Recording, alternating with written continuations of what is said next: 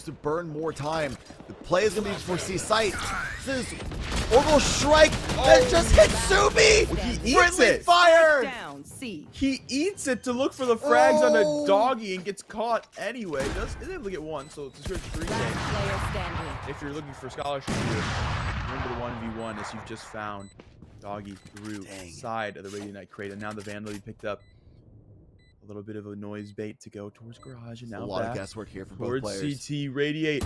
They've got a full back on the other side of things, looking for scholarship. Even has time to pick up that operator before they go for the defuse, and that's the results you want to have if you're Subi. Man, saying, listen, I didn't get my 1, I got my 3, so somebody better kill these last 2 players. And well, that somebody is none other than looking for scholarship. Please, somebody, Farmingdale.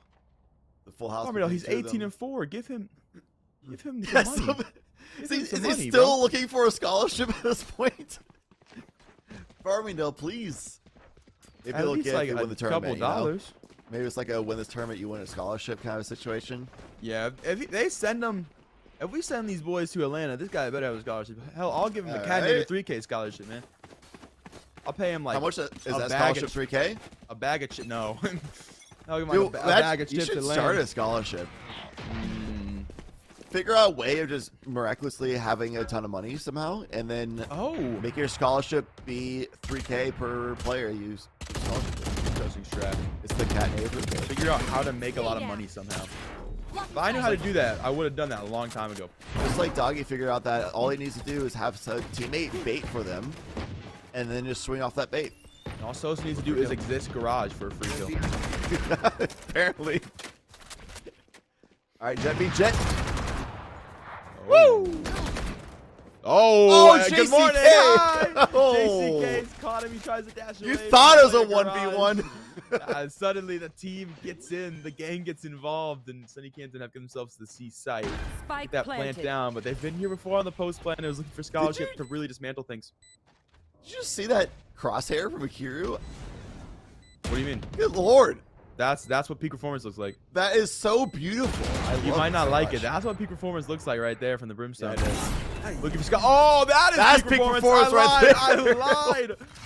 Massive from scholarship. You're gonna find one as well. And the post One plan, they're enemy shaking remaining. their boots on the side of Sunny Canton. Akiru has found another. Jojo good for 1, or Joe G good for 1, and scholarship around with the headhunter for the quick trade. 9-2 is your score line. Farmingdale will lead by 7. This player is getting 1v2 clutches, getting VACs through walls. Just the prediction read of holding the far wall behind the box too, not even like pushed up to the edge. Nice drive-by swing headshot with Headhunter, true to the name. Doing everything right now with scholarship. I mean, Farmingdale in general is doing a good job, but look at even scoreline 6-6, 7-6, 7-7, 10-10. Like they're kind of like doing 1-for-1 trades across the board, kind of just like doing their part. But it's really scholarship driving ahead with this lead, with the clutches, the big pick moments, creating opportunities for the team, and consistently doing that as well. Canton, we're playing the most spread default we've seen from them all game. Early drone has spotted Sosa yet again. Plating all the way off the door. Shots like a player, so both alive now. And Farmingdale slowly starting to work their way up long.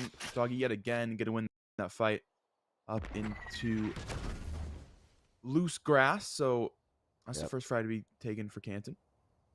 Subi's having a hard time against Doggy so far. In his last rounds especially. Getting that first pick into B is so huge, just creating this massive gap in the middle of the map, causing a split for the defensive line. Forcing them to have to go weaker on the edges. Stay open in the middle. Ooh, the Stimpy can dodge it! Oh! Fighting squad. No charges left. One Scholarship enemy yet remaining. again. Ooh, Sosa over the top rope. He's going to throw out the log shot. Looking for it over the Radiant crate as well. 30 seconds left. One more time. Not quite to be. We'll just have to opt for the basics. We'll have to swing. 3K nonetheless for Sosa. 10-2 scoreline for Farmingdale. That's quite the half for Farmingdale, and now we get to see them on the offensive side of things. Enemy remaining. No charges left. These jump peaks. After this last jump peak, Sosa's out of knives, so he just swings left because, you know, gun in hand, boots on the ground. I think Joji was expecting Sosa to jump again, though. Was not quite looking. The lower angle. All good. Doggy, the player I'm looking at for SUNY Canton, though. The player who consistently was getting an opening picks on the offensive side of things. JCK as well, having fantastic positioning so consistently as well. So those are the two players that really shone brightly on the side of the SUNY Canton for that first half. So I'm looking at them to be the ones to keep driving forward on the second. They need to get this pistol round kind of situation. There's a sheriff in the hand for Doggy, which consistently performs really well on pistol rounds because a lot of people don't go with armor. As you see, 3 members of Farmingdale, and that's 2 shots to the body. That's all it takes with that sheriff in hand. 1 to the head. It's true. That's very, very true. A couple goes out as well, and we'll get out of that quick little pause and back into the match. It's a pistol they would like to win, almost a necessity at this point. This radio will be close to B-Link. In that sky smoke as well, gonna look for opportunity. Players will jump into the Cage will jump into a trip and be able to get through anyway, regardless of the front of sight, but caught immediately by shock bolts to come through from Link. Joji to pick up 1. It's that first try to be converted here in Canton. They've honestly held off the site with just that 1 kill. Doggy gonna fall to Subi, and finally the KO, once on the offensive, is able to win that 1v1. A-Site's going to be completely opened up for Farmingdale as well. It's going to be a 4 versus 4 retake for SUNY Canton with very little utility because of the pistol round. It's going to be so hard to retake in this situation, especially Farmingdale can have this time awarded to them to just set up post-plant crossfires, things like that. They have 1 player watching the flank, which is Zeno, but they have the trademarks as well, so they don't really have to watch that heavily.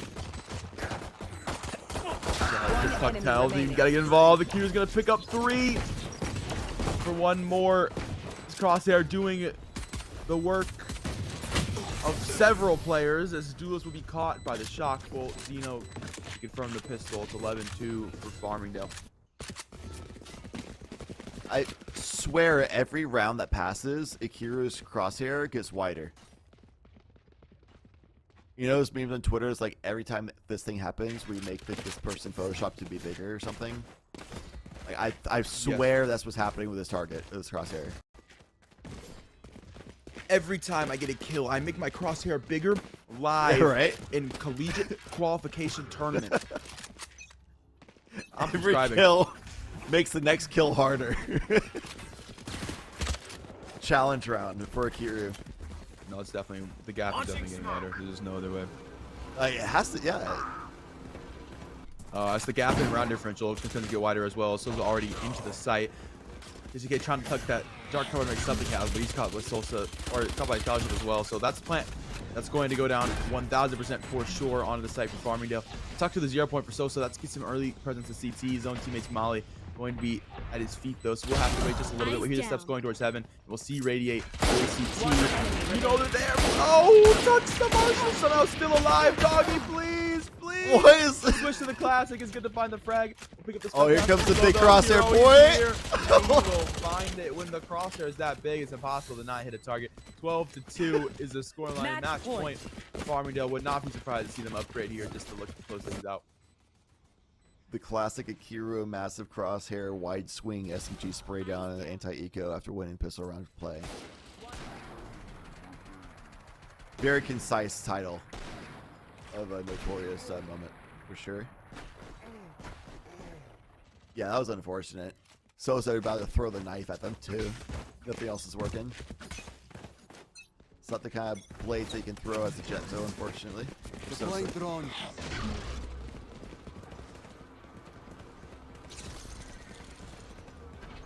Duelists on the other side of the map can't negate this Owl drone with their own 0 points. Meanwhile, the rest of the members of SUNY Canton falling without having a lot of information to work off of. They didn't break the trip, but they broke the cipher instead, which in turn breaks the trip. So whatever works for you. Deactivates.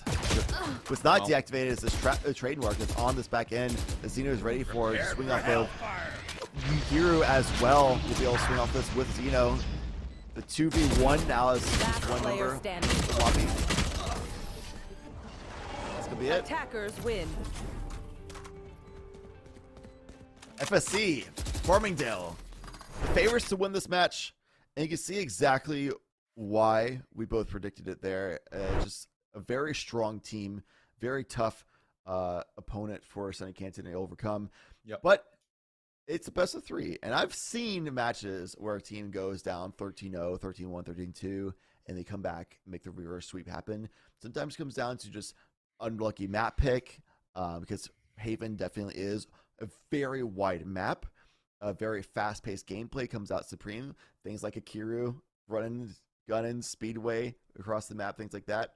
Really good sight lines for the double up setup for the composition that Farmingdale had. Plays into the strengths of scholarship as well. Looking for scholarship on that team. So it could just be a strengths thing.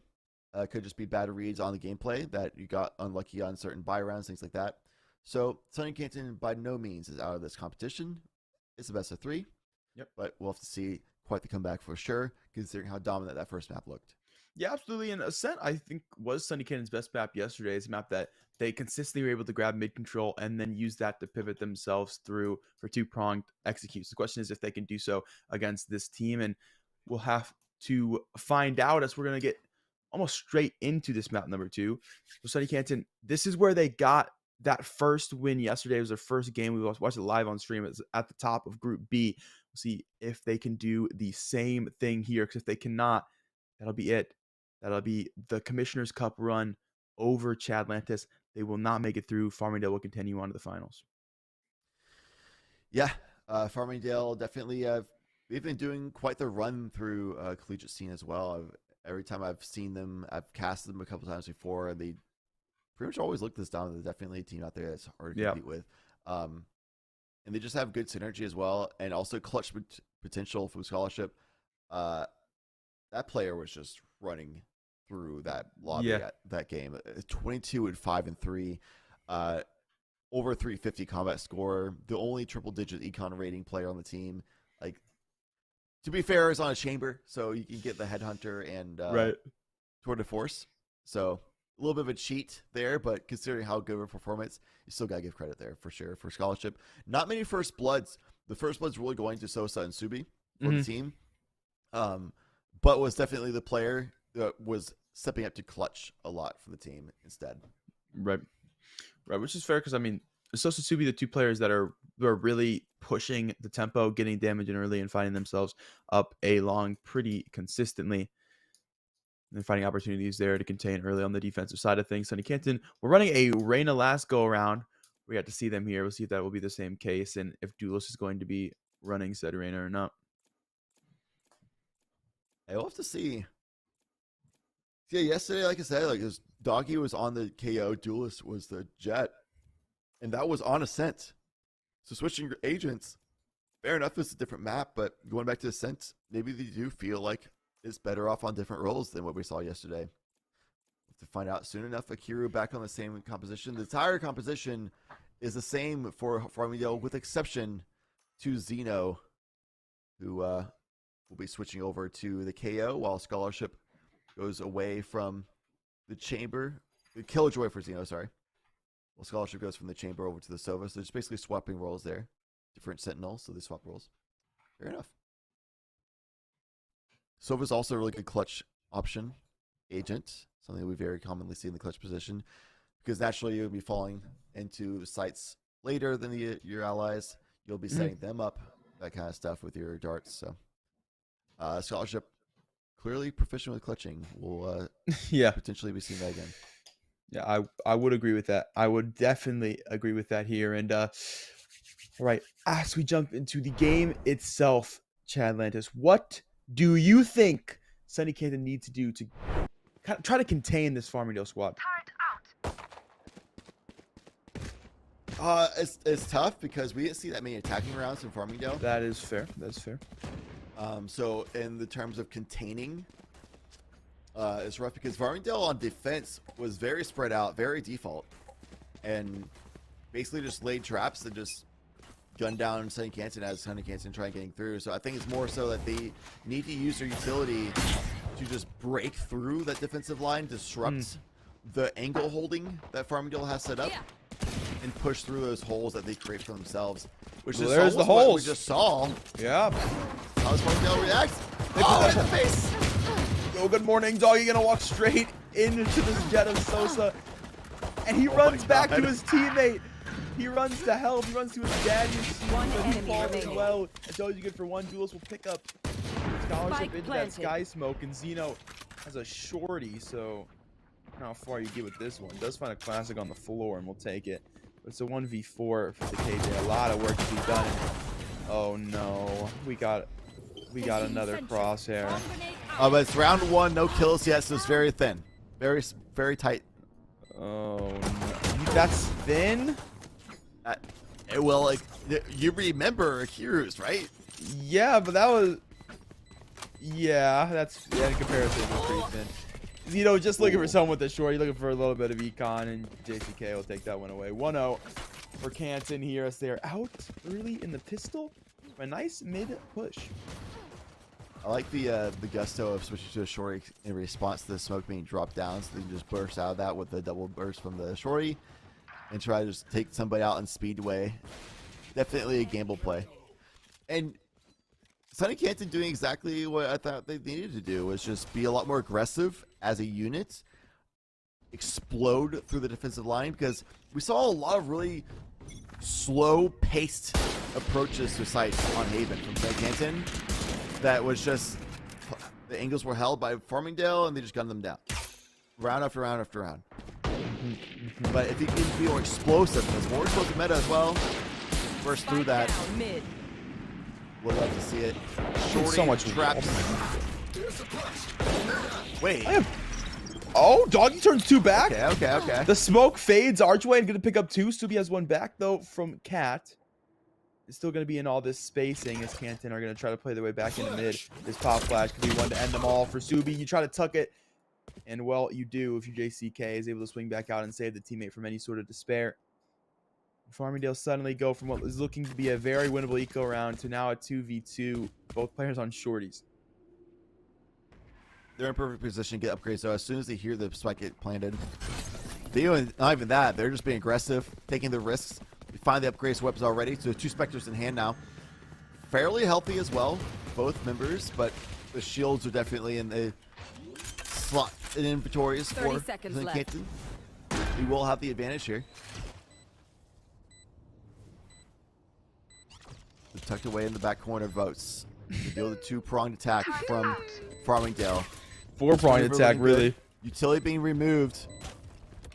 Last player standing. Zeno in first, and One will out enemy first. JCK will take that one. Trade to come back through. It's the Brimmy x Brimmy. No stimmies to be involved, but JCK will find it. A 2-0 for Canton as they are able to hold on their anti-eco. Unsurprisingly, Kiryu having a really hard time hitting the headshots with a Spectre in hand with that crosshair. Bruh. But challenge round continues for Kiryu. JCK winning on top. JCK had a fantastic start, especially to the game last map. But had a little bit of a hard time closing things out. We'll have to see. Interesting buy for both teams here. A Standing lot more ahead. lights than you're typically used to seeing on a full on a full buy. We should just do a It's like tour. Band-Aids. We should just do a tour of the Farmingdale squad and just It look looks at like the one of those crosshairs. like those old school cartoony like giant cross band-aids on like the cheek or something. Change that to red. He's gonna be the Swiss flag. Meanwhile, JCK looks like they don't even have a crosshair. It's so small. That's the way I like it. I'm not gonna lie. Like I can't. 2 trades will come out early, both on opposite sides of the map, ironically enough, and Canton will take that to mean mid control will be their choice and try to play further in the garden to Cat where Amazing. Scholarship was ready and waiting. They have the recon as well. Will scan too. That's information we gain. SEK not going to be scanned towards Tile though, so he's going to be that odd man out, that extra factor for them into Spike mid. down, but mid. another man out the One round is enemy Radiant. They'll remaining. pick up another. Zeno to come through from Archway has one as well. And now the Brim's known They got about the- Scholarship to grab a 3K. Well, you're going to need band-aids if you're Canton because that man just shot holes into your skull. I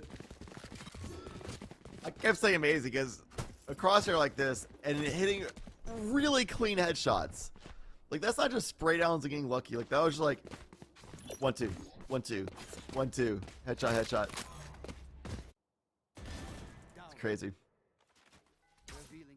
I guess that was more like a 4, but you know, counting is hard before noon to Catinator. That's why I get afternoon classes in college. Counting's hard for me. Afternoon. So flash out early. Brady's gonna pick that one up. Sosa will fall. It's a quick trade. Ah, the turret! You shoot it forever. You just can't break it. The Molly comes through, does some damage. Akira and Xeno gonna do damage with as well, and the turret. Technically a second kill for the turret. I mean, the Molly kind of helped the first one, so it is what it is. 2-2. The turret got more kills than anybody else that round. That was something. I mean, I'm all for sending it, absolutely sending it on eco rounds, because, like, you know, maybe you'll catch the opponents by surprise, and you're probably gonna lose a round anyway. That was extra ambitious positioning there. Gotta be honest. Just didn't work out. But they have rifles in hand now. When I said I wanted to see Sunny Cannon be a little more explosive, that's not quite what I meant. Now using a little more utility, some more information. They're going to run it back, but I think they're going to be able to deal with the turret a little bit better this time around. The thing is that if they do want to cut noise and rotate here, Farmingdale's already made it through A main. They're running it down as well, so they're going to have all this information here. I like this. If you're gonna have if you're gonna cross her down here, to be out early through Cat to find 2. There is trades to be made back though. It's the only thing about playing a 2-on-5 on the peak. There's plenty of trade opportunities. Akira will find yet another. As Duel's gonna fall to the front side of lobby. Canton now will try to cut nose. We'll try to make a rotate towards the A side. Akira finding that kill actually was a pretty big deal over onto Duelist. So that's going to be a 3v2 post plant situation. They have the orbital strike and lockdown. So the orbital strike for Akira will be able to counter the lockdown that Radiate will try to use in the post plants. So you have to wonder, will Radiate even try it? They'll lock down their own on Farmingdale. I see these lockdowns do come out into this round. This kid just walking into guard. It makes it look like it is going to, and that it has. Doggy's found one early, so now it's a 2-on-2. You should run. Doggy will take that space in the scaffold. Second lockdown now active as well. And the orbital strike will get burned to make sure it is not active any longer. Doggy tucked towards generator. And oh, they both retained. What are you going to do? Oh, they'll let him know. Akira will troll this a little bit. They can't get back to something to defuse. Nothing but a whimper. Radiate, yeah, you can't get into it. There's absolutely nothing you can do if you're detained. And Canton, they have a good start to the round. They just cannot hold on the post plant. 3-2 for Farmingdale. Yeah, it's a really good call there from Xeno to just drop the lockdown first, because you have the entire site covered by lockdown. There's no shock pulse or anything to challenge it. You just hold your device, and if the enemy uses the lockdown, all good. Orbital strike it. It's a 2 versus 1 on ult stairs. It was a perfect scenario for Farmingdale to set up. The Sunny Canton didn't have any good answers for. Really, all Sunny Canton could have done it was just drop their own lockdown, force out the orbital strike, but also make that be done in a way that they can just run off away. Just like Farmingdale is running away with this round. Finding 4 kills already. Subi off for 3. One of the kill leaders for First Bloods is Sosa and Subi, and those two just push out together for numerous rounds now. Yep. The rest of the Alve main, and they're finding success from it. Yeah, same story on A long for them. Last map, and Subi will come Cat to finish things up. A 4K for the KO, a 4-2 scoreline for Farmingdale. Yeah, once those rifles got in hand for Farmingdale, there's a completely different story than what we saw the first 2 rounds of this game number 2 of the best of 3 in the semifinals here. But these ultimates are coming online. The orbital strike for Sunny Canton. JCK on this Brimstone now, which gives that explosive power that I was talking about. So if they can use that utility, the null command, suppression from Hunter's Fury, push through, get a pick or 2, upgrade some weapons, go for post lane, use orbital strike for post lane, Blaze Storm as well to utilize on the safe round. Well, this could work out. Oh, Sosa won with the Blade Storm, but that's it. Yoshi has to trade back the other way, but now it's Subi, the duo yet again. Dastardly. They're going to find a 2K. Jules is going to try and 1 with the Marshall. Kira's going to be caught trying to make a play towards the archway of mid. They have spike control. That's some space. That's a weapon to be picked up for Canton if they can get to it. But yeah, you got to get the spike as well. As SUNY going to push forward all the way into spawn. They'll make contact now. Doggy, who's good to find one with the right click of the classic. A second, not quite One there enemy for him, though. remaining. A Scholar has a trade. Xenos come all the way out of B lobby to catch Duelist, so no more shenanigans from tiles for the Marshall player. JCK, Spectre in hand. He's going to have his beacon as well. Throw. Can he find something here? Damage to be done for Scholarship. Shaking his boost. The Vandal picked up for JCK. A nice headshot as well. He'll run this thing as fast as he can to the A side. He's got utility use as well for the post. JCK, the player, is one of the shining lights for this team in the map number 1, despite it being a dominant loss. That a bit of a crushing blow in the mental, but Zeno, the one who's done so well strategically so often for this team of Farmingdale, it's one of the shining lights versus one of the brilliant minds in this 1 versus 1 situation that SUNY Canton needs to win, because if this is a thrifty win for SUNY Canton, that could be all the momentum they need to take it away with this map number 2. JCK tucking hell. Open up the sky! Orbital strike's gone down. It's going to force Zeno forward. He'll check the corners, and JCK will get caught. Zeno will have to defuse, and Farmingdale will be 5-2. Ult orbs gone to dust. Seems like the shining light couldn't shine bright enough down in hell, as the brilliant mind accounted for exactly where the position would be, considering all things that was done. The aggression there.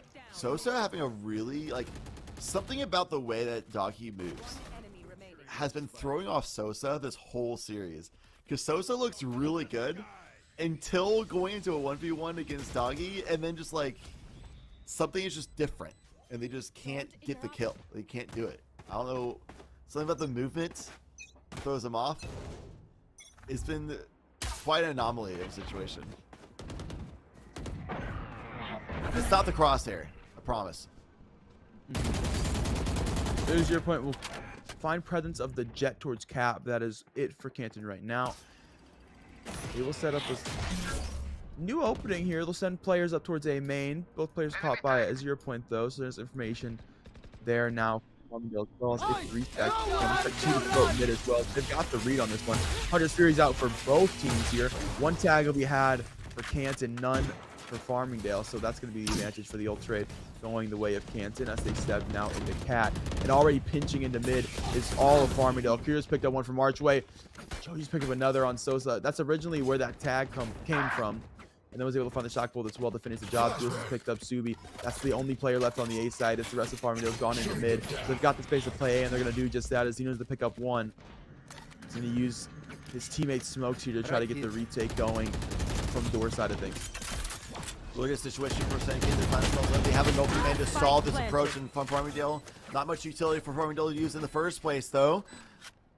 It's a 3 versus 2 for St. Canton. It's a fantastic opportunity for them. Only 9 HP for Akiru.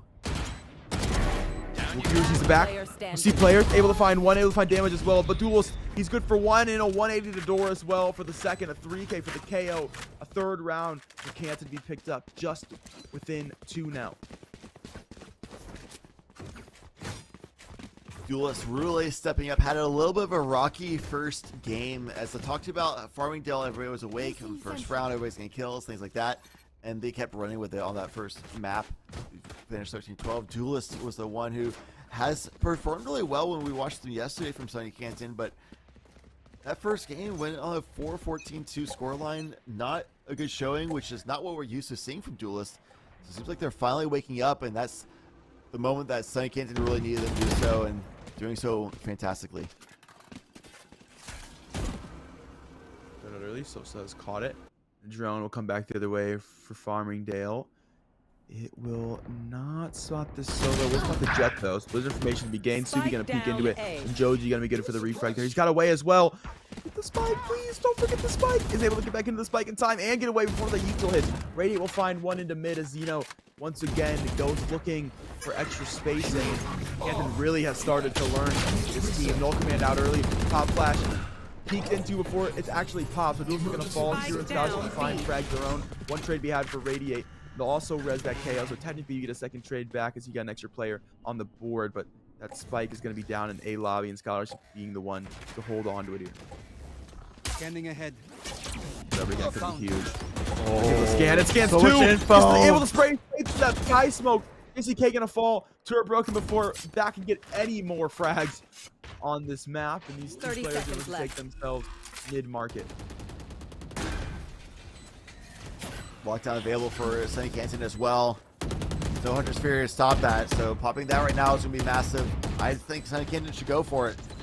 All things considered, they are still behind on rounds. They have his ultimate ability. What better time to use it than now?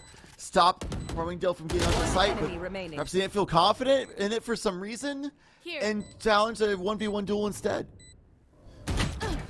1v2 for Duels in the back of Boathouse. He's got both players incredibly low. Good recon to come through. The shoulder peek from Duels, just trying to kill time, and he's been killed by Scholarship at 3K for the Sova, and the defuse going to come through Farmingdale State. It is 6-3. Could have been a 5-4. I feel like I would definitely have preferred seeing Radiate drop the lockdown. Even if Farmingdale tries to swing through a challenge a lockdown, just use that as bait and swing off of them challenging the lockdown, right? Classic swing off the turret kind of a play when people try to shoot out the turret.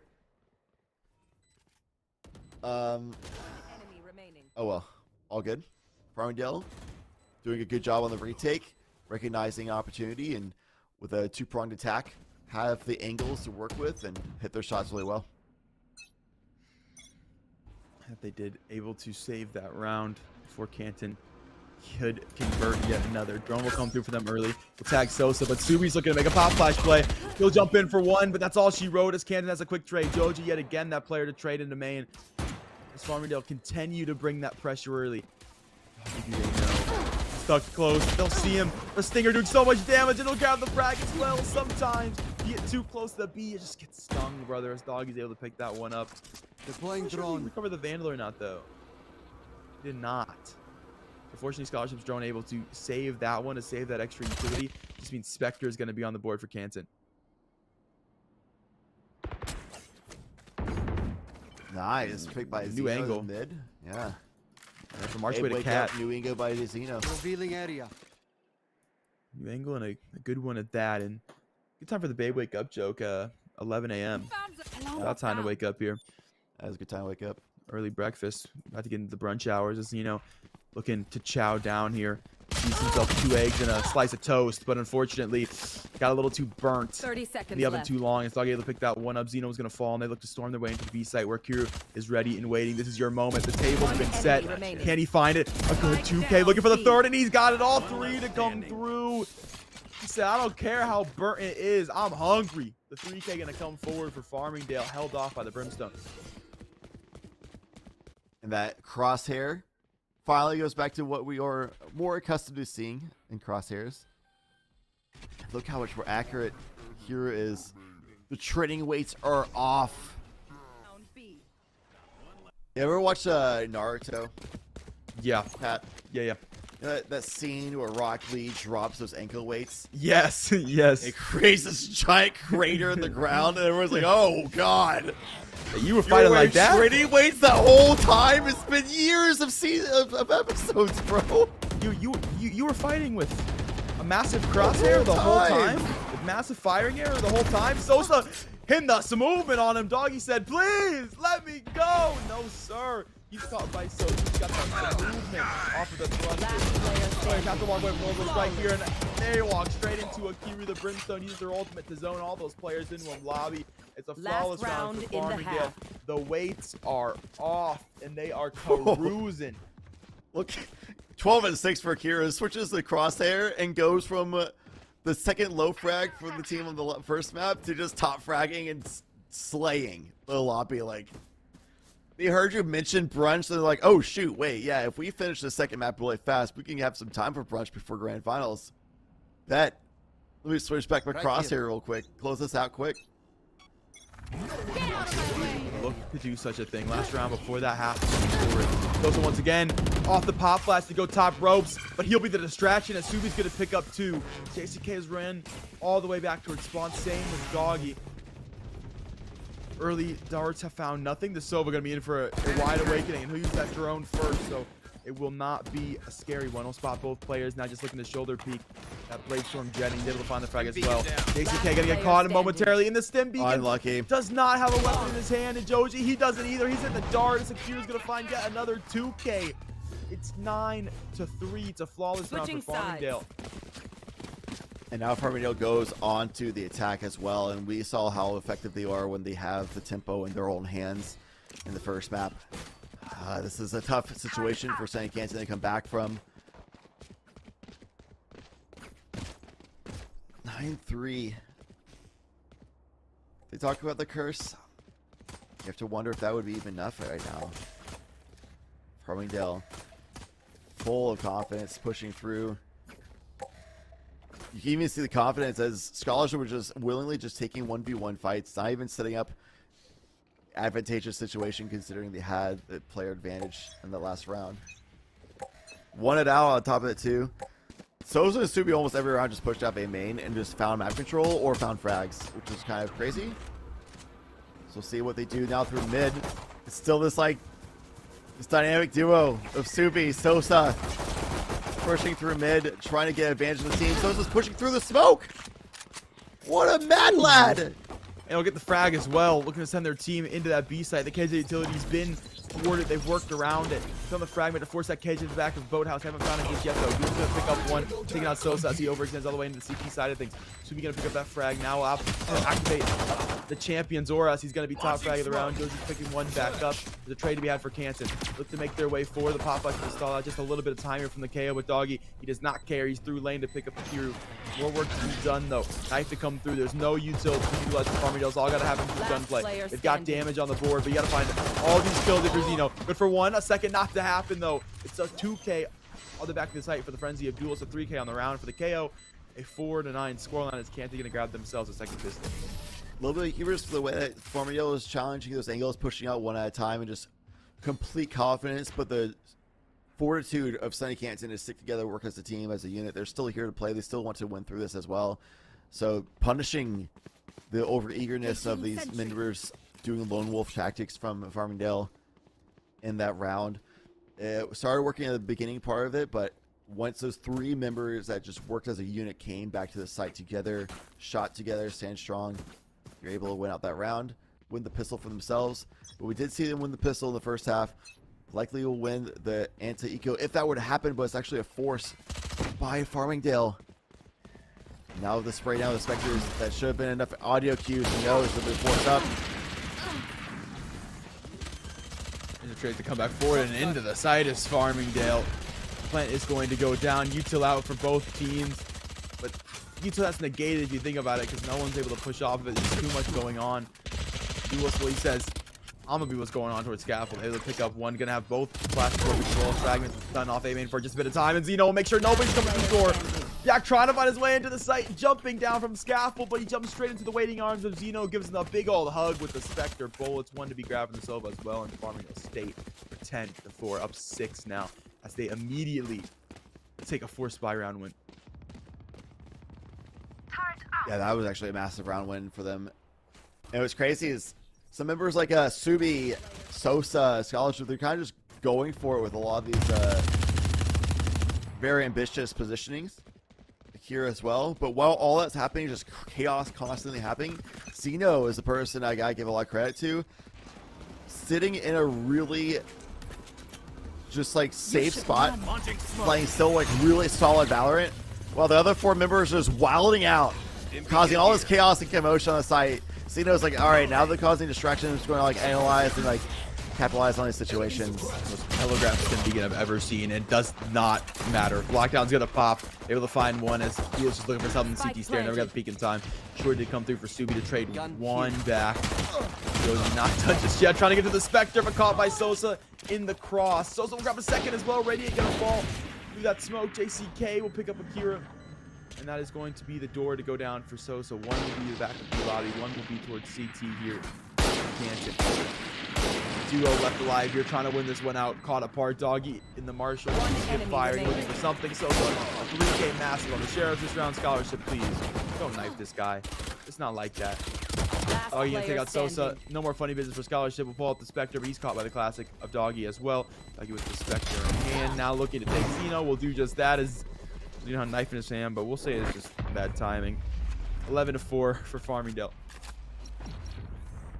I actually firmly believe Doggy should have died there.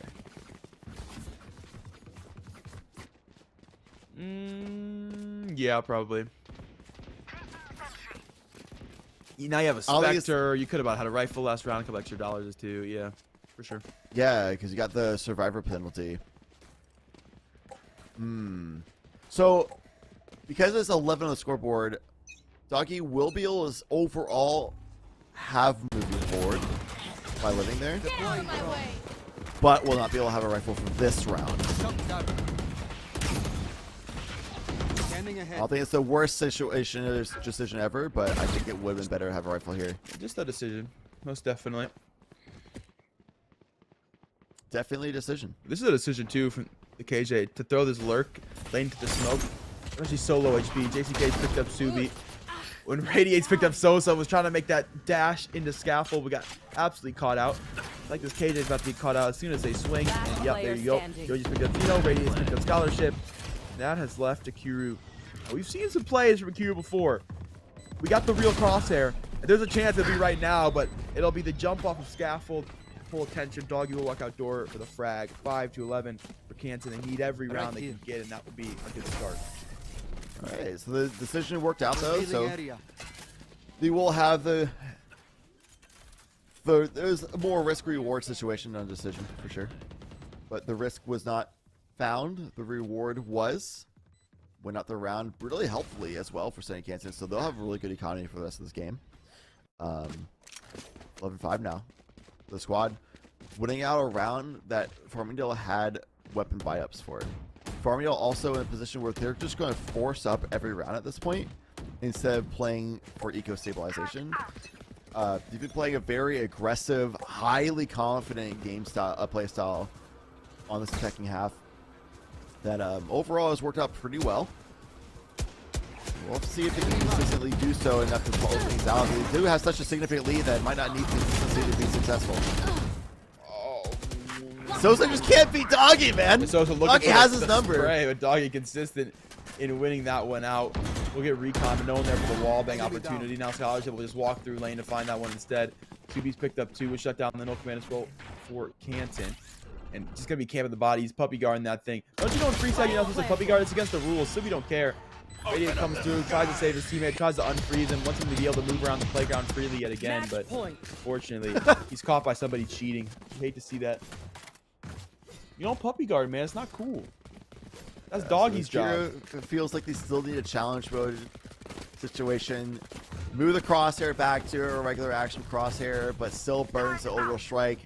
That also burns Zeno's shields. Force them to buy those back up as well. Together. So Farmingdale is still trying to keep those training weights on. It seems like this immense confidence from this team. Smoke down. Stim beacon down. And they're bringing that confidence all the way through A main. The Stimmies to send themselves in. Sosa, the only one to actually beat the utility with the tailwind. Uh-oh. Uh-oh. Hell's not Ladies cleared. and gentlemen, no one has cleared hell. Disaster is set to strike. It's a matter of if the moment is too big for the KJ or not. It is not so far. Ready to pick up one. They do get Sosa all the way to scaffold. He's going to pick up 2. He's trading things back the other way. He's picked up 1. Akiru's got another, and that just was to instantly is fragged by Sosa. 3K for the Jet. Doesn't clear hell, but that's because they're taking space scaffold. 13-5. A 2-0 for Farmingdale here in semifinal number 1. Yeah, Farmingdale members recognized that hell was not cleared. Sosa pushed on past that. So they still had members like Subi swing through and clear it themselves. Meanwhile, Sosa pushed up on Cat to the point where, on Heaven, where the members of SUNY Canton thought, oh, hell wasn't cleared? That means they probably didn't push that far forward, right? And did not expect Sosa to be there that far forward that fast either. So it's a good setup by Farmingdale, just playing the mind games essentially. They're in there. Very aggressive, highly confident play style on the offense. They since the blood in the water, they pounced basically. They knew they had an immense round lead, so you can go with more chaotic tactics. That was not going to be very consistent by nature. However, definitely closed out the game fast and also is exciting. And still found the success even still. Yeah, absolutely. Sometimes it really is that simple. We're winning in the frag department. Let's go frag them. And that's exactly what they do. They win it Frag out. out. And Farmingdale will be seeing themselves into the playoffs. The question now is who, or into the finals, not the playoffs. This is the playoffs already. Yep. Says who will they be playing against? Going to be the question for them. And we got a couple questions for them as well, Chad. So see if we can get a homie in here to talk to us before they take that brunch break they're looking to grab. Yeah, they definitely closed out that match very fast. So we'll be going to a quick break, see if we can get an interview going on. And after that, should have a fairly sizable break themselves before the grand final starts. So we'll be right back in just a moment. Let's see if we can get an interview with one of the members of the winning team. See you then.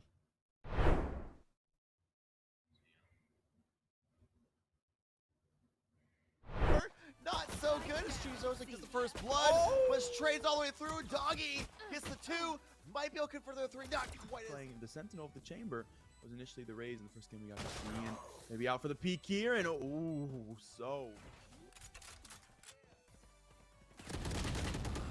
Spike planted.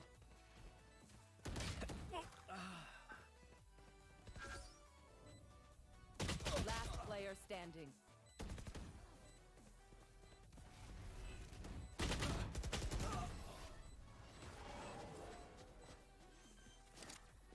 Cage triggered. Last player standing.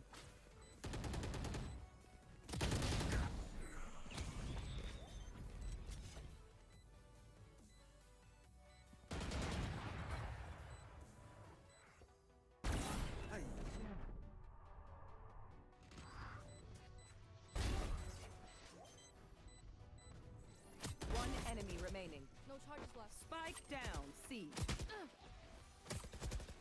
30 seconds left. Outrun. One enemy remaining. That's 3.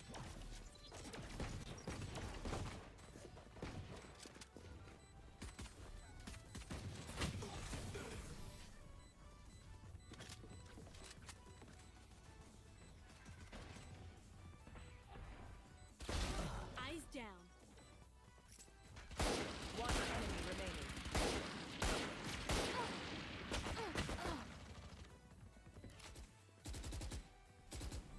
Prepare for hellfire.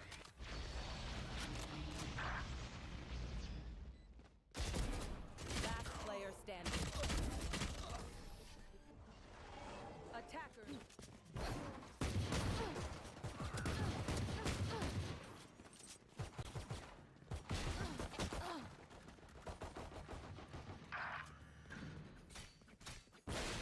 One enemy remaining.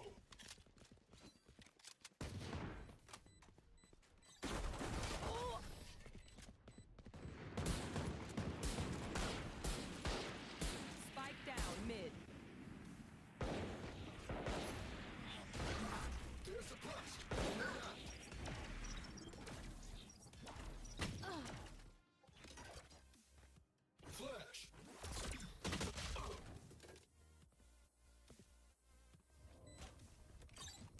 Last player standing. One enemy remaining. Nice. Down. Revealing it. Spike down mid. One enemy remaining. Tough done.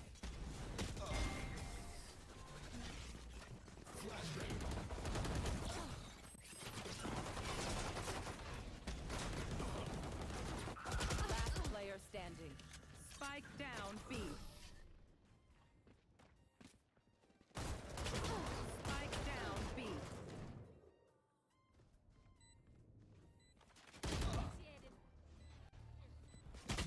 Here. Last player standing.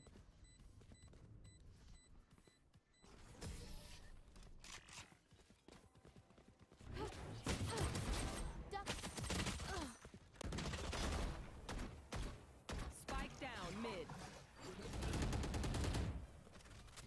One enemy remaining. Got the spike. Open up the sky.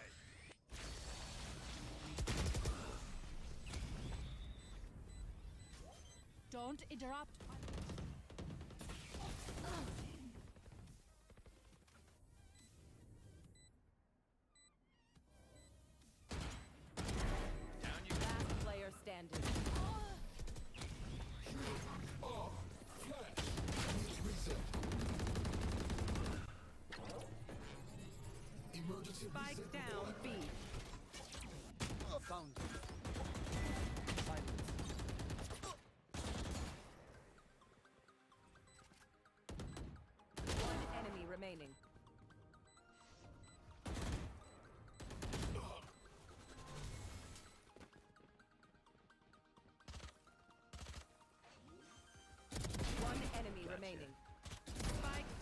B.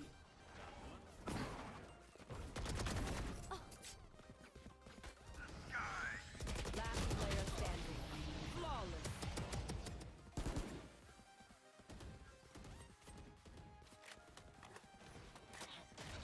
Dim beacon down. Last player standing. Flawless.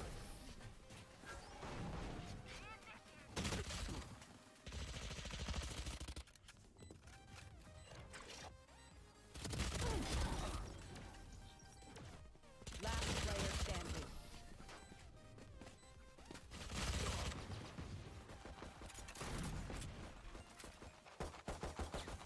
Spike planted.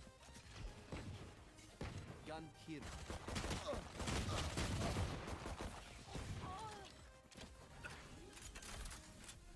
Last player standing. Spike planted.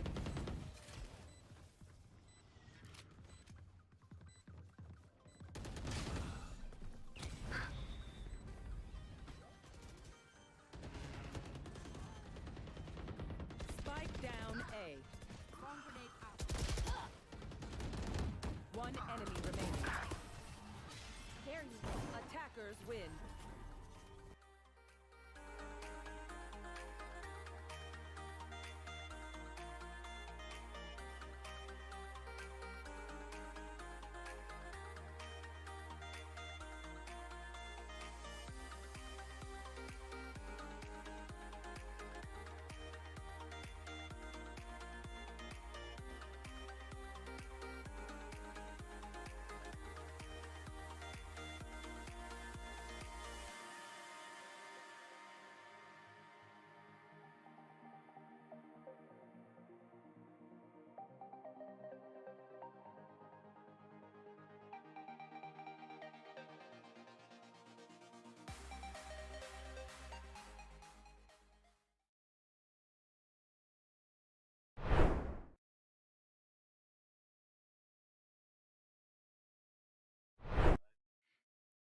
All right, we are back with a interview with one of the winning members of Farmingdale. It is going to be Zeno locking things down on the Sentinel in the last map. So for the first one, which is interesting to me, my first question, Zeno, for you. Hello, by the way. Hi. Thank you for coming. You went on the solo for map number 1 and switched over to the Killjoy for map number 2. Was that just comfort picks on Sentinel options, or is that just Sova comfort picks on the maps, or just kind of just playing whatever you felt like at the moment? It was just feeling for the team. A lot of times our team kind of switches off on roles just to make sure that we can play maps comfortably. So it was really just how our team normally plays together. We all switch it up constantly. Right on. Okay, for sure. And you say you switch it up. We Right. saw you switch up the crosshairs. Yes. Let's be real. We saw you switch the crosshairs. What was that about? We wanted to give them a fair chance, so we decided to change our crosshairs and kind of. It was more fun that way. Didn't go too bad. Didn't go too bad. with the crosshairs. Did not Okay. go too bad, that's for sure.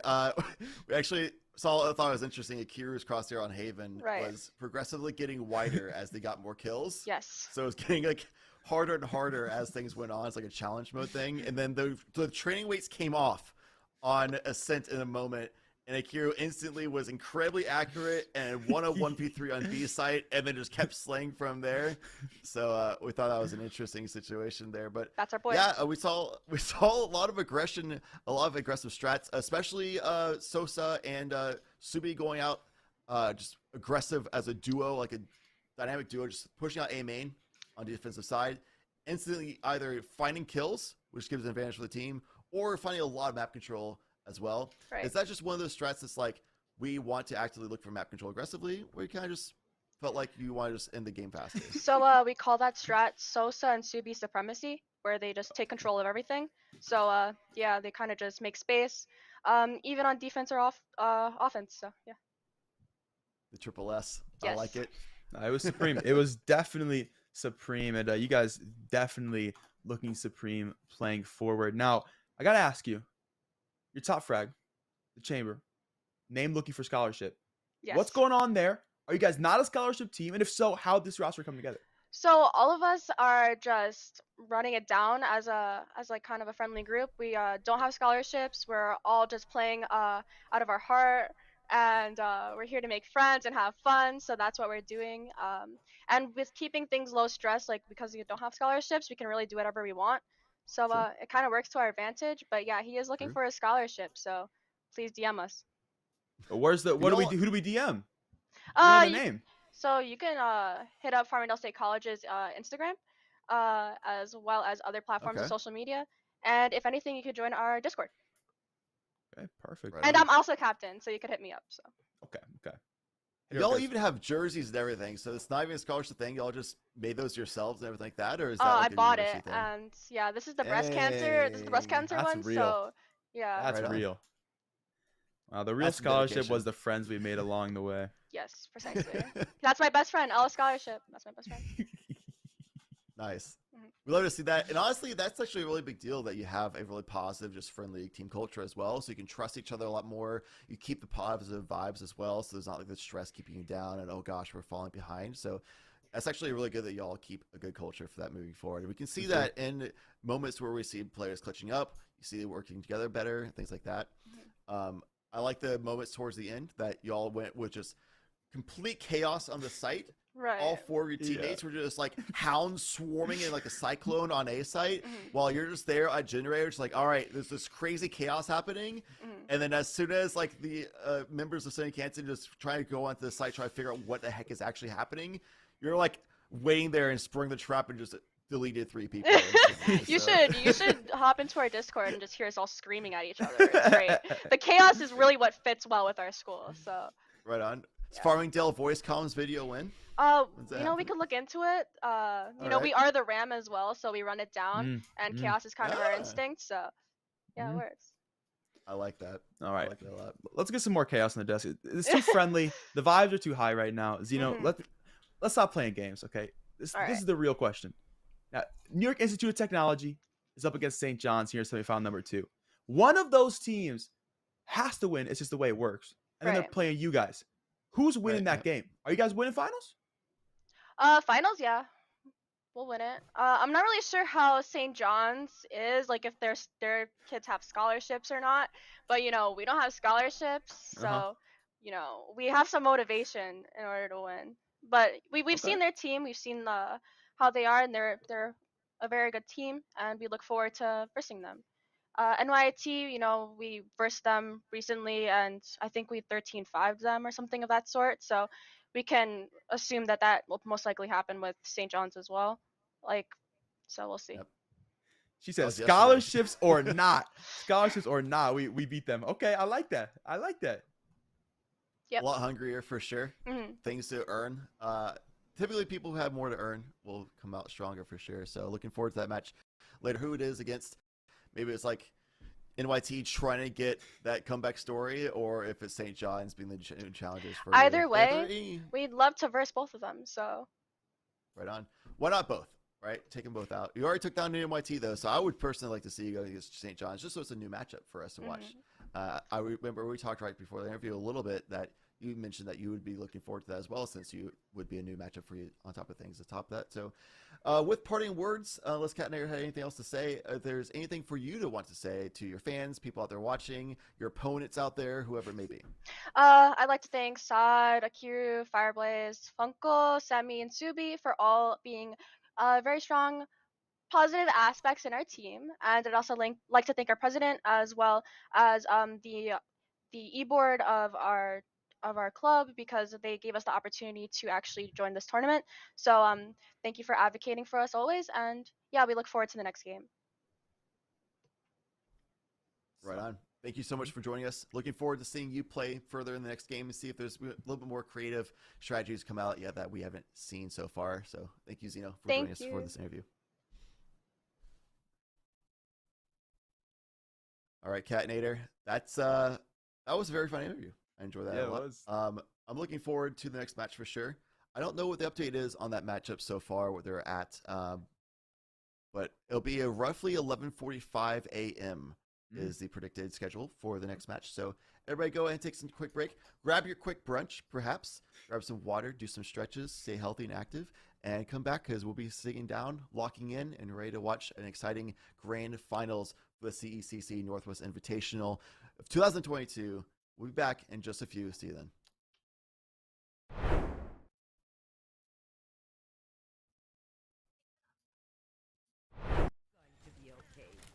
Yeah, maybe I did not give enough credit to that Mercy. Pew Pew Pew has been overperforming so far in the very best way. Now that is Robe's second Dragons already. We're approximately a minute and a half into things right now, maybe about 2.5 minutes. It's going to be Shinobu and Robe both taken out by Mercy deep into the back line. The Nano Blade getting 2 may not seem huge, but you've got to remember that is a third of the team who's been removed from the fight. Now it is only 1 elimination, but that's still a 6v5 in favor of Champlain Mercy. Desperate to make the magic happen, but it is 3, the Zen, the Mercy, and the Hanzo just peppering them down in the corner. 1-1 trade comes through, but it's going to be Bobo losing their life immediately off the back of things. Solsta doing a good job keeping the numbers in favor of Johnson and Wales, but as the map is built, the closer you get to that second point cap, the better the spawn advantage is going to get for the defending team, which is going to make this harder and harder. Johnson and Wales has got to win this fight right here, or Champlain is going to get the chance to restabilize. It's going to be Haas dropping down, trying to be the hero.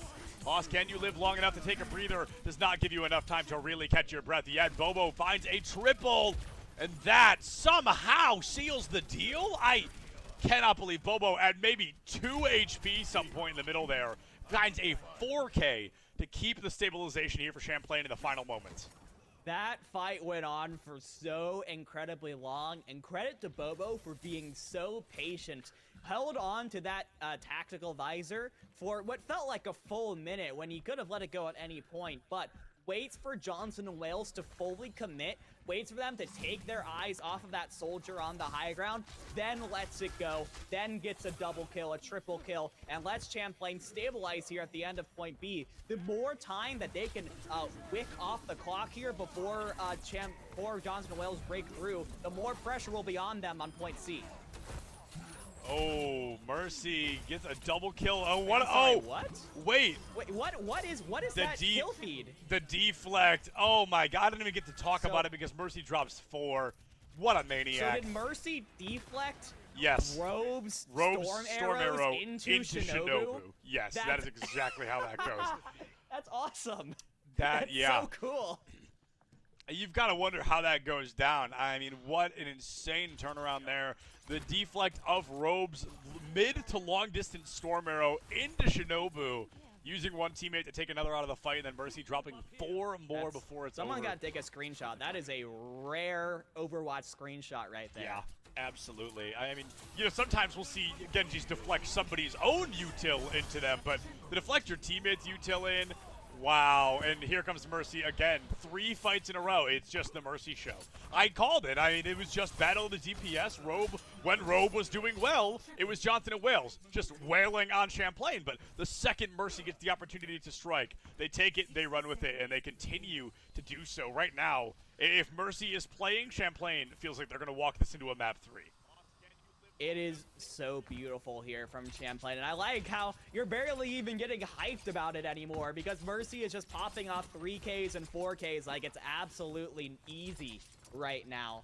But Johnson and Wales now, as they go underneath, they do have some tools here. They do have the whole hog from Chintalion, the zoning potential Deadeye from Shinobu as well. Is going to force them back as they try to push up onto this high ground.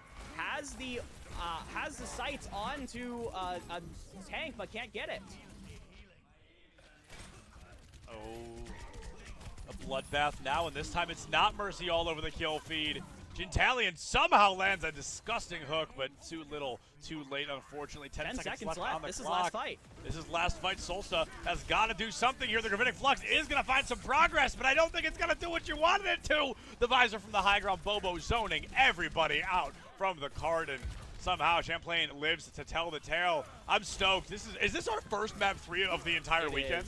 Oh my goodness. It's going to be the first map 3 of the weekend. Every game has been a 2-0. Some of them have been closer than others, but none will be closer than this. Johnson and Wales and Champlain fighting to get to the grand finals. They're going to take us to a 3rd map.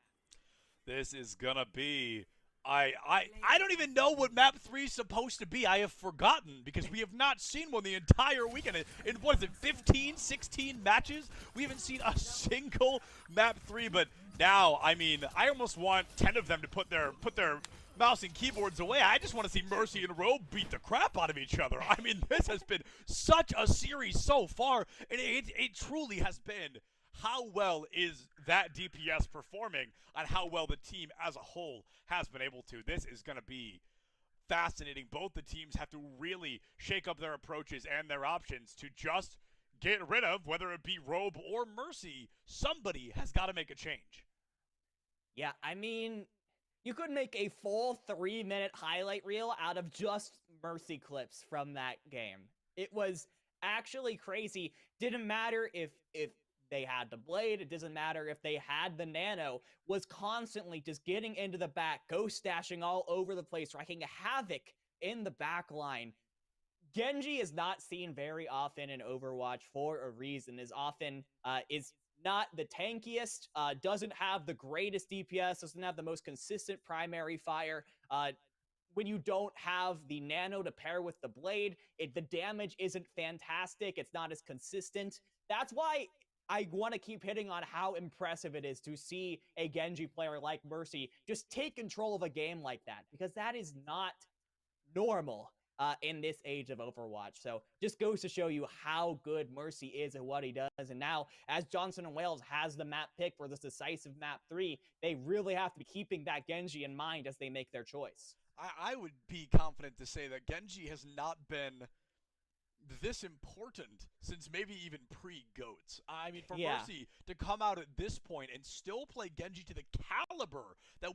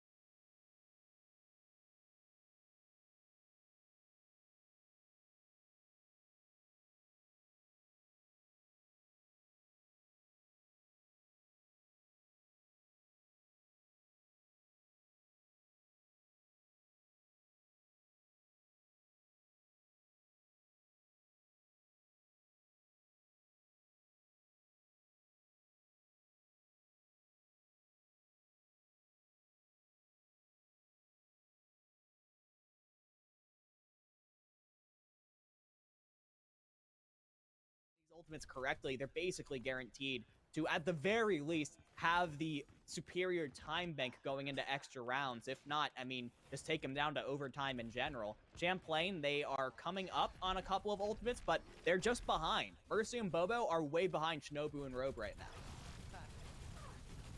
Absolutely. The ults, I think, are going to be the true separators. And look at that. That is a 6-man EMP and a triple bomb from Solsta. That is all they need to seal the deal. I talked about on the last half. I talked about how important the bomb EMP combo can be. I mean, it is just a huge ultimate combo that really can clean up a lot like that. We're going to get a good replay on that as well, I think. It's just a huge opportunity.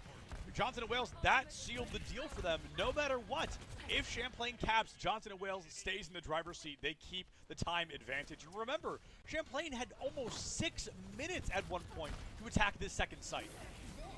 Yeah, it just seems like they've been a little bit off ever since they used all of those ultimates and just couldn't quite get a tick on the board. Now Johnson and Wales are deciding to commit a little bit, but they've lost members, they've lost tanks. I'm not sure how much I like this because, yeah, they're just going to get taken right back to the spawn, and those tools, that Diva Bomb from Rigbig is no longer going to be available for them. Okay, but 2.5 minutes left on the clock. Champlain have finally sort of built up those ultimates again. They have the EMP Blossom combination. They have the Primal Rage and both support ultimates available. This is their next really big chance here to try and take this point and take us to extra rounds. That EMP Bombo really could have gone a long way for them, but like you said, Rigbig simply just does not have that bomb any longer. A Death Blossom comes out here from Mercy in an attempt to really do any damage, but Rare Soccer drops the beat to save the day, and that really may be the final nail in the coffin here against Champlain. One elimination traded out immediately for another. No more Winstons in sight. Mercy is down on the spawn advantage so large for Johnson and Wales that Champlain needs to get elims in the blink of an eye to really walk away with a fight win. We have 100 seconds left on the clock, and Champlain, they're making swaps here dividing. I mean, I think we're looking at a lot of desperation. Rare Soccer comes up massive, the hero of that game for Johnson & Wales, potentially the hero of Volskaya if they managed to hold on. That was a 5-man EMP, but Bobo just could not find the Lucio, and the beat is able to negate the EMP as well as all of the follow-up damage, and you're absolutely right. I think this is a little bit of desperation here coming from Champlain College. Now, Mercy on this Pharah will be able to get a lot of free poke here because neither Shinobu nor Robe are very good long-range DPS dealers, but you've got to get really good. You've got to make sure that Solsta is out of that mech before you use that barrage, which is already online, by the way. Oh, Mercy gonna be able to find one, but Shinobu had a response. We are now looking at a 2-for-2 trade, and Mercy going in deep, looking for that third elimination. Champlain capping with anything on the clock is the goal, or the best case scenario, they will be able to draw it if they get that second point cap at all. Solsta, though, I think Solsta has similar enough. They say, Champlain, thanks for playing, but it is time, unfortunately, for you to head home. Wolf Raider, she's gonna be falling off the map, and that's going to be another 10-20 seconds that Champlain does not have to offer. I think best case scenario here dividing. They cap with 0 on the clock and try to play for a draw, try to force a map 4. Yeah, at this point, with no ticks on the clock, it's basically mathematically impossible for Champlain to cap with time. It comes down to this last fight to try and keep themselves alive and play for that draw, but they're once again playing into that EMP bomb. The bomb, okay, actually finds quite a bit here. Bobo finds one, Rigbig finds another, and now the high noon. Is it the highest of noons? No, it doesn't find squat. It's going to be a huge elimination coming through if they're able to find the Diva, and they are. It really may be up to Robe and Gintalion to save the day here. Dividing, there's a good chance Champlain actually forces additional rounds. Rare Soccer drops the beat but gets killed before it touches the ground. There's the EMP, and here comes Shinobu, stunned and eliminated. Bobo finally remembering how to play Cassidy, and that is going to be that. 3:11 on the clock. Johnson & Wales has 3 minutes and 11 seconds to cap 33% of the first point. Dividing, if they don't do that, I will be nothing short of bamboozled, baffled, and flabbergasted. Yeah, they should be able to do it, especially with how quickly both teams just blew through point A on their initial attacks. Champlain, I mean, at the end of the day, I think they decided to sort of play into Johnson and Wales, play into the mirror, and when they weren't playing their sort of signature poke and stun compositions, their nanoblade compositions, they were at a massive disadvantage. Johnson and Wales were consistently able to out-tempo Champlain College on the mirror. They were consistently able to more effectively rotate those all-important ultimates, and it works out beautifully for them, as Johnson and Wales were only really able to get the advantage when they went back on to that Roadhog, onto that Pharah, onto those weird compositions. So I wouldn't be shocked to see Champlain going with something a little bit less orthodox here. Go back to their comfort picks, because I think that is where they're going to have the best chance to try and hold for these 3 minutes and take us to potentially a map 4. I mean, that is still on the table here. A terrifying consideration, but a consideration indeed. Now, I know a lot of players always think, you know, oh, I hate playing the game just to draw. Some people even say they'd rather lose, which I've never understood. I will take a draw over a loss 100 out of 100 times. I love my sweet, sweet SR, and I never want to lose it. So it's all about seeing if Champlain can force that draw. The Johnson and Wales, they've got hypothetically, I'd say 4 opportunities to attack this site. Statistically, they've got to win one of those. They capped this site first in a minute and 2 seconds last time. So they've got 3 tries to do that again. However, first elimination on the Shintalian really going to be hurting Bobo. Also traded out Haas. A lot of damage, but nobody's there to help Robe really confirm that elimination. They may be playing for ultimates here, and I can't say I blame them in the slightest. Already almost halfway to an EMP. Yeah, that is the end goal here for Johnson and Wales. If you can get that early pick onto the For Mercy, that's great. But at the end of the day, you are playing for that EMP bomb combo from Robe and Solsta. That's kind of your win condition, as well as actually the Coalescence from Poo Poo Poo could be a massive engagement tool for your team. But a minute has now been whipped off of the clock here for Johnson and Wales. Their first little engagement was very close, but didn't quite get anything going. You can tell they're a little bit confused on how to deal. I mean, how often in a competitive setting like this do you have to play against a Diva Roadhog combo? It's so weird. Yeah. Everyone's playing super individually.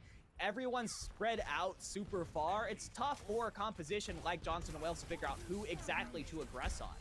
Yeah, Mercy in particular spread out super far. Am I right? Hey, all right, never mind. We've got the barrage coming out here. Great opportunity to see the barrage. Johnson and Wales, I think they're gonna maybe fall a little bit short here. Rare Soccer on the Zen here. A good opportunity to find that Zen early. I mean, we're not even close to a Transcendence, so this barrage could do some real numbers. The Eat from Solsta has been made an appearance, and that feels personal dividing. Oh my goodness, just drops onto Solsta and sends them back to spawn. And it's still only a 1-1 trade. I mean, that truly is not worth it quite as high as you would expect. Somehow, Bobo is not able to confirm that elimination across the field, but it's going to be Haas who is... we're a minute away from a map 4. Our schedule is about to be obliterated. This is it, Septilence. This is Johnson and Wales' last good shot, and look at how many swaps they've had to make over the course of this point to try and figure out how to deal with this Champlain College comp. They've changed their tanks, they've changed their supports, and as a result, they have no ultimates to work with except for that EMP from Rogue. This has to be on point, and the follow-up damage has to be good for Johnson and Wales to take this, or else they're just going to get torn apart by this whole hog and this ant matrix. This is quite literally a now or never moment here. And it just gets one. It just gets one, and it's basically none, because nobody's there to kill Rig Pig. Now it's a 1-1 elimination. Haas is gone, a huge elimination. Java falling even larger. The Baptiste is gone. Immortality Field off the table, but dividing. Guess what? Guess what? It happens twice in the same series. Nobody touches the point, and it leads to disaster. That's a draw. Our schedule is out the window. This series out the window. We are going all the way to a map 4, which has to be a hybrid, I think. I think that's the only game mode we haven't played yet. Could perfectly tie that too. Hey, Kings Row. You know, it's been fun. I think we're good. I think we're good here.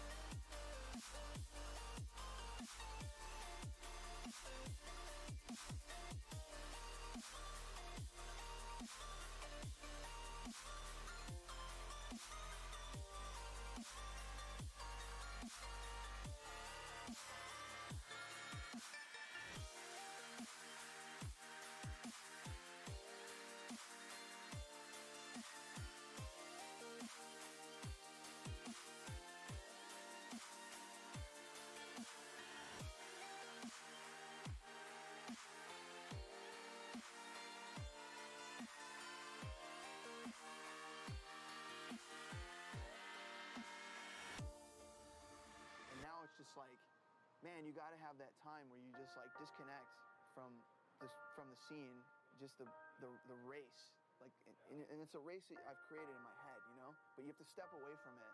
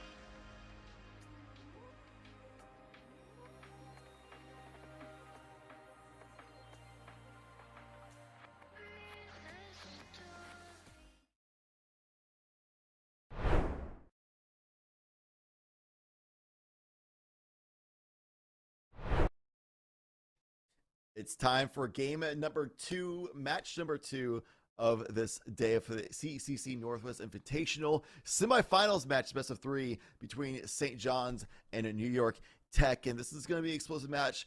I think it's going to be a lot closer than map number 1, or at least match number 1, I should say, of today's matches today, Cat Nighter. Well, we will definitely see. It is going to be that second seed out of Group A, New York Institute of Technology. They took a 2-1 to get here, and a 3-0 for St. John's out of Group B. They're that first seed coming in. And man, did they look mean yesterday. They gave us a run on Split. A run. And when I say run, Chad, I mean run. They ran it down and definitely won things out. So it's no surprise that their first map pick is going to be Split. They look to play back off the successes of yesterday, and YT will take us to Ascent afterwards, where they found success as well. They won a game on the stream in that regard, and then Fracture will be that remaining map to close out. I'm hoping that we can make it all the way to map 3, because I really want to see that Fracture game. Yeah, Ascent definitely seems to be the forte pick for NYT. That's something that we saw yesterday. St. John's, though, their opponents yesterday were not going to be as difficult as New York Tech is going to be in regards to team strength that we've seen. So even though they ran things down yesterday and just had a dominant performance all day long in the group stage, I think they're going to have to put a little bit more effort into this best of 3, to say the least. So we'll have to see how things go there. But I also agree, though, having a match on Fracture would be fun. It's the newest map in the game. Yeah. And it's definitely a very unique type of map. So it's always very interesting to see how teams approach that one.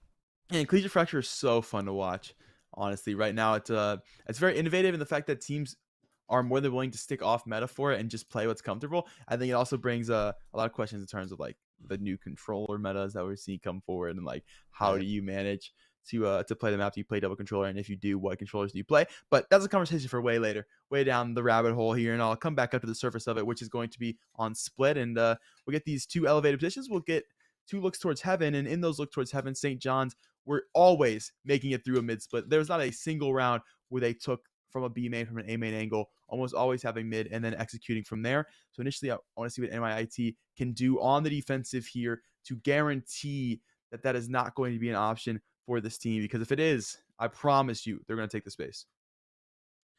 So we're going into the agent select right now, and I am excited to see if we see any Brimstone, because this has been kind of a dominantly favored Omen map so far for controllers.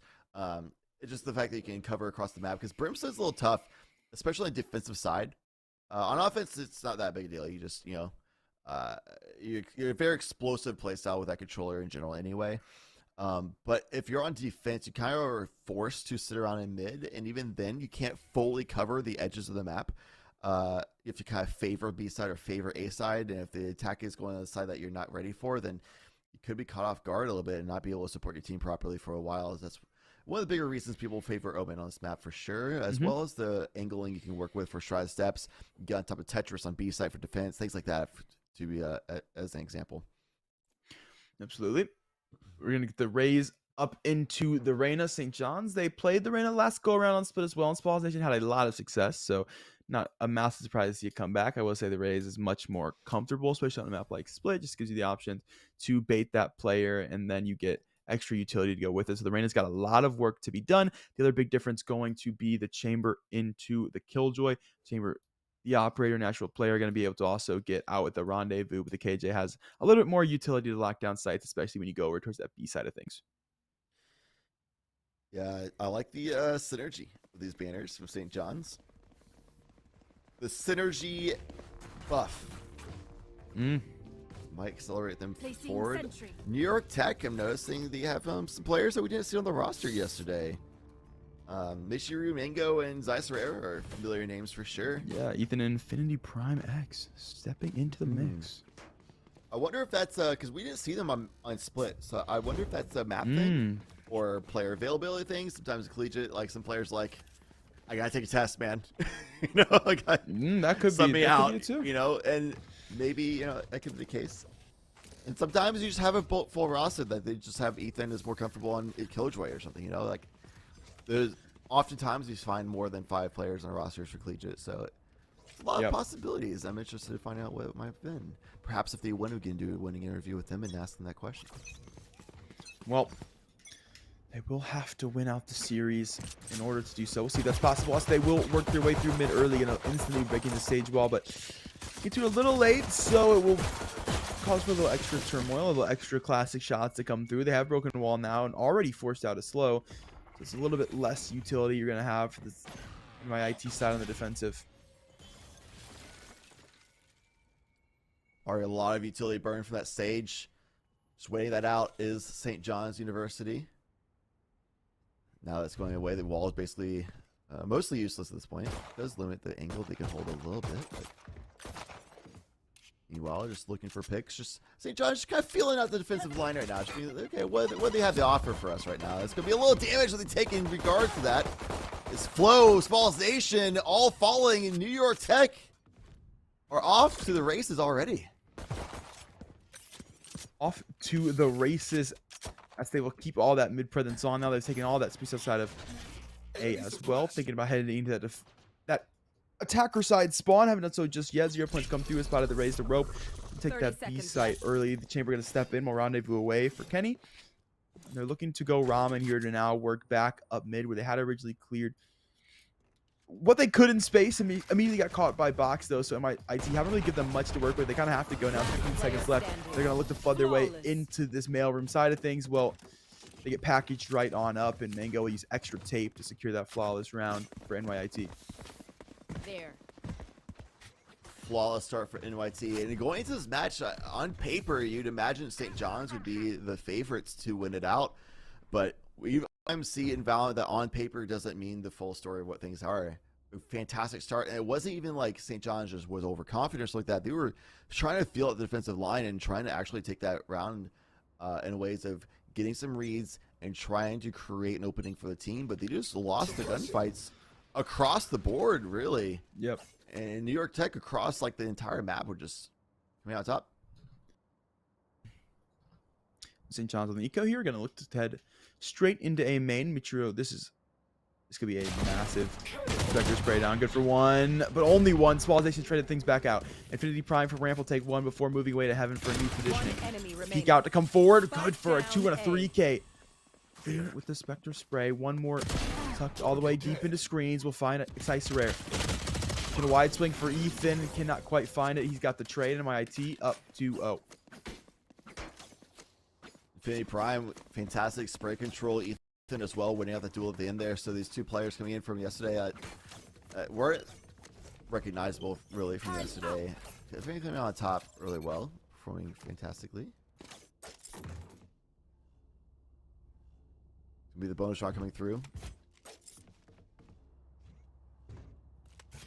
B site take is what's going to be looked at. That's where all that kilometry utility is at located. Zeiss-Rare and Mango with that Sage Raze duo in the mid is one of the more traditional compositional holds for mid control of splits on defensive side of things. And the reason why is the slow orbs compared with the or paired with the paint shells. It's just a death trap. Yeah, absolutely. And that KO versus well, so they're going to have a pop flash to work with. Yeah. Once that contact does get made for SGU, because they know initially on that pistol round they did start to work for mid space, and then when they could not get anything B or A main, it came back around. And Smalls Nation good for that first frag early. Still presence to be had here as the razor swing from mailroom. Gonna get damage done, not enough to kill just yet. The KO getting involved now as well. Pop flash to come through from Michiro's been able to pick up one. And finished just yet. A second with the Sheriff. Big for the bonus to start it out early. For guns to be converted. Fragment to go through to make sure nobody tugging close box cubby. Weak indeed, and Mango will let him know about it. Come down with a satchel to find S-Flow. Back up one more going to be towards Ramen. A 4 HP Reyna. Chamber now at their hip. They're in a 2v4 situation in Smalls Nation. It's one sneeze to blow them over. 30 seconds left. Complete mystery on the situation, though. Running all the way over to A side. This could be an issue for later in this match if it's a little bit more even on the playing field for these two teams. But because it's a 4v2, it is good that they're rotating together as a unit, realizing it's pairs of two rotating. So even if they run into the members of St. John's, they will still go into a even playing field combat kind of a situation. It's going to be a save for these members of St. John's, which puts us in a very interesting predicament if you're at New York Technology of going to this next round. Do we continue with a bonus, or do we just drop it here and start buying up? These are good questions, and they'll get extra time to think about it because SGU is not going to have much money going into this one. They got the 2 rifles out, but it's a question of, do they force around it? Do they still buy down to that 2K to make sure they can get a buy in the next round? This could really, if they force here and it goes awry, could really, really ruin the eco for a significant portion of the map. Yeah, overall, though, is St. John's, I mean, the A hit was the eco round that kind of just deathballed and got mowed down by the SMGs. That's pretty standard. That could have just basically happened in any situation. Yep. But as far as the pistol round, and then we just saw on the buy round of the rifles, like, it's like confirmed now that St. John's does not have a good read on how to handle this mid control from that Ray Sage KO combination. During this timeout, you gotta be talking about how can we hit B or A site, because Killjoy is gonna be at one of those locations. We're gonna need to figure out where that utility is, rotate around, and play for the site that the Killjoy utility is not at, because they're putting a lot of resources from New York Tech in mid. So if they're putting 3 members in mid for control, and the Killjoy is going to be at one of the other sites, then it's pretty obvious from our perspective at the very least. See if St. John's get the read on it. But they should be going over towards the side that Killjoy is not located. It should be 1, maybe 2 people holding it. It will be a lot weaker side of the map because pushing through a Ray Stage combo, pushing through Killjoy utility, it's so tough. The KO is available in the hands of Void, who can use that 0 point. If you can hit that on to Ethan, shut down the Killjoy utility, that could get you access on site though. But it takes a little bit of gamble work, especially with 0 point being used so quickly in the round like this. It's going to make it harder to get to the B side. That it will wall and slow back up yet again and burned rather quickly for this team. So they can find that advantage off of it this go around, as they are going to have once again another chip into the wall. Dark cover will go up, and Mango looking to make a play right on the outskirts of it. SJU still feeling out that mid presence. They've moved the chamber over. Now the lurk originally was going towards B main. This last time we saw it poke and prod its way in for the rendezvous to get out. This time around it's going to be over towards the A side of things. Now it'll be the Reyna B main instead, looking to make contact early. Spotting nano swarms. Alarm bot going to be right in the wake. That's scary. Confirm now that Killjoy is over at B site. The 0 point should be up any second now. Be used to try to lock down Killjoy. There it is. Oh, they're caught by the nano swarms though. They get off. Get her prior. though. Yeah, it's right off of the range for that 0 point. So Ethan's sitting in the backside chilling, still there. Turret's gone. Both nano swarms popped as well. It's still the alarm bot. Now Spectre is gonna be close range here back to site. Exciter has picked up one on the cross. So is Mango from heaven. Ethan now to swing. Good for 1 a second from Pillar. Looking for the third as the sight swing comes through, but Flo gonna pick that one up. So get the trade, but it's a 2 for 1 for the back to site for Ethan. Flo's gonna have to find 4 frags this round to win it out. There's a second, but no more to be had as Mango's there. 4-0 for NYT.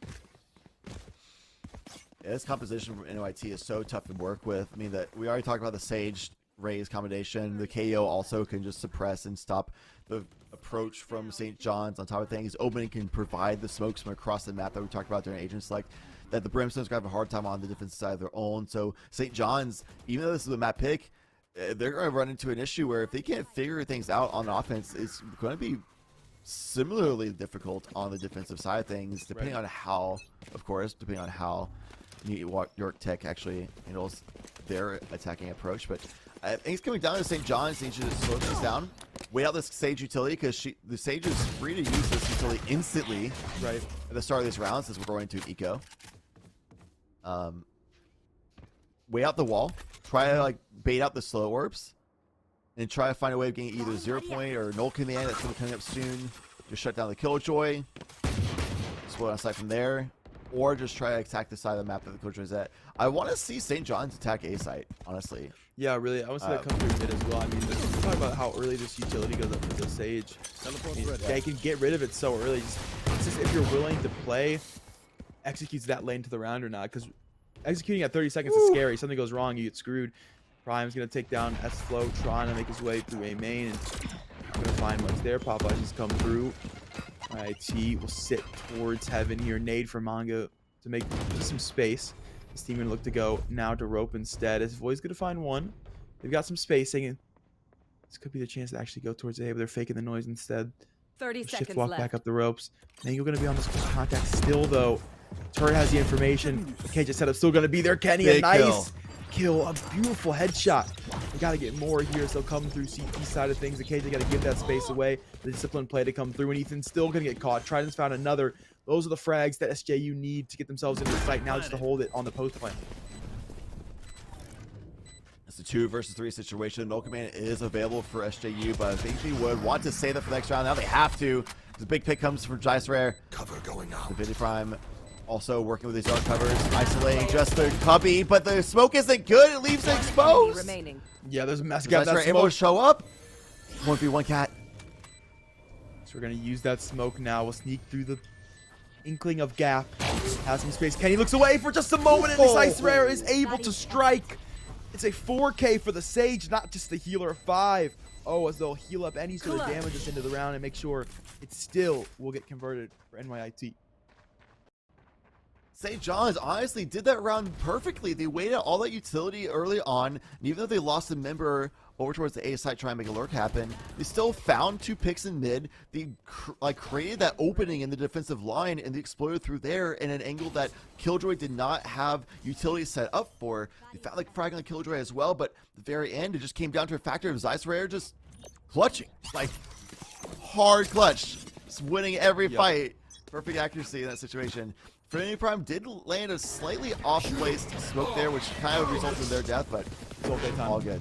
It's ult time. Sometimes you just got to throw the ults to try to get the round. No commands out early. Looks like surely goes to the post plant. Not sure there's anything to say about it. Holding down the site good for 2. Small Fish is going to find the trade back. Possibly be able to res this KO here. They got the smoke to go up as well. And they're going to hold on to this thing. Close to come through. That stage util was not used in mid, so they'll get used for this retake instead. Fight to come through the ramp. I think we're going to fall to Kenny. Roomba broken just in time for S-Flow to dodge. Could have been a significant amount of damage. Pete to come through from Mango top of heaven. He's caught by S-Flow. Well, they've got the frags. This one, KJ working all the way over from the B side, and Small Station will take it. SJU, they switch up the tempo. They say, forget the mid default. Let's just go away. They do. They take it the first round. I love it. Doing exactly what we've been wanting to see them do for rounds. I mean, we have a greater advantage of information because we can see everything, right? So we get the reads instantly, where it takes a while for them to really kind of figure everything out. So it's harder for them, to be fair. But another rifle round, full rifle round comes through. They have the null command to shut down any kind of like paranoias that Infinity Prime was trying to use in that situation.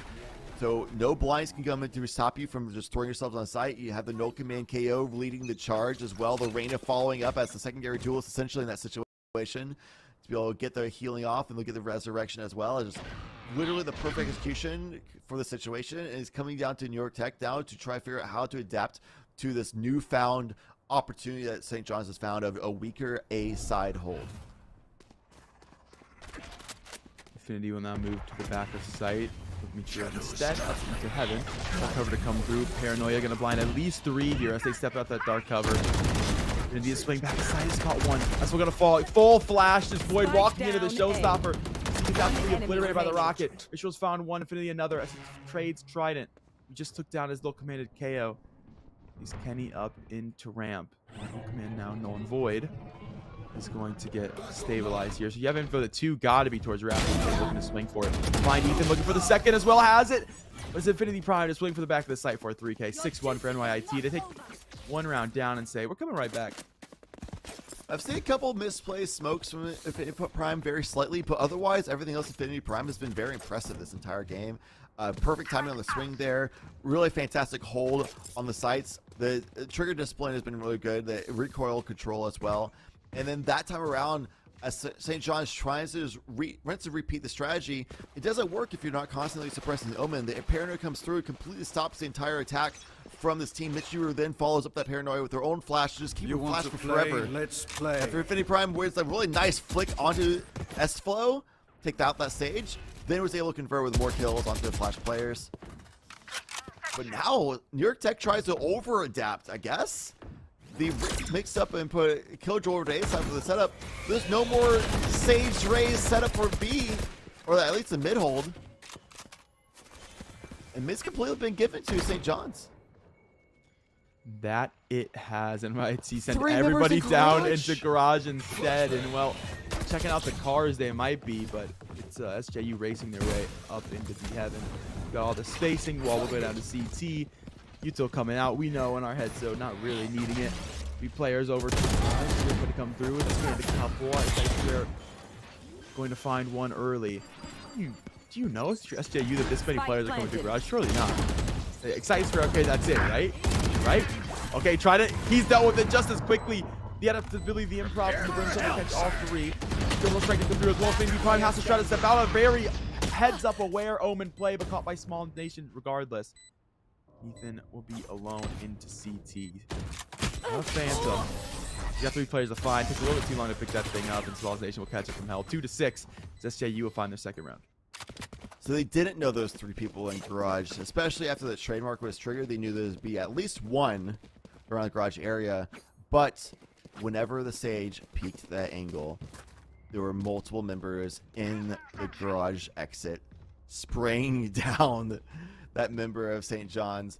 So they basically died for that information for the team. So Trident was mentally prepared, and the rest of the team was mentally prepared for there being 2 to 3 people in the garage. So S-Flow dying for the team, dying for the cause. They got their information.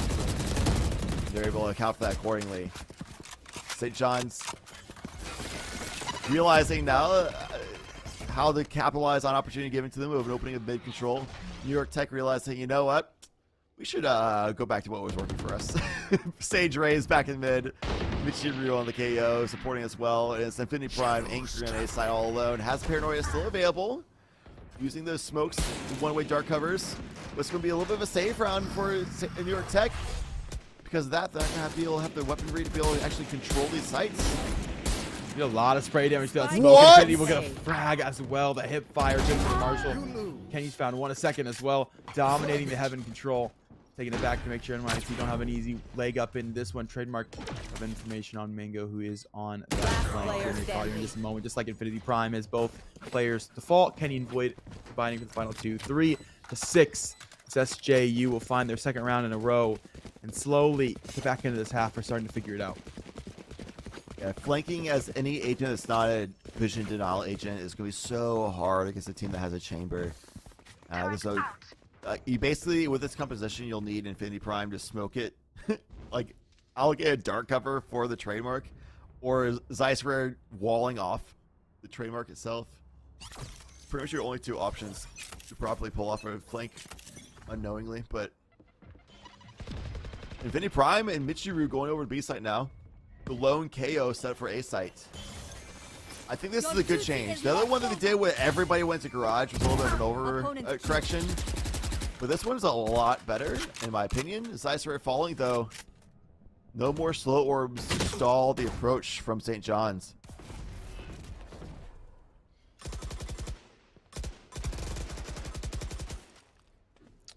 That gap in the wall, they have to just drop that dark cover.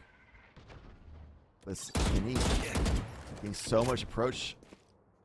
The thing about the turrets and trademarks, it only notifies that somebody's activated. The turret does give you a little bit of vision, though. Mm-hmm. So they know it's just Kenny is really deep tucked towards A as well. There's no information on the Slark. The Slark has so much room to walk through. Yeah, that actually walk through is Heaven for reset. free. Yeah, just I'll them out through later, but for now, Michiru is going to be the one having to hold this. A nice swing by S-Flow. Will take down Michiru. Small Station as well, taking out the Heaven control over Infinity Prime. And the switch up on the map control for New York Tech, I like it in theory, but it's not working out so far, especially with Kenny being able to work through that A Heaven lurk that we talked about. Taking out Mango, it's all down to just Ethan with a Spectre in hand yet again. I feel like Ethan's had a Spectre in hand this entire game. Yeah, it has kind of felt that way, just a little bit. And if you're Ethan, surely just looking for a weapon upgrade here from somewhere. It's 2 guns down mid, so that's going to be an option for him. Taking their sweet time to work their way up into ropes. Kenny's going to be ready mailroom, so for Ethan, the swing not going to be an easy one. Just looking for an exit here. If you're Ethan, hoping that maybe a little somebody, a little chamber fellow like Kenny himself will come on down. Hear him start walking down mid. No one going to come into that mailroom angle. No weapons to be picked up. Stuck on the Spectre, so another round with it will be had for Kenny. Can upgrade. Or Ethan. Can upgrade here. Ethan, no! No, he just doesn't know. Unfortunate, really. But that's his teammate. Unfortunate, really. Well, you don't, Look, man, I'm trying to give the benefit of the doubt, man. Just let me give it to him, please. Maybe he just likes the Spectre. He's a big Spectre player. Big Spectre guy. played a match the other day as Cypher, and I had used my util because we started on defense. On the defensive side, I had to buy util every round. Feeling safe. It's so expensive. I had a Spectre every round. It's a sad day. Yep. There it goes. For the KJ constantly getting util broken. Unfortunate, really. Once again, Mingo's going to work all the way down into this smoke into mid, getting real aggressive with it. And that's particularly been something he's been doing on the eco. Spot still caught that girl. He's just going to back all the way away here. It says util to be used by NYT. Smoke gone early. And a lot of B presence and not a lot of presence anywhere else. The gamble set coming through on the eco. And unfortunately, sometimes you gamble. Sometimes you lose. Sometimes you walk out the casino broke. Mm-hmm.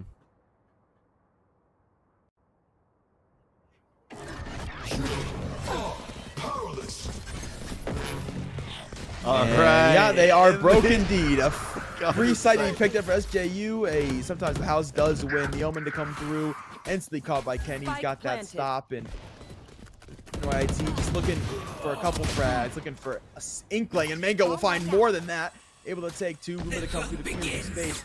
Going to be an opportunity for him to get off that Stinger and get onto a Vandal. He's done just that and will walk back up to the top of ramp. Suddenly NYT, they have a chance to possibly win this thing out. Nade to come through to hell. It's landed on a Trident as well. And I'll kill. A 3K now. Showstopper activated. Mango wants it. He's hungry. Almost taking the episode. Oh! This missed timing is perfect. Able to TP away as the Reno Smalls nation. Looking at frag for his trouble. Same with the KO back of sight. 5-6 for SJU. What an incredible micro play. Sees the rocket coming. Has a Matrix moment. Absolutely Neo moment tucking that thing. That was looking so good for NYT, but Smalls Nation gets the kill onto Michiru. Later. And Mango, I feel for you. I have a showstopper. This was going to be a kill. Michiru, why? Why would you pick before my showstopper goes off, brother? All good. Happens.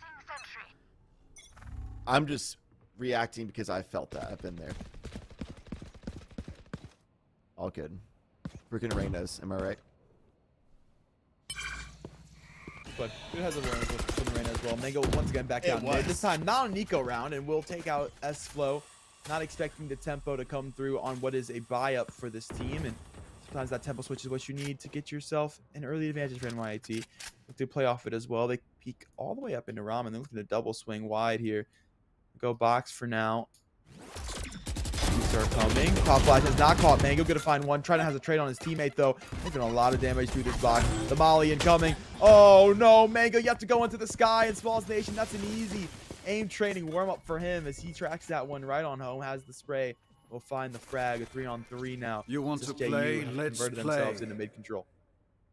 It looks like NYT is actually set up for the B site take that SU would have the currently is looking at, but now that the Brimstone's rotating for Trident, it's going to be a take. And yet again, NYT overall 30 having a seconds bad read on the left. situation. Gamble stacking a site that is not going to be the site that SJU is going to be attacking. That's what we called out earlier as well. Of, this could be an issue of New York Tech over-rotating, over-gambling for the rotate across the map.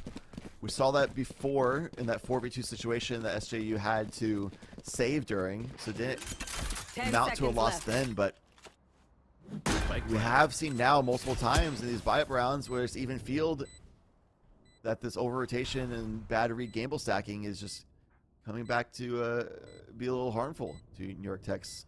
Taking the shoulders, where the contact is there for trying to get to pick up one. Grab a second with his life. Orbital strike to be dropped. Excite Spray forced to play close to sight. Kenny's picked up Ethan. Excite Spray does get to sight though. Gonna look to stick this defusal and continue to stop the rafter. You gotta try to send it through the screen, and Excite Spray is gonna hold on to this thing. The spray's not coming through for Kenny. He's thinking he's gonna peek, but he plays chicken with him. And Excite Spray pros, they don't fake that thing. He's not a college player anymore. He's gone to the big league. 7-5. NYT will lead by 2.5. Batteries aside, they had to rotate from the other side of the map, but it doesn't even matter because Cypher yet again has a massive clutch up moment, pushes past the orbital strike. It's a little bit of a misposition from Trident, pushes in through there a little bit further ahead than Trident was ready for perhaps, and then a perfect read of the scenario that Kenny has an operator. What are the odds that they'll actually hit this shot through the screen? The odds were low, and that's the odds that Zeiss was betting on, and that comes out on top, clutching out for the team. This player stepping up when it counts the most.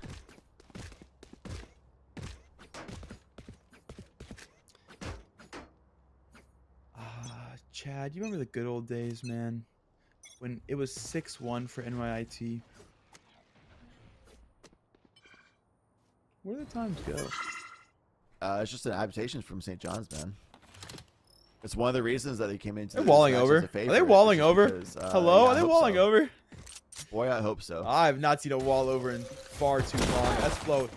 Looks about ready for it, though. Fortunately enough, Small's Nation definitely ready. Top of Raptor, and oh my goodness, SJU. It does not matter. It's caught off guard, but not for very long at all. Right click to come through for Ethan to pick up 2. He's got the trades to come forward. He's got them into the side as well. Avoiding trying to pick up the last 2 members of his team to the back of sight, just leaving him now in a 1v3. He's got a low brimstone. That's about it. His turret's already gone, so not getting information when these players do come off a scaffold. Molly going to force him to play strictly to the outside of elbow to the back of the side angle where Kenny's there with the headhunter to wrap things up. SJU have now brought this game within 1. Yeah, so good adaptation, good Team experience across the board for this team, ready for the possibility of the wall over like that. And Flow, with a combination of Small Station just being able to fall off just a little bit, get a couple kills, and buy a little time for the rotation of the team to come through, which is just enough, exactly what they needed. We're talking about the defensive composition for New York Tech and how hard it was for St. John's to go through. It's a very similar issue because the Chamber is so good on defenses, trademarks, being able to just cover so much ground for information gathering. The Sage being able to do a very similar thing that we saw from last half from New York Tech, but there will be a raise to combo with it, but the incendiaries from the Brimstone should be a very similar success rate. And of course, like we would expect, Brimstone is hanging out towards middle of the map, seems to be favoring the B site instead of the A, but still will have a fast breakaway over to the A site if they need to. Simbeacon provides a really fast rotation at the very least. Oh, jump peek for S-Flow. Mr. cannot find a headshot on S-Flow. Certainly can. Running back up to the top of the staircase to find the angle over the head. It's the first frag early. S-Flow to do the same sort of shenanigans. You want to jump in the top of wall. He hasn't done so just yet. Looking to get an angle on this player to play jump up. Nate is coming through to make some space. Mango, and it slows back across for everybody. So no one's getting through mid right now. It is a no man's land. And Slow's gone now. Opportunities to make a move. Stembeacon going to be out for SJU. They are reading this early push, and they're absolutely correct in the read. Nothing to smoke haven't landed just yet. S-Flow going to get run down by this offensive. Satchel does go right from Mango. So S-Flow's going to catch 1, 2, 3. A 4K now for the Sage. Just leaves Ethan in Mailer. He's caught a clean trade, but only one. Trident's right back with the refrag. 7-7. SJU bring the game now to a tied scoreline. S-Flow is just hyped and ready to go. Didn't even wait for the full heal to come through. It was like, I just got a 4K. Let's go for the ace, baby! And then just got shut down with a headshot from the Ethan. Feels bad. But still, though, a fantastic hold from the top. It looked a little hairy when that peak right there happened. But when Mango pushed forward, that flashback was a little bit too far forward to successfully get through the doorway properly. And S-Flow answered that perfectly. Got the nice spray down for the other 2. Couldn't quite get the kill on Ethan, but it's all good. They did their job perfectly that round regardless. That's going to be a buyout for New York Tech. Also having similar issues to what St. John's had, where they are running into a stall in mid. They're not able to get past the Sage utility. They have to slow way down, where they're going to have to figure out a way of getting either through B side or A. And considering the Sentinel for St. John's is set up towards B side, just like we saw Ethan do for New York Tech, we might see a very similar solution for the second half for New York Tech, as St. John's found eventually on the later end of the first half. One quick check pause, so it's time for early adaptations, but only 2 rounds, so all Gucci. All is well in the world, and mid control looking like it's going to be early and much more contested here for NYIT.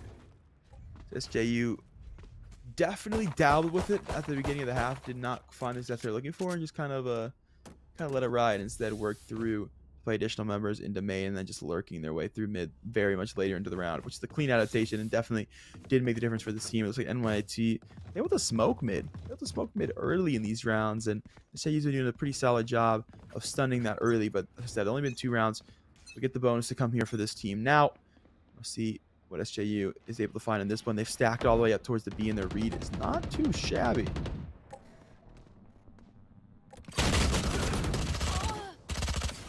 Oh, Ethan out for one, but he's instantly traded as Boy's going to pick up not just the first, but the refrag as well. Look at the pop flash to go even further into this one, so they got the spike down. Pop flash into a Vandal. The flash don't last that long. It's all good. Kenny's able to swing for a 3K. Kenny. That he is. SJU pick up their 8th. Kenny be able to get that Vandal upgrade there and just use that perfectly. St. John's with the lead for the first time this series. It is map number 1 of the best of 3 in the semifinals. And I think Kenny and Small Nation are going to have a fantastic experience on this half. Chamber naturally performs really well on defense, as most Sentinels do. But just naturally you have an Operator ultimate, which is really good at holding angles on defense more often than offense. And the trademarks are fantastic for map control across the board. That trademark and vents actually especially, I really love its position there, so people do get control of mid and know where they're going. Ooh, nice shot on this Small Nation, but it's a slow to come through. Boy, look at the swing off it. Good for a 2K. Mitchell's traded one right back though. Now a Vandal in the hands of the KO. Rez will come through on the site, and that will be known about friend YIT. You know, these two players going to be towards that site angle, and they look to take ramp now. Look to take heaven control. There will be just the Chamber watching it right now, but he slid over just in case they try to make a rotation happen. And S-Flow will be close towards heaven. Recognize they have walked away here. YIT thinking about cutting noise and walking back. I'm surprised Kenny doesn't set up trademark or rendezvous yet. Just now did. Interesting rendezvous positionings on Vince for B. Yep. So you hold high. This is fake if you peek from heaven, I guess. Yeah, I guess you can hold from rafter and then just jump down to. Well, yeah, if you peek B heaven, you actually- TP and they think you TP to CT. When in reality, you're under sight and they probably don't clear box. It's that angle. It's not gonna happen anyway. So just. I'm actually curious if that's on box. That is Just your question. TP back to high. Now, regardless, S-Flow has taken 2 to rafters as his team tries to make their way out into the site. Excites Rare finds the trade, but doesn't have the spike in the hand, so has to back away. We recognize I'm saving. See you boys later. JU will be on the hunt. Throw the slow just to make sure these guys do not make it to me in time. That they will not. So he's able to escape with that gun. It's a 4-0 run early for SJU here in the half. Yeah, all things considered, the slow orb is not that bitch of an investment in comparison to the risk of losing the rifle and armor. And that long strip of sewers, that slow orb is just the help that S-Flow needed.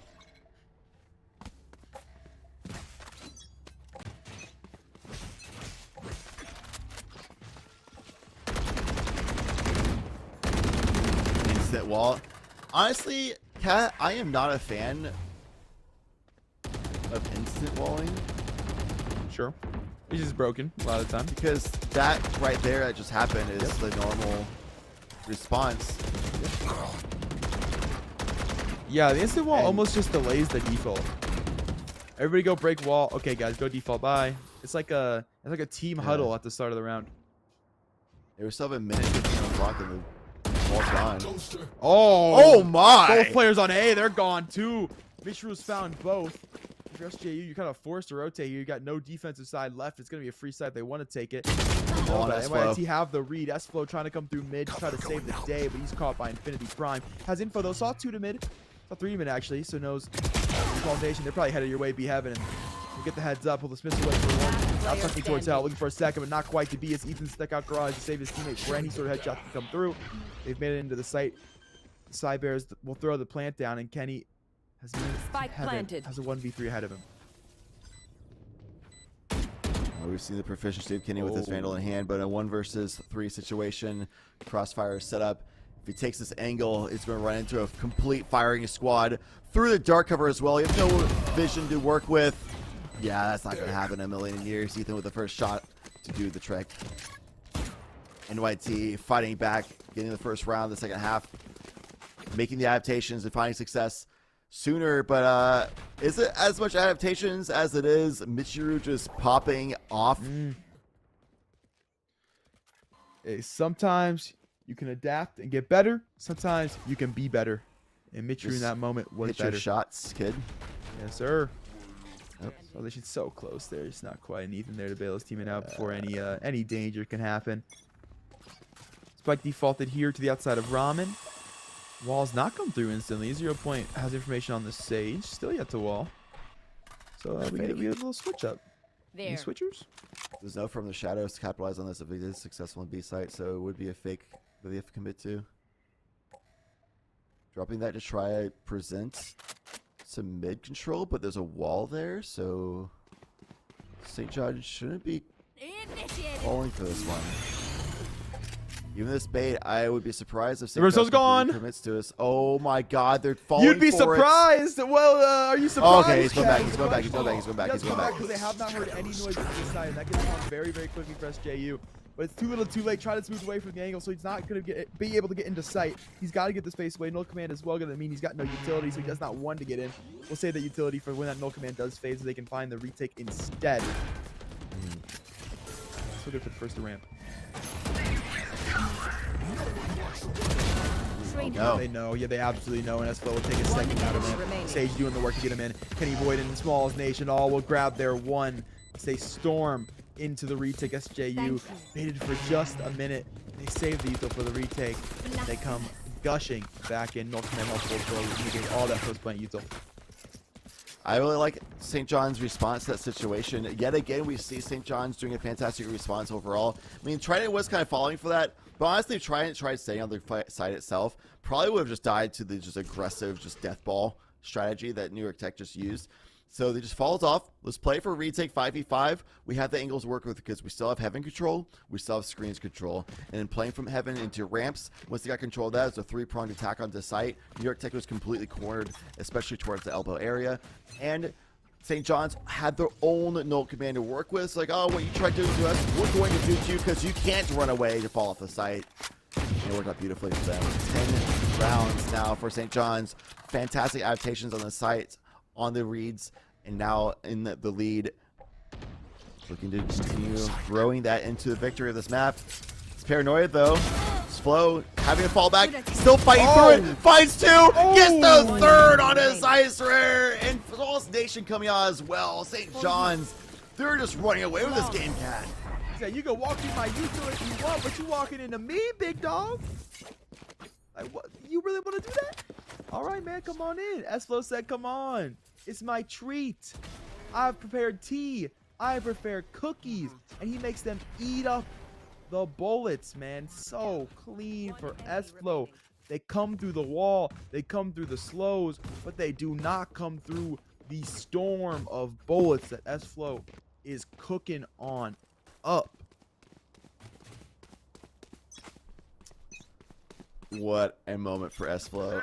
Had a little bit of a slow start because you're a Sage playing the anchor role on attack. Obviously, that's going to be a little bit tough to deal with, but ever since S-Flow was put in positions that is like advantageous, they have capitalized on those opportunities so well. Getting multi-kills after multi-kills, the control over mid so firmly used. Oh! That's a really nice play. The pop flash that's B-side opened up. There's one player here. Satchel? It's just Kenny. Right, only Kenny, but Kenny get like Kenny's just only enough. Kenny, we say. Only Kenny. Kenny looking as strong as 5 men on the defensive to come through into mailrooms. They're getting absolutely nothing in that department.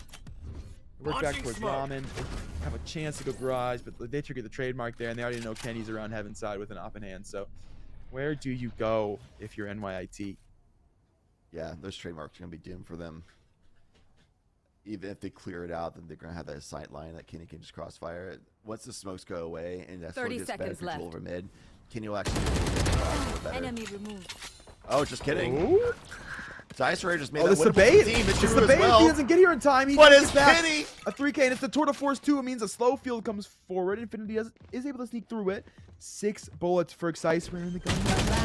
First one to come forward. Can't quite find it, but he has it. Infinity Prime. He's got the weight of the world on his shoulders, and Kenny bearing down on them as well. A 4K for the Chamber and SJU. They now see themselves on match point. It's just Kenny. And you might have thought at the start of that it's going out to having to try to fight off all these members and getting rolled through. That would be an opportunity for New York Tech, based on the numbers, based on positioning. But the result at the end of the round was that only is Kenny that's needed. Just Kenny needed to defend the entirety of B site for the team, as well as mid for the moment there. Smallstation shows up there, but it was just Kenny for that round. Match point for map number 1 of this best of 3 for St. John's after having a rough start. The adaptations, the reads came through, the tech pause came in, or the tac pause and the tech pause, but tech pause they can actually talk through. They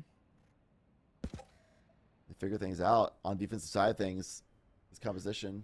Who is it? Who is it, Chad? Tucked on It's top just of Kenny. box. There.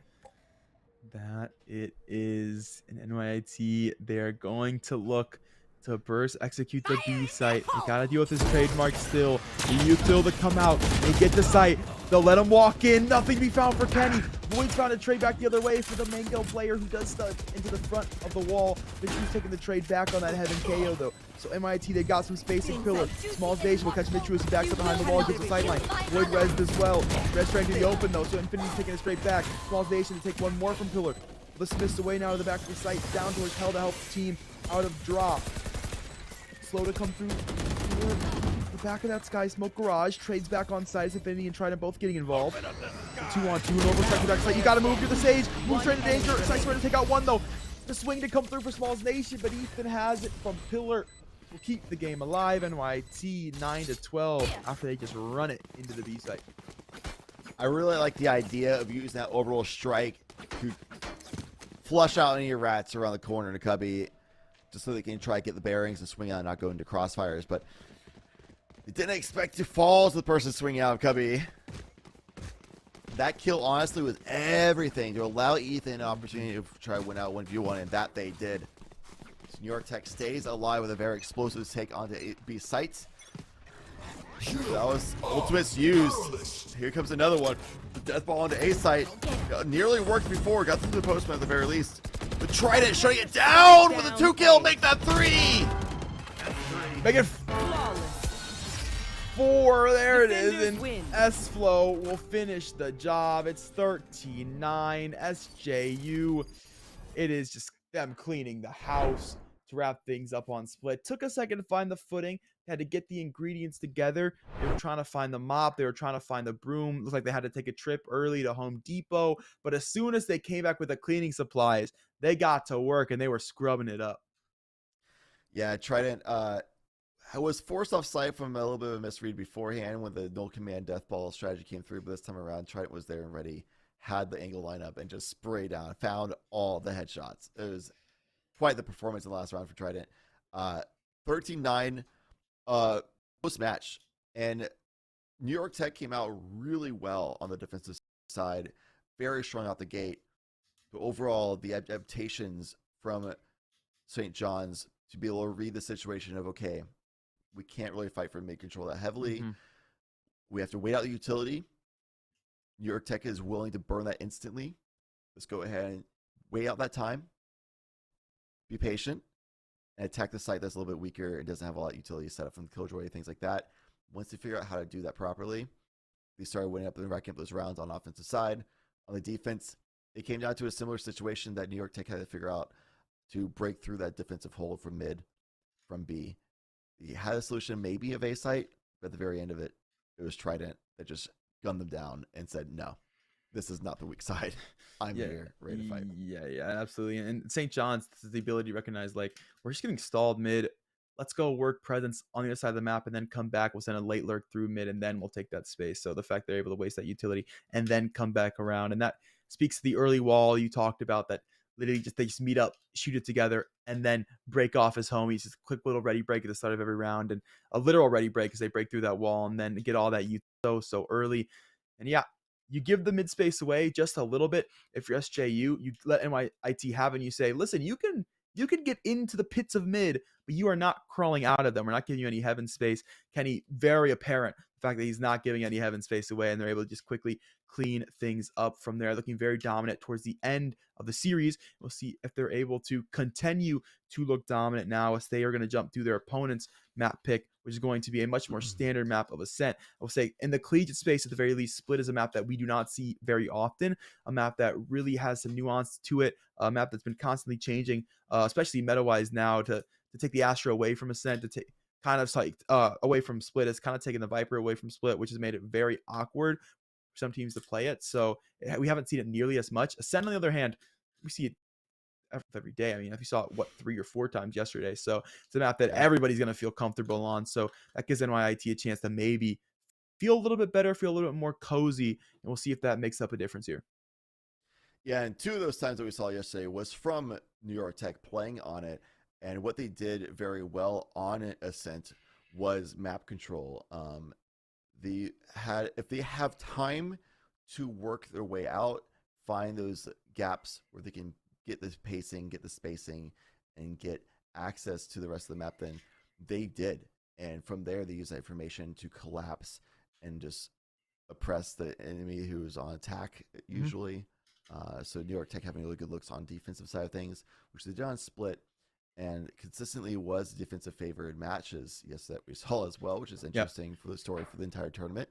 But when New York Tech ran into issues on Ascent is when the attacking side team, it was Farmingdale, the first semifinal we watched today, actually Farmingdale, that were aggressive, explosive, and didn't allow New York Tech the time to set up that map control. So if St. John's, as we've seen, is oftentimes wanting to be explosive, even on Split, which is a very slow-paced match, if New York Tech can't slow down St. John's to establish that map control, then St. John's might be able to just explode out and be able to take out New York Tech in the second map of the series. Well, we'll see as we explode out of break. And just 3 minutes, we'll be back with map number 2, semifinal number 2. Don't go anywhere. We'll see you soon.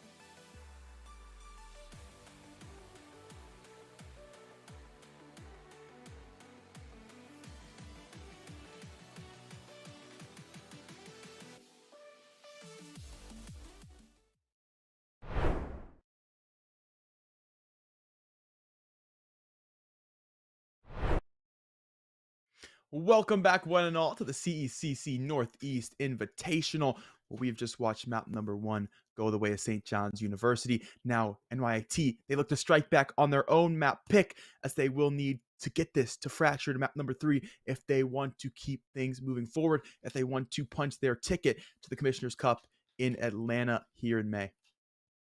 Yeah, and we kind of talked about before the break of play style choices on this map. St. John's willing to be explosive, and that's similar to be what the weaknesses of New York Tech, at least what we saw yesterday on Ascent, but that's a whole new day, and they could have figured out, you know what, we need to do this and this and this against explosive compositions, and figuring out a few different ways to shore up those little weaknesses could be enough to be able to come out on top on map number 2. And it comes down to stylistic choices as well for this team. So we're going to agent select to see what the compositions are. We saw a Brimstone on this side for New York Tech yesterday, I believe, if I remember serves correctly. And Correct. we'll have to see if they continue going with that, especially if we keep with the same roster that we saw today versus yesterday's.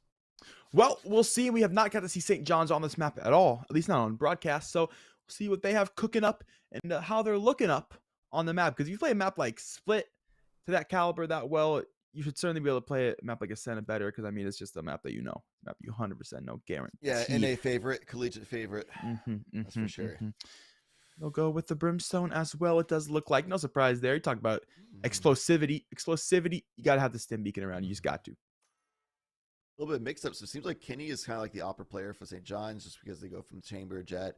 Smallization just wants to play that like pseudo-duelist, off-duelist, that kind of thing, going to the KO, which a lot of people say is like a better arena these days. So I kind of agree for the most part. And Smallization looked pretty good on the arena on splits, so I expect that they'll look just as good on KO. Void going off of the KO onto the Brimstone, while Trident goes over to Sova, which perhaps is just comfort picks, familiarity picks. There's no real Sova play on Split, but if you know the lineups in Sova, you're the Sova guy, then, you know, Choose go over to Sova now. You know, I looked in the mirror this morning. morning, and I feel like I'm having a deja vu moment. There's a mirror right in front of me. I was looking in the mirror this morning, and I was feeling like I was a deja vu moment. There's a mirror right in front of me.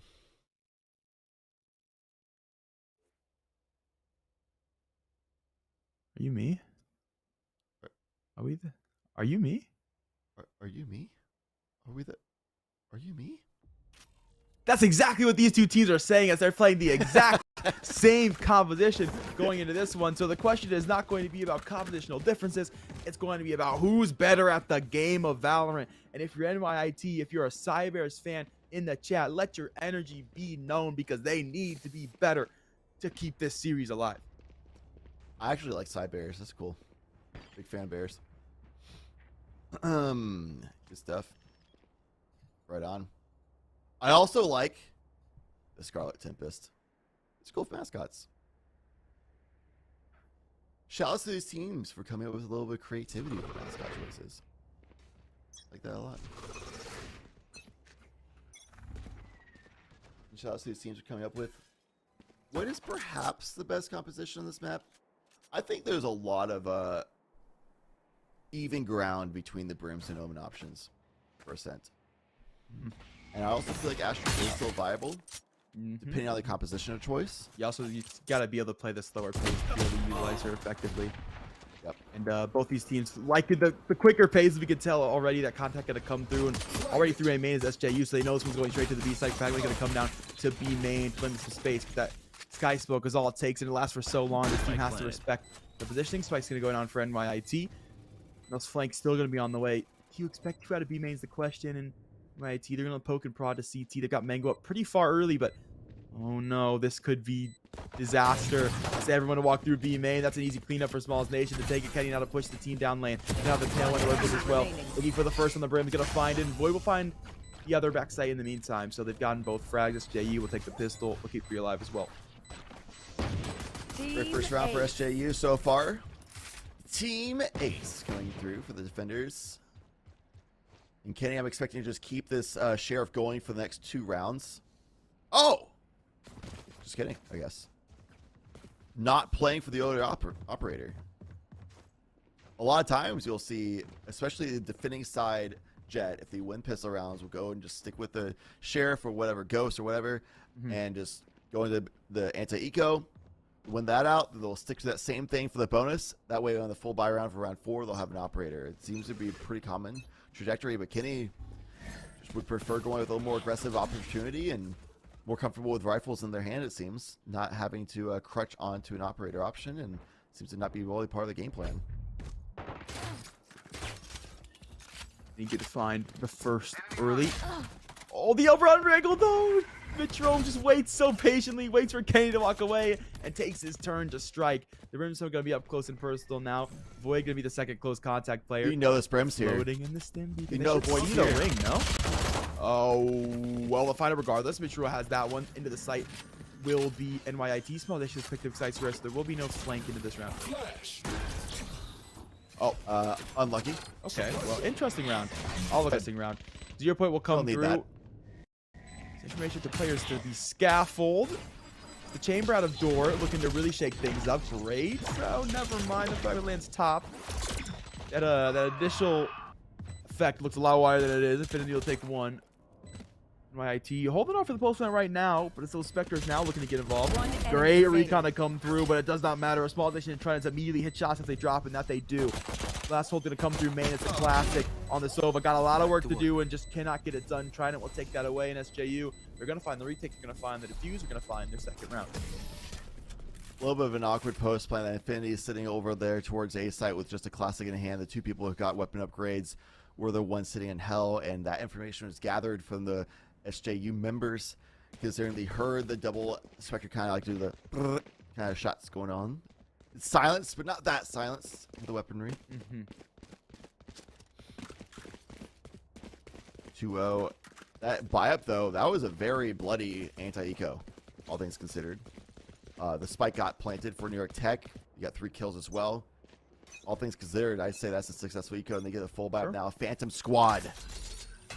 Phantom dominance decision-making by New York Tech. New York Tech will take early mid presence. And they'll look to work some extra space. That first space going to be up towards Caddis, low 1 HP. Unlucky, really. So not much you can really get in this round if you're the chamber. Just want to keep those trademarks alive. Wanting to keep watch of all these additional anglings. As Mitru will find that first. Void going to fall. It's the Garden Brimstone gone. The smokes out of the round here for SJU. Things start to get consolidated. Kenny just barely hits the shoulder. And Excise Rare will come through main now. You find that frag onto the jet. That's sight open for NYIT. That's the plant that's going to go down. That's Flow. We'll pick up a ghost, but still 1 HP. So not much to get done for the chamber scaffold. The rest of the teammates going to be on the way, but they're all on the flank, and they're going to get caught by that trademark. 1 HP is all you need, baby. That's it. You're a believer? Still alive, still a fighter. Well, we will see Smalls Nation has an opportunity to really make something happen. We'll also have that 0 point to go forward. Fragments early. It's a flash back of his own. So the KO's got to actually be there as well. So there's at least 2 in his way. Could actually be 3. And Infinity Prime will make sure that he's the only one who needs to get involved. Find a second to go with it. Now to peek back towards main. Scaffold protect as Flow. Try to get to find 2 with the Spectre. Econ damage will be there. It was a 3K. Infinity Prime to wrap up the round. 1-2. NYIT have taken the anti-bonus. Nice swing at the very end there. Good crossfire set up at the start as well from Tree and Main. Challenging. New York Tech winning it out. We'll have to sit by round again. There's no operator this early on for Kenny. It worked out a little bit with their initial attack from A main. From Kenny. Defensive attack, weird to say. But didn't account for that second player to be there, so that kind of game plan of just snowballing the early buy-up for the Spectre didn't really come to fruition. So now they're going to have to go with the rifle option instead. So holding over towards A main still, not looking for any aggressive peeks because they're not working alongside a Sova or the KO to flash themselves out or get information gathering. For defensive option instead, having a dash burn a lot of utility, but the ultimate was also gone. Ooh, Excise Rare will take Smalls Nation. They made a little bit of space for themselves yet again into mid for NYIT. And they're going to take that exact same mid presence. They're going to look to work towards the A side of things. Maybe Kenny on the elevated position here. Honestly, it's been a long time coming since people have played this angle. I don't know if you check it or not. If you're NYIT. Surely you check lower, but I don't know if you check top box. it's not common, but it's still like often enough that I feel like you're gonna check it. Well, I guess we'll find out. Recon will kind of make it happen. Oh my goodness, the counter recon though gives positioning for Kenny. It was like to a third through the smoke. Look at make a 4K happen. If anyone trying to trade back now, and Ethan will push through against Void. Getting a 1v2 for themselves will have enough HP to be able to work with something. At the plant. Looking to the peeking scaffold. Nobody coming out just yet. Molly to come down to make sure that plant can get held, but it's been touched. Right through that Stuck in front of it. Ethan, he's not gonna be ready for this timing. There's certainly no way. Sitting on the orbital strike as well. Ult yourself, Ethan. This is terrifying. You won't. Ethan Just is do it. to risk it all for the round. He throws the orbital strike, but S-Flow is taking the frag, and he's avoided the entirety of the ultimate 5x7 ult orbs. You will be missed. Thank you for your sacrifice. 07's in the chat. It's 3-1 for SJU. That's bad. Yeah. How wild would that have been if Ethan just ulted himself, man? This play wins them the round. It really does. That really recon to come through. That third shot is just intuition, the heads-up awareness to take out Excite Rare. But that early that's recon, the sliver of the gap between the walls, right? Like just experience the game. You know that's where you'd shoot. Yeah, exactly. It's not just the fact that that recon comes through for Trident to make that play possible. The fact that he cloudbursts himself to tuck the recon scan so he doesn't get shot through and checked instantly. The only reason he gets any frags there is because of that cloudburst play. Just very heads up from Kenny all the way around, and it really makes that retake scenario advantageous for SJU. The only reason they have that player advantage going into it. That player did a lot of creative things that we saw in Split, like the trademark setups on defense that we talked about. They really come out to matter in the end because there's an A hit instead of B hit, but like there's little things that Kenny does are very creative micro plays. Yep. That it just shows that this player has an open mind, like just is willing to be creative in the moment and does so in a way that's actually optimal. Yeah, an open mind and open via garage door because that thing is big. Yeah. Simple door won't cut it, man. Bedroom door, not enough. That thing's motorized. Yeah. I might need to get a motorized garage door opener for my own place soon. I thought you were gonna say for your brain. I said not enough space, big dog. I do it. I mean, I don't know. Your it's not too bad. Oh, for your garage? Yeah. No wonder you got the brimstone muscles going on. 30 If you're looking to seconds muscle his way through mid, he'll have to work the trademark though, and have to work through S-Flow, and that's not gonna happen. Drills them caught off. Small Station gonna grab two with the fragment, the two trades straight back the other way. These players coming through mid market, a dash to come in early. Kenny's gonna catch Excite Rare. We're gonna come through mid door as well. Spike's gonna be down from Mango. Gonna find players to get down if he wants to pick that thing back up, but it's not gonna happen. Void will catch him from the top of the scaffold. It's a 4-1 scoreline for SJU. They started out looking dominant on split, looked dominant in that round, but of course that is the NYIT eco. Now into the gun round they go. Maybe money not looking insanely great. Maybe not. Maybe a buy down. Where they money at, Chad? Dude, I'm getting some Kenny Ackerman vibes right now. Any Attack on Titaners in chat? Don't know. Oh, that's the one guy. Yeah, I know who that is. Ah. The one guy, not good explanation, but I do know who that is. It's not that one guy from that one show, right? It's that one guy from the show. Yeah. Great character. Yeah. Very diverse. Oh, very isn't the guy I thought it was? I was thinking of Levi. Never mind, I was wrong. It's his uncle, I think. Old guy. Yeah, I was wrong anyway. NYT are right in the fact that they've snuck into lane pretty much instantly. I've just worked through all the util. Drone from Canton will know about it. They'll have at least all this util for SJU to get back in. They'll have their orbital strike. It's didn't use it in an interesting post-plant scenario, so they have an opportunity to use it in this post-plant scenario.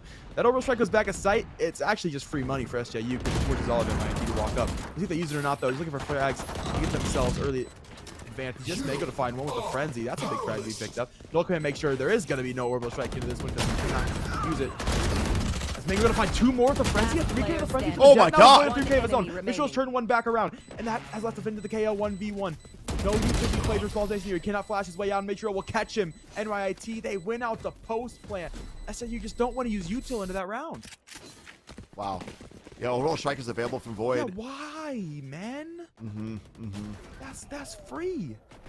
Because this player tucked back a boathouse, able to get opportunities. I mean, really, I guess we got to give it to Mango, who finds a 3K of his own. Jumping through CT stair and literally just gunning everyone down. No fear of the frenzy. You peek for one, you say, okay, I did it. I did my job. I steal a gun. I try to get away. He says, no. I don't need another gun.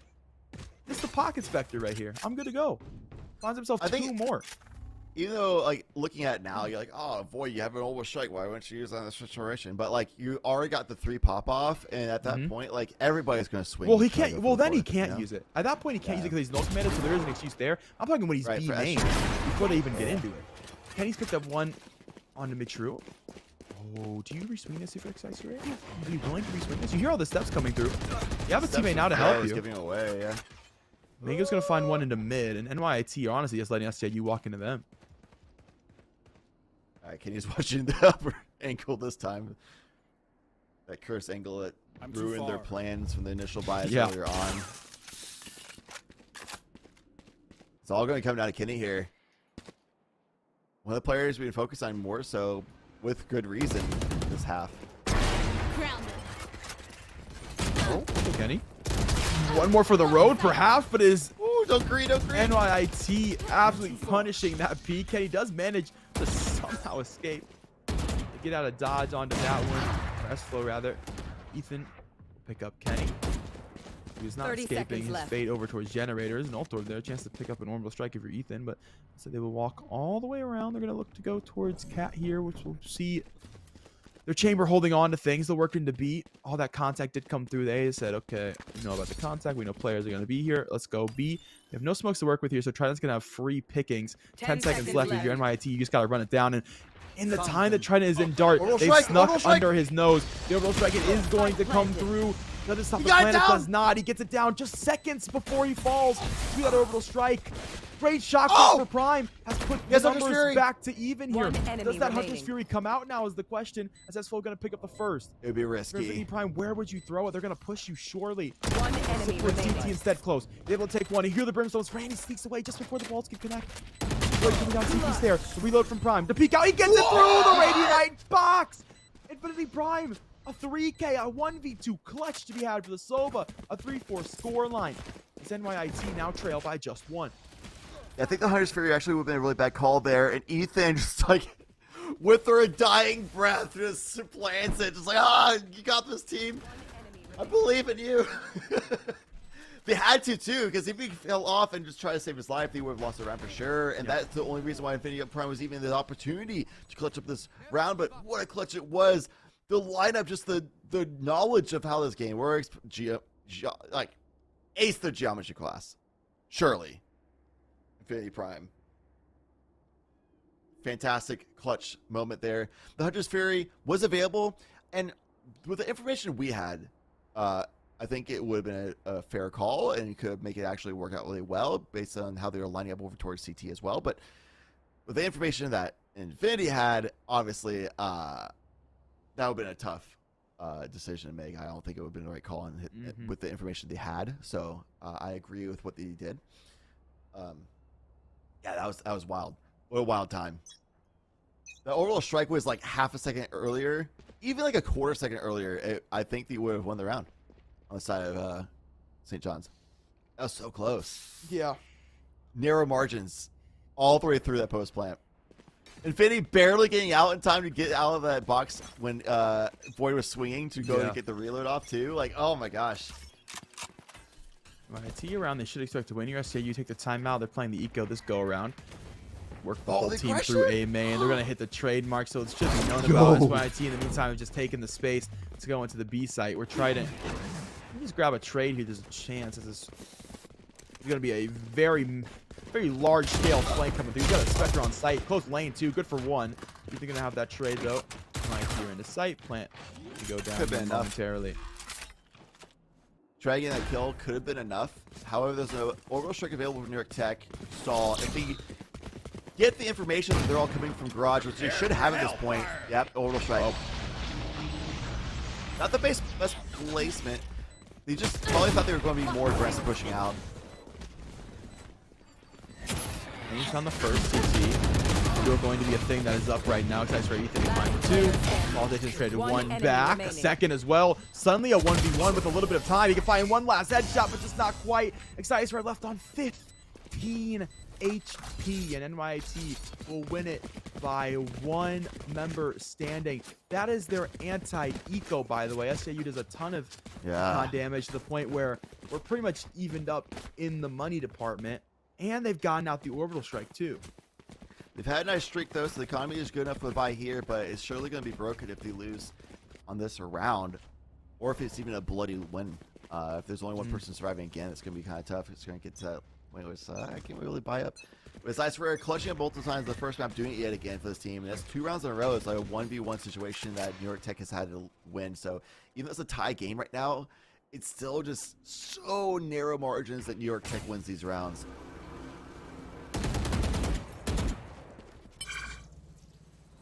Way to swing out early, or from Mitch Roots, but swung from the wine player. Kenny will take that one away.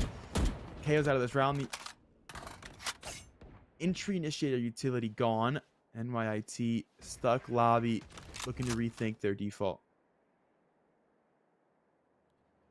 While this approach happens, I want to give a quick shout out to our observer, Cole Scoots, giving us the big map pop-up when there's macro rotations like right now. So we can easily see the macro things happening when there's no gunfights. But now, the gunfight for S-Flow, try to hold the angle, and barely gets out. A-Site being attacked on, but there's all these members of SJU are here ready! They are, and he's got that KO utility, so you got to do it all dry. And so there's so many trades being had right now. S-Flow waiting.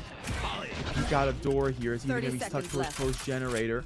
Still going to wait his time as he knows those scaffold players smoked off right now. He's waiting for them to get through, and now that they're through, he's going to find one, and that guarantees there's a trade opportunity. Trying to grab that one through the scaffolding as well to wrap things up. SJU 5-4. They come out the timeout, lose on the eco, but they get back to the gun round, buy up, and are able to consolidate the defense to make adjustments and find themselves a round win. Nice to read on that situation by St. John's. Having the stack up that A site with 3 members there, part of the why they are able to do so is because they are able to place these trademarks, just like you see right there in the pizza, right there in the middle of the map. So you can have more people allocate over to the side, not have as many people towards mid control, especially the forward information you have from double initiator step on A site, or B site, I should say, the KO and the Sova. You get so much forward info to allow the team time to regroup, especially with the stim beacon. You can get those 3 members over rotated a lot faster as well. So it's honestly a perfect setup for default on defensive side of things. Void though gets a little greedy for information, which is fair. You gotta make some greedy plays sometimes in the game of Valorant. Or shut down. Yeah, the unfortunate thing is always when greed turns to gluttony and you end up choking on the food. S-Flow post garden. Ooh, good flash turn. We'll find it and we'll rendezvous away. A beautiful play to equalize the numbers here as Kenny will be stuck towards the site. Fragment goes wide, so it means players can still swing. Changes that attention over, and Prime able to catch him with the ghost. Small Nation has one back the other way, and S-Flow running to be here on the flank. Small Nation took a second for his troubles. Ethan will find the trade now, a second to go with it. He's caught the door player, making it a 1v2. Small Nation is not in any sort of position to be recoverable. That puts things all up to the Sova. Shock will come through. One enemy remaining. Not one who's afraid to use the orbital strike and post plant. This time we'll use the Phantom instead. We'll find a 3K NYIT 5-5. They tie things back up. As I give people a lot of credit, I have to call it out when it is due. Kenny was very greedy on that round, though, with how they're positioned. They just kept going away further and further from dice. Just kept going further out exposed, completely exposed to the angles of tree and a main. Already confirmed that there's people fighting at tree and a main, but kept like inching. When you do like that as like stutter steps, right, to reposition slightly, kept doing that toward more exposed ground instead of back towards dice to try to get to cover. So just greeting for the kills, trying to pop off a little bit too much in that situation, and didn't. Sometimes you just gotta stay alive for your team to rotate in. Absolutely. Out mid early is all of SJU on the eco. Kenny's found the frag. That's a gun easily picked up for the team. NYT will pick up site control. We'll walk into A site for that spike plant. Oh, Mitchell walking right into Kenny. He's going to find that one, though. The pop flash out the smoke. No one there to receive it. SJU are all going to run their way down into A main where the Brimstones tuck line. Ethan, he's looking for the spray now. He's looking to make a little bit of a clip here. He's out. Good for one. A second. Looking for the third. And does not convert. A Small Station, the player that does pick up that rifle, does have frag back the other way. Looking towards health and sites wherever there's a trade to be had. And Mitch will swing around Garden to take out Void. NYT now lead 6-5. Last round in the half. a lead for the first time in map number 2. Something we haven't seen since early half part is of the split. second half of last. Yeah. So looks good for NYT as well because they definitely looked better on defense than they did on offense yesterday. So if that continues to be true, then they might just run away with this game at this point, even if it's a tie game going into the half. But sometimes it comes down to a stylistic thing. Honestly, Brimstone is naturally a better offensive option. Looks rare. They find the first 2. They play for close contact, and they do not win it out. Hunter's Furies come out, but it's given away that so was Bishting. He jumps to CT Stero. Mango is ready to intercept, trying to catch that frag. Wow. Last few players going to be all the way to A main. That's probably the round 2. I mean, there's At least they almost cloud available burst the for trade, St. Mark. John's. Yeah. I mean, I don't know how helpful that is when the whole team set up on post play on the other side of the map. Yeah, you're expecting them coming from this angle anyway. It's like cloud burst actually allows them. Smoke's down. Fury out. Not found anything, but not like it matters too severely. It's last round of the half. You might as well throw the overstretch trouble. Contact comes through. They've done just that. Go mid market. It's forced to avoid outspray into the jaws of Fango, who's good for 1 and good for 2. As Kenny gonna fall, 3K to be had. Void will get 1 post mortem. That helps the KD just a little bit, but it's a 7-5 scoreline for NYIT going into the half. So NYT, we saw Michiru primarily being a person who just pushed out, especially in the mid yesterday. That was against teams that were not as good as St. John's though, as far as performance this weekend. So I don't know if Michiru's gonna be able to get away with that as consistently as we saw yesterday, but oftentimes we saw Michiru out in the middle, as well as the Brimstone player for New York Tech yesterday as well. Ethan's doing the role today, and based on positioning here, on pistol round, they were a little bit more cautious, trying to get a read for how the attacker teams would fight. But as the half went on, they would progressively feel more and more comfortable pushing out for mid for control. Deep A main. Will get caught by damage. Able to tail one away, but he's brought himself back in the sky smoke to be caught yet again. Void and Flow to find the first frags, and sight is SJU. Small Station will find another. As everybody from IIT looking to take individual peeks, and no one has been able to win a duel. We're seeing that willingness to explode from St. John's we're talking about in the pregame, where that could be the ankle breaker, the backbreaker for New York Tech. They don't have time to set the defensive control of the map.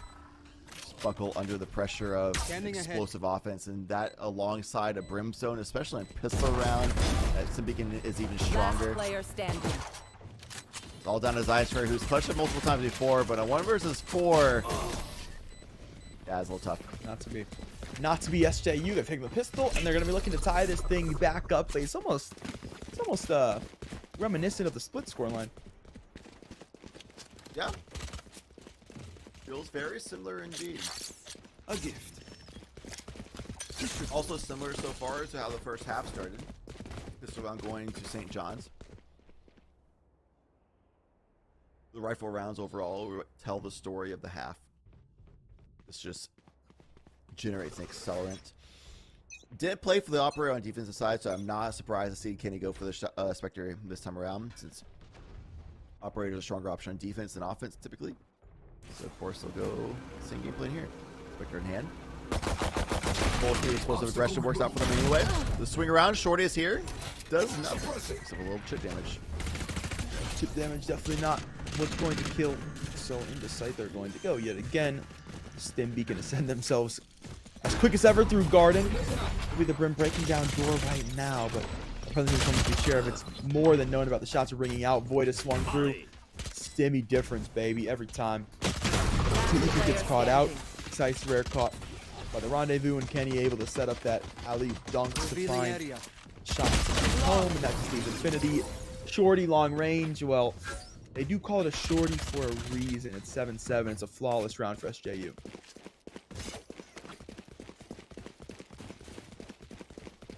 7-7. That was far healthier as well than last time. Last time they had like fully buy up, and it was like a really awkward buy for the bonus round. This time around, they'll be just fine economically moving forward. One for a B-site hit. Trademarks are not set up for installing this, so it's coming all down to Michiru to use that utility to fragment their own. Try to get that 0 point sent out as well to stall. The smokes are here from Ethan. And the rotation through, they'll be able to get the molly down as well if they brought that one up. Actually, they don't have it, so just the smoke alone will still be enough, though. Hold down mid for Ethan. See if they can get some more information. Little peek.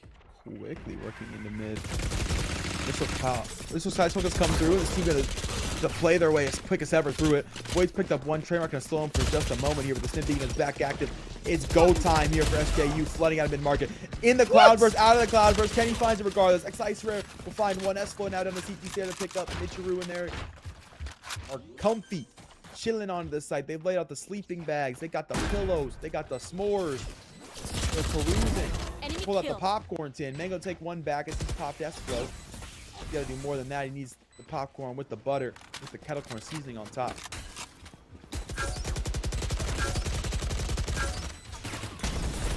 The recon right now. He's trying to make sure he doesn't wall in. Yeah, that's the only thing. If you don't have to use utility to get in, it's all coming, on the post plant. And Mango, oh my goodness, there's the butter. That's the kettle corn. It's got to buy one more. They're looking to add a little bit of the soda to wash it all down, and they got it. A 4K to come through for Mango. He said he needed a little bit of extra sauce, and my goodness, that boy is dipping. All right, Mango. Hey, we were talking about brunch earlier, right, Cab? Looks like Mango got a nice hearty breakfast today. They call him Mango because that boy just made him a smoothie. Yes, like sir. That. He blended them on up. Grabbed the 4K. Dash through, create that crossfire. Yes, sir. What a play from Mango. Getting New York Tech back in the lead. But it's so bloody still. Even though that was an amazing play, still so many members died. They can't get a full buy-up on this round. And we still are seeing success from St. John's with the explosive playstyle. We saw that as the weakness for New York Tech on the defensive side of being so slow-paced overall that if they're allowed time to breathe, they look incredibly dominant. But if they have to deal with explosivity, it's a little bit tougher for them. What an answer back when slow. Calm down. Don't shoot at me through the smoke. What you mean? Prime out cat. We caught by S-Flow, so that's the retake dart. Mitchell's going to find long range Spectre fight. He wins against the Vandal. That's impressive. Just still going to fall. Still a lot of work to do for the retake here. They will have the second initiated utility, the KO utility to work off of. Time runs shorter and shorter. They're going to try to bring that KO on the flank, and Trident has more. Okay, man. I'm sorry. I shouldn't have said anything. Just as I try to give him credit for being set up for the deep lurk, he leaves. Kenny will make sure Excise Rare leaves around, tries to get out Dory, gets caught. Looks like he'll come through to force out the Brimstone Fall Nation to pick up that frag. And now Trident, he is doing a great job of watching the lurk deep. He's found the frag into A main, deep gelato. It's 8-8 as SJU have tied things back up. I thought it wasn't really the explosive thing. It was more just S-Flow just saucing two people. Yep. And then the defensive is just like, it is just naturally weaker at that point. The rest of the team just worked as a unit, used the numbers advantage, and had the setup that was just so tough for an NYIT to get through.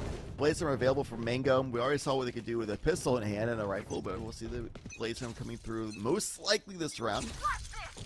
And there it is.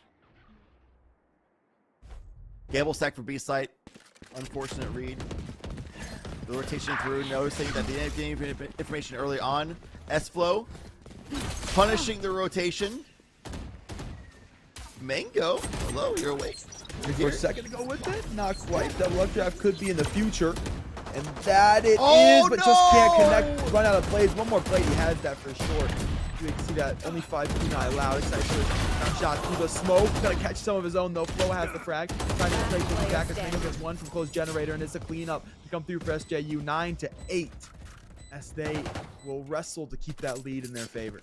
Dude, that round would have been completely different if Mango had one more blade. Get that kill onto Void. Get the reset. That Brimstone utility gone. Actually, Could have been a round win for New York Tech. So close. Operator in hand for Mango now. See where he goes with this one. Looks like might be going into tree. If so, it'll be challenging Esflo most likely, because Esflo has been one challenging this angle. But no, Esflo rotating around. Smoke off. Smoking off their own operator. Interesting. Pick.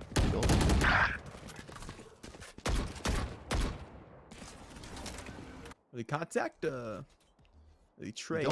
They won't know Kenny's here. Yep. Well, they know now. They actually baited themselves into that misread. Smoking off their own operator forces Mango to have to do this like cheeky like around the smoke hole towards box, which makes them feel like based on position of the players that they have mid controlled. So Ethan thinks, oh yeah, nobody's mid, surely, right? And he kind of just peeks that willy-nilly and just gets shut down. Because of that, Mango needs to push out and try to do even more than they really should be because they have to, which is then punished by S-Flow. So it's just this chain reaction of unfortunate events for New York Tech. That it is, and they'll try to find some luck here on the retake. They're good for the first. You don't know about S-Flow. Play through lane. There will be the flank on the way, and S-Flow now to arrive. That's 100 Fury is popped as well, so that's the ultimate gone. Vicerear will fall as initially clipped, now fragged. It's a 3K for S-Flow. It's a 10-8 scoreline for SJU. We're looking to take another round that should be pretty free for them here, as it is the eco to come forward. We're going to finish this series off 2-0 and send themselves into the finals. If they smoke that, then they need to have Mango in mid instead of at tree. They smoke the gateway. Hopefully in the future they'll do that. I mean, that's typically what you should do. So maybe they're trying to do like a Freya play that has a higher risk but can catch them off guard, but I don't think they needed to. Let's get you the tempo 6 coming up here on the eco. You ever have your ultimate completely stalled by one smoke, Cat? Because that's just what happened to St. John's. What wins, an ultimate or one smoky boy? A battle of epic proportions. The Null Command, costing 7 ult orbs or a $200 Sky Smoke. It's not even 200. Is it cheaper now? Is it 100? It's way cheaper than 200, that's for sure. Yeah, it's 100 right here. Man, 200 is nothing for me. I'm rich. It's yeah, cheaper it's always for me. been 100. Yep. No, I mean 200. It might as well be 100 in my book. And my wallet kind of stacked. It's kind of fat. I'm not gonna lie to you. That orbital get strike 7 is orbs on the site. It's going just like that is the orbital strike. But he stopped the plant for a moment. It just will go down to his under hell instead. Oh, caught by the dart. Here is Boyd and gonna be caught by the damage. This is an eco. Eco looking pretty dang solid right now. He's gonna find another. Traded out now by Trident. He's got to do a lot more work than that. Hold on to things from Flow's generator. He gets caught by Prime. And it is an eco to come through for NYT. They thrifted him. It's a 9-10 scoreline. While that was just really nice headshots with sheriffs, that's just the way of Valorant, is if you have a godly shot with a sheriff, you can make any eco look winnable. That's exactly what New York did, is they used $100 credit Sky Smoke to stop the entire ult and the entire attack of St. John's. The rotation came through. Nice read by New York Tech for that one. Used their own 7 orb ultimate to stall the plant long enough for the rest of the members to rotate through. And also disrupted and channeled the members of St. John's to certain positions that were more predictable, more easily read by New York Tech.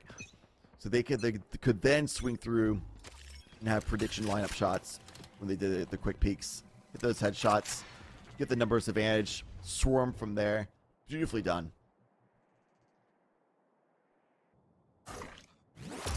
Indeed, and that's the kind of momentum you'd want to see come through for this team. He needs to take this map to keep things pushing forward. You know, pushing that drone will come through towards Cat. It's spotted the chamber, and they've rendezvoused away to safety garden. It's another $100 smoke to stall off the push towards Cat. Timby gets to come through, and it's a massacre to come through for Ice Rare, but only good for one. Violation is taking back the Brimstone player. Desper trying to get over the Sky Smoke now, but does not see anything. Nothing to be seen, in fact. He primed towards Hell. He'll be caught up by Trident and has that frag. Plan to go down, generated for SJU, looking to hold in the post plan and have ults to do so. Yeah, I like the no click middle here. It means that you don't get to use any of the ultimates if you're SJU. You gotta do everything by gunplay, and that they will do. Small things take it to a second through the cloudburst. Just has the read on the Michiru, and it's suddenly just up to Mango, who's good for one, but it's gonna have to find 3 more. 2 players gonna be towards main. Now that the no command's gone, that Hunter's Fury is gonna be online to be worked with here. On the generator. Slow fall down, but he's into Small's Nation, who has picked up a 4K for his troubles. 11-9. It's SJU bounce instantly right back. Yeah, Mango doing everything they could there. I mean, we've seen them get a 4K clutch moment before, but the setup from SJU is just too good, and the jump through to try like isolate 1v1s, like that's literally everything Mango could do in that situation, but just physically it puts you in disadvantage on that challenge when you go against Small's Nation. Small's Nation is simply too good to fall in that situation. Speaking of which, 21-12-7, Small Station having a fantastic showing this map. 4 ults available for St. John's. That smoke slowing things down again. And the rotation off again for St. John's. But this time, New York Tech, they don't have the orbital strike to stall. Not instantly rotating off either. We'll see if they can still pull off that kind of miraculous round that we saw from before. Trademark is here. Gold Command does not shut down Trademark. Does not. As util shut down here, that's to give away all that garden control. Step forward. And stepping forward out of Scaffold is both Prime and Excite for it. Both to be snapped away by S-Flow. He's going to find those first. Short. But all good. The Molly will get utilized instead. Just needs a little bit less stall potential. Flash to come through. They walk past the Molly. Mitchell's found 1 and Kenny's found both. So once again, a nice double to come through on Scaffold players. Mango will now walk towards Scaffold, the fate that all of his teammates have met so far. Kenny to fall. Second for Mango. Looking to avenge the lives of all the brothers he's lost on Scaffold. He'll pull out the Blade Storm. Does no one's close dice, though. Does he check this angle? The Brimstone just going to tuck it for now. Mango to drop. He's cleared hell. Looking to push forward. Knife in his hands. Still hasn't cleared dice. Void will have it. 12-9. Match point. SJU looking to punch their ticket to the grand final. Match point.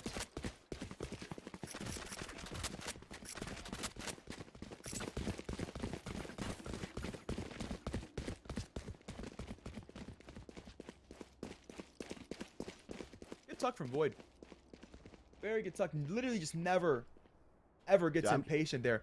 Gives the time for Mango to go clear. The Trademark does get suppressed. I'm crazy. It's all good, man. Never mind. Mango up close and personal. Gets caught. Trying to make a big play. B main and what has not gone his way. S-Flow has found Mitro as well, and suddenly SJU, they're up by 2 bodies here and have all of the B site under their control. They'll start to pop ultimates here, and why the heck not? You want to secure this thing. You've got 4 ults to work with. You might as well let him ride. The Tour de Force for now. Orbital Strike, I guarantee, will come out, and Hunter's Fury very much safely do so, especially off his drone tag. Looking to find shots. That it has done. Tags to come through. Ethan's going to fall. Small Stations found Excite Rare. Now the Blaze Storm's out. Last player to be main. Infinity Prime. He has himself up against the world. A 1v5 that you need to grab through the Sova. Gonna be mollied off for now. The Blaze Storm will find that final frag, and everybody on SJU will get their 1. They take a 13-9 scoreline, a 2-0 series, and they'll be up against Farmingdale here in the grand finals. Fantastic showing by St. John's. They did it on both maps where they just kind of figured things out, adapted, and just did better than the end, especially the attacking half. Looking fantastic on Ascent. They're doing exactly what I kind of predicted was potentially the weakness of New York Tech is if there's explosivity, that's hard for them to react to it. That smokes, the Sky Smokes were doing a really good job of slowing down that explosivity from St. John's. But at the end, like especially that last round, no command being popped, they just burst onto A site. All those other ultimates being used to suppress and just push through as well with that 0 point on top of things. Just St. John's figuring out the formula for success and executing it perfectly. Yeah, and the KO utility, I love you mentioned it, very, very good for that team. As 0 point to come through, make sure trademarks are an option for Garden, allows them to step in and to play that style they like to play. That util does not suppress them. The fact that they are able to suppress their opponent, literally suppress them. That's the name of the ability off of the 0 point, to be able to then walk their way in and be able to freely push themselves into the site without having to worry about any sort of stall potential. That one Sky Sucks the only other instance of that, but that gets thrown down before they get a chance to actually get those ults, get those 0 points out. So that's the difference being there. Honestly, St. John's just have really solid control of their composition, really solid play over their executes, ideal leadership, pretty good over there. But now they've got Farmingdale. This is the matchup that starting the day, I was thinking it'll be sick if we get to watch some Farmingdale versus St. John's action. That's exactly what we'd get to see from for the grand finals. Farmingdale also, we interviewed Zeno, who she said that you would love to go ahead and match up against St. John's because somebody they haven't matched against before, and they think they'd be a really good opponent to test their skills against. And I think that's going to be the case as well. New York Tech, a long-standing competitor with Farmingdale that Farmingdale oftentimes wins against. And we saw that New York Tech was able to put up a pretty good fight. It was 2 13-9 maps, which are not blowouts, not dominant at all. Nope. Really good competitive matches there by New York Tech. They do fall, though, but we do get to see a very exciting grand finals that I think will be going to third map and full distance. We'll have to find that out later. We are going to go to a quick break, though, but when we come back, we'll have an interview, hopefully, with one of the winners from St. John's University. Ask them for their insight on that and what they're thinking about for the matchup for Farmingdale as well before going to the grand final later on. So stick around for a few minutes. We'll be back with an interview as soon as we can.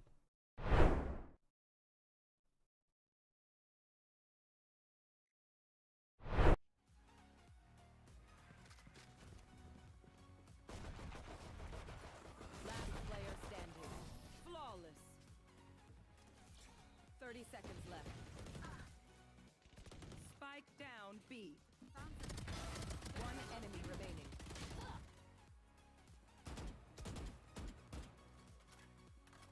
I have the spike.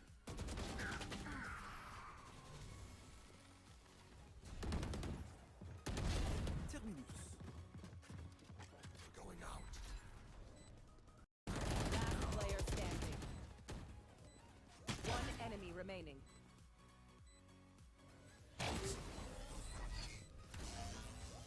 Valiant effort.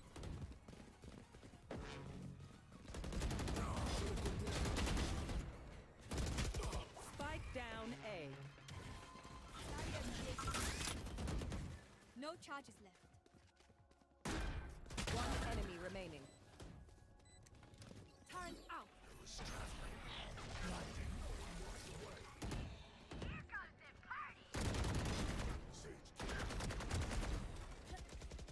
Spike down A. One enemy remaining.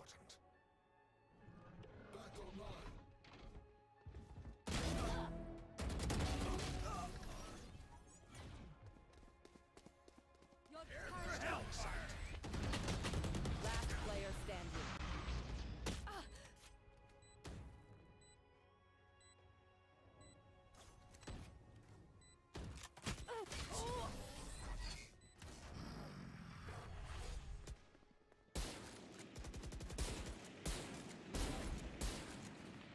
Spike down A. You lose. Flag it.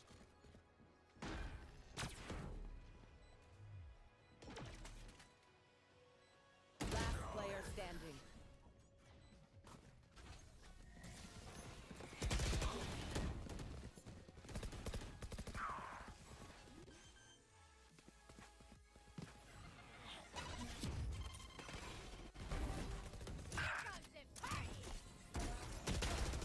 Last player standing. Satchel out.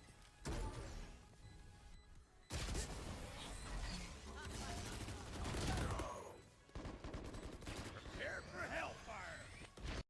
Last player standing. One enemy remaining.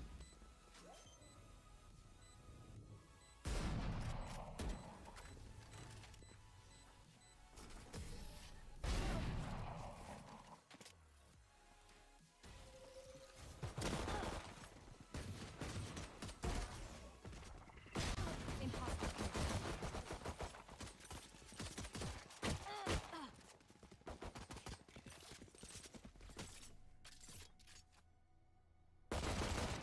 Satchel out. One enemy remaining.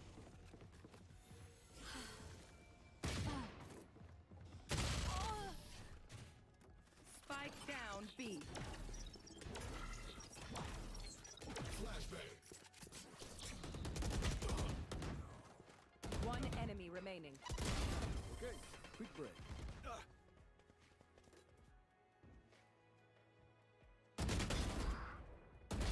Toaster.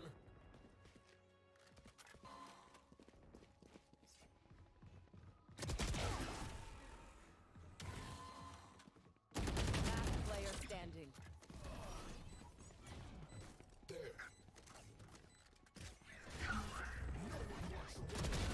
Train harder. One enemy remaining.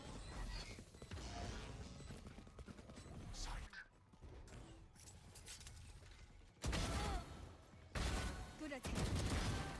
3 down. One enemy remaining. Bomb. Spike down mid. Fire in the hole.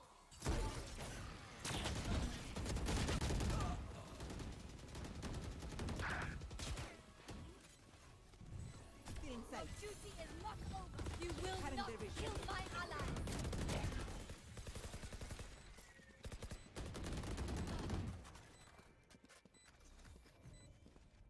Open up the sky. Last player standing. One enemy remaining. Go get him. Spike carrier down. Spike down A.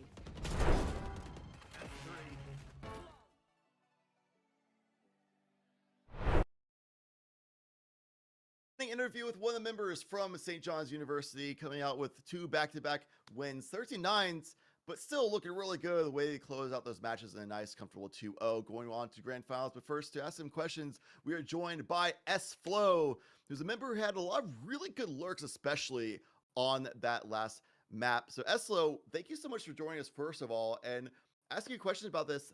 Going into the series, you have New York Tech for semifinals, and going forward to Grand Canyon or grand finals up against Farmingdale. These are teams that have played against each other a lot. You're both Right. looking forward to playing against you specifically. What were your thoughts going into today's events? Honestly, just going into it, we were just gonna play our game. We felt confident, and I think we really showed that. This was my first semester of being IGL for St. Oh. John's, and I think we're showing great results. Yeah, I'd agree. And I'm That's looking great forward stuff. to this grand finals. I'd agree. That's interesting to know that the IGL leadership in the game coming through for you. We'll get into the crux of that in just a little bit, but we'll start at the very start of the series on map number 1 of Split. 6-1 deficit to start things off. You guys come back around, finish at 13-9. How were you feeling initially and taking that timeout through the first half of the map? What did you talk about with the team? We felt so confident. In fact, actually, our mental was we were there. In fact, we were actually kind of happy we were down because we knew Oh, that we were going to cool. come back. We weren't letting it Yeah. get to us, and we just kept our head straight. We said, we're better. We're going to play like we're better, and we're going to prove it.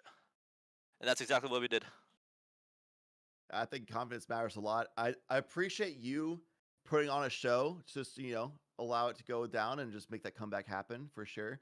It did seem like it was a little bit of a stall in mid with that Sage Raze combination for sure, and having a little bit of difficulty finding those like picks and anchoring off towards A side, things like that. But especially after you found success on attacking the A and things like that, especially on the defensive side, you were just holding down mid like a rock.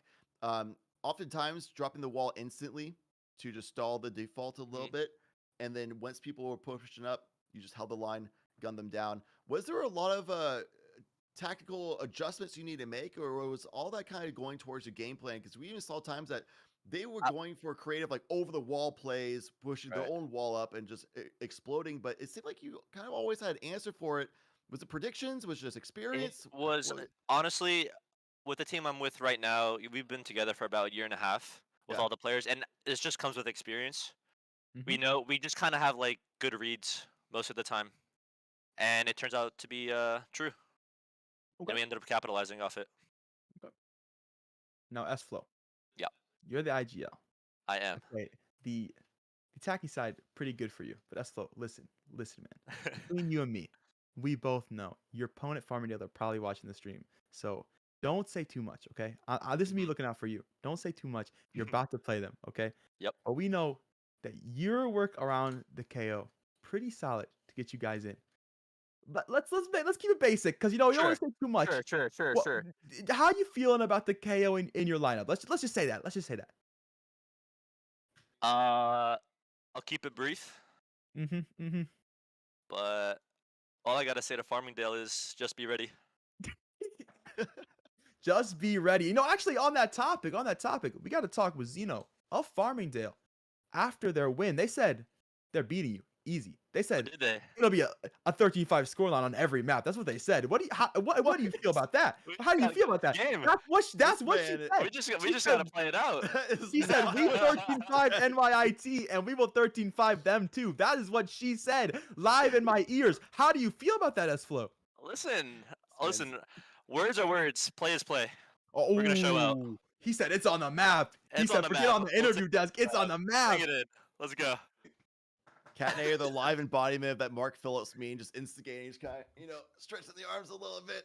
That's right. Professional instigator. All right. Well, I'd like a spicy grand finals for sure. Do you think this is going to go the distance S-Flow to 3 maps, or do you think it's going to be a 2-0 one way or the other? We're gonna play our game, and listen. I think there's a big difference between being confident and cocky. Oh, and big man. We're gonna get them the respect. Okay. And we're just gonna play our game. That's real. That's real. Yeah. S-Flow, much respect to you. Before we throw you off the desk, do you have any shout outs to give to any homies, your mom, significant other? You seem like a charming young man. What's up? Thank you. Just a quick shout out to honestly everybody on my team. It's a group effort. It's not my team. It's our team. And quick shout out to my girlfriend Allie.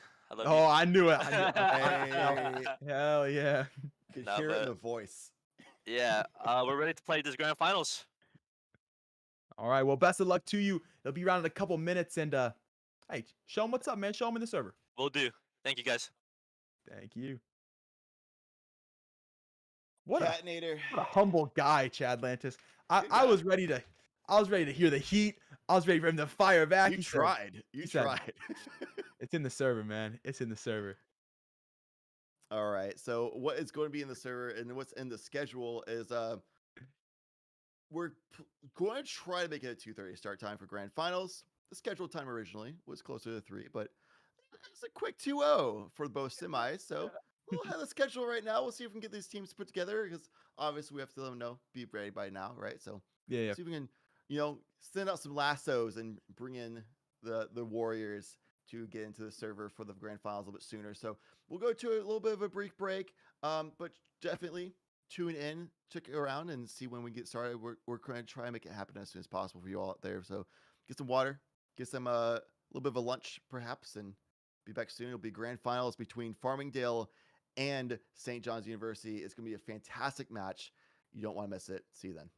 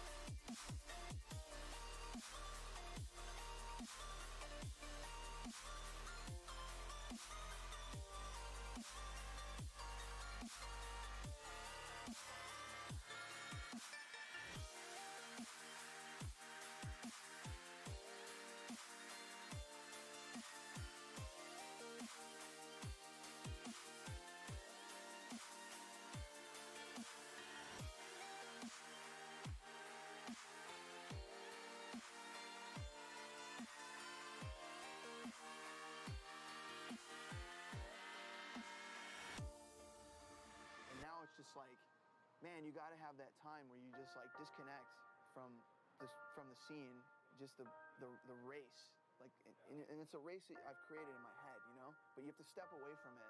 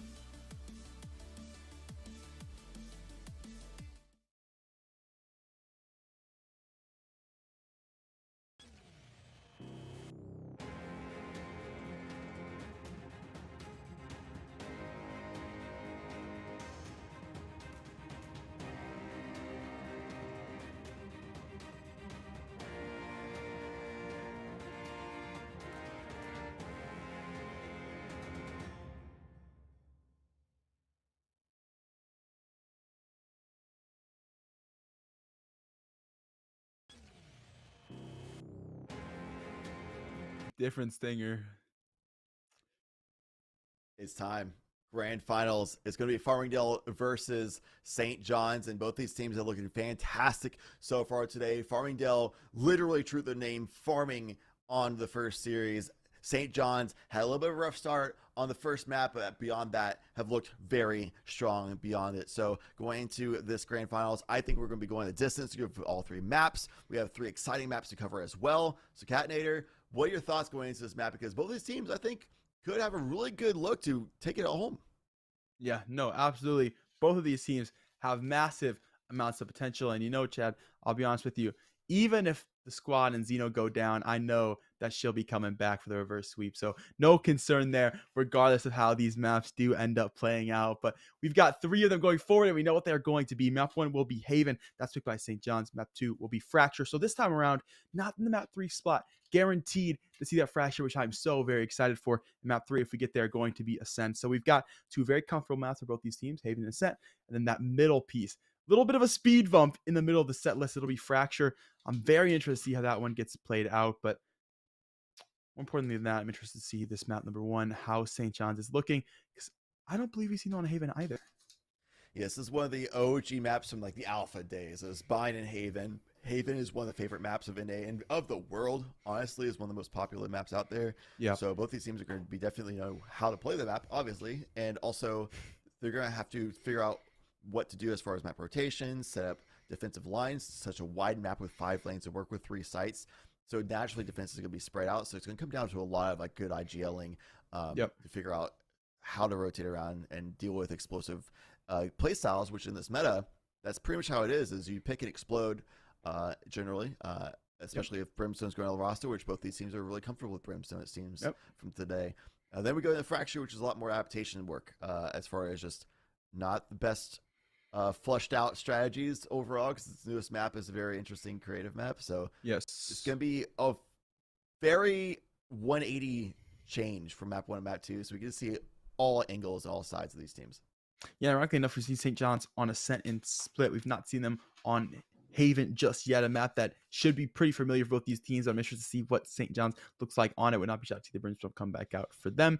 And well, we know they're feeling confident.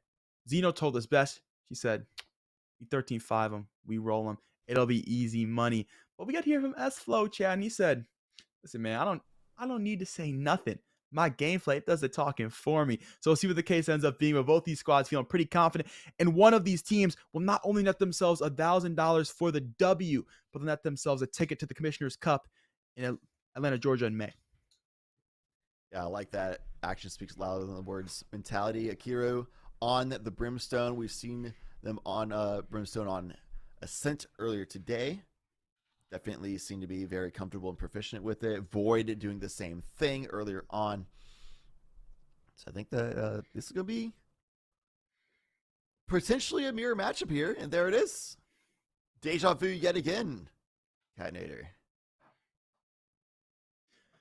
Yeah, it's like I woke up this morning, I looked in the mirror, I feel like I'm doing the same thing here. Deja vu moment for me after the agent select. Oh, they almost had a synergy. No, Sosa, what are you doing? Sosa doesn't have it. I can just tell. No. Sosa doesn't have the banner. You can tell. No. Poor little guy. Basically, at least they have a jet and they're playing jet, so it kind of makes up for the fact that they had the matching jet banner. So close enough, Sosa. Close enough. Go to the lobby now. And Chamber being really good on defense. We'll have those trademarks. On offense even, the anti-lurk options. One of the bigger strategies for defensive side of Haven is having somebody lurk up, especially through mid, once an 8 hit or 3 hit is happening. But those trademarks will give all of that away. Brimstone has a lot of explosive capabilities, and once those smokes are dropped, it's quite the commitment. Those smokes dropped as well. So we'll be seeing how teams will react. Oftentimes their response is to fall off site and play for retakes. So they'll use their own Brimstone to then explode onto the site to take it back. Kind of a situation once the enemy doesn't have as much utility. A bit surprised to not see a breach being picked up, since that's one of the more commonly picked up agents on Haven these days. Yeah. It's also really good to be like anti-explosion to counter the Brimstone even. Case today. Spike down A. Elias, Penny good for 1 with that Sheriff. Back away, Secure gonna have a trade. They actually make their way into the site. The Jet will dash forward. Site control will be taken. Let's see. They'll guarantee themselves at least the plant down where that util can come through. Fragment's been dropped, but it will be off the money. They've got themselves some room to work with here. Another fragment coming to the CT to stop this post-plant retake for just a bit of time. Crossfire has been set at the site as well. Cover slow. Player standing. There they go. It's a crossfire for Farmingdale, perfectly set up, and it's a 3v1 to finish it all off. They'll know exactly where Smalls Nation is located, and those shock darts coming in strong. There's nowhere for Smalls Nation to go at this point. It just has to jump out of the window eventually because the kills are not being given over to their way. Spike going down. So is Zeno. The timer. Oh no!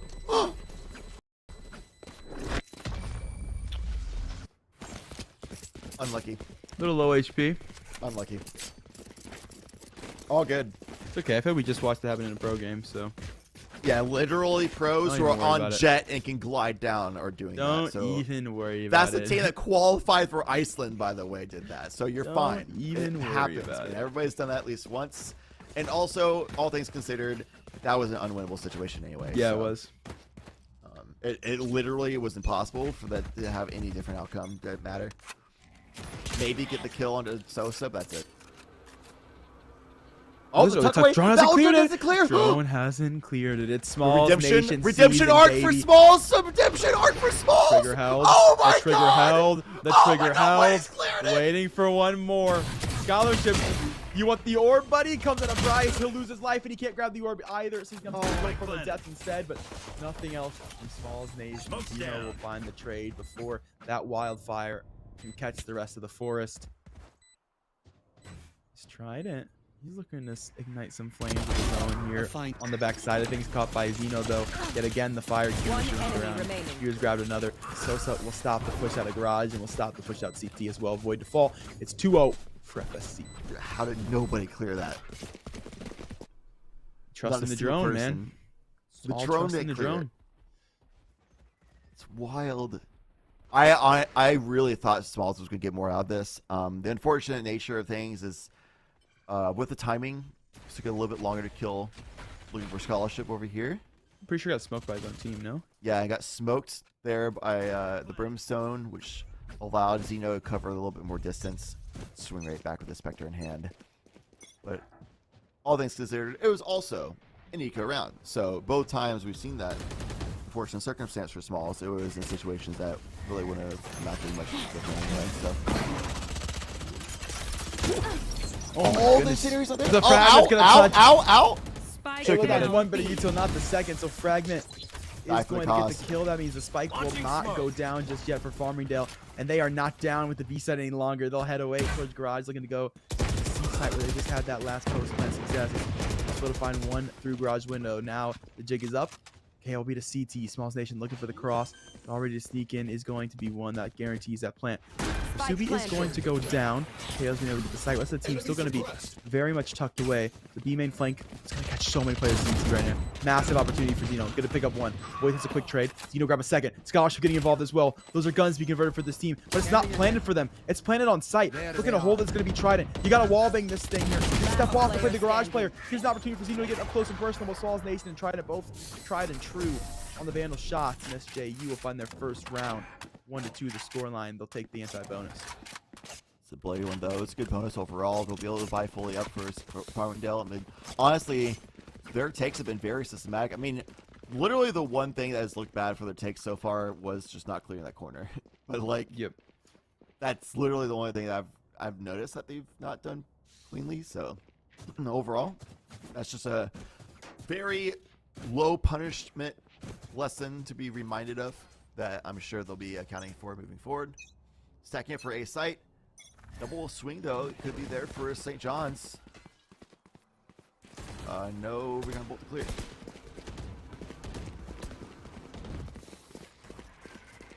Tuck away. Sosa will check it and we'll find the frag. Kenny to fall. No shenanigans there, but trying it back with a good double. Fury will grab that trade. Now he's massive flanks on the way for JU, but how much space are they able to grab? No trademarks to worry about. It's at chamber. We lost their early chamber, out the round. yeah. A lot of room for them to work with here. Have that KO utility going with it. They've stuck in the long. They're very they can loud hear it. on Oh the my flank, though. God. Very, very loud. Weapons deconverted here. They should know about it. No What? one comms it? Wait, what? You gotta comm that, Akira. Let him know. No comms. One enemy remaining. Last player An standing. instant trade. Neslo will grab a 3K to grab the Vandal to win it out. Here, big dog. Use the mic. They're elephants stomping down long. Yes, full speed. They're definitely within range to hear that. It could be situations too. Feels bad, Subi. Sometimes comms are so active and people are so hyped, especially we're going to grand finals. Been on break for a bit, coming back in. Let's go. We're excited. Let's explode on sites. We're finding a lot of success. That hype and on the comms, they get so clogged that you don't actually hear little things like footsteps. Could be the case. That's why it's good to have clear comms, good calls. Aggressive test flow. Gets out safely. Scholarship still looking, by the way. Can pick up one. Still looking into the B side all the way through. Well, it started as a window, now a door for him, and he's walked his way through. The whole team's gone with him as well. Finding refuge in the B side, trying to pick up one with the Hunter's Fury Scholarship, pick up another with a newfound Vandal. One outside of the sky smoke sitting B link. He'll have a teammate on his back. We'll see what SJU are going to find out of it. Kenny peek into the deagle of Shuby to pick up the first. Receives Trident. Fragment going to be there. We'll stall for some extra time. Trident to spray through towards grass. He'll take large amounts of damage as Kenny, what other than still looking to Cubby. Trident will find his first, and yep. Pair of glasses on the chamber. That's because he's looking. 3-2 for FSC. Still looking. Scholarship. 3-2. Honestly, this is the Farmingdale map pick. So you would have to expect Deer come in looking really good on this one, and indeed they have. St. John's answering right back has a neural command to be able to try to stop this aggressive offensive playstyle coming out of Farmingdale. Go by round though. Off. Blazestorm isn't good. Subi shuts that down, but Small's ancient answers right back. The Sim begins underway. On site, they'll be able to get spike planted, but that's guns donated over towards St. John's.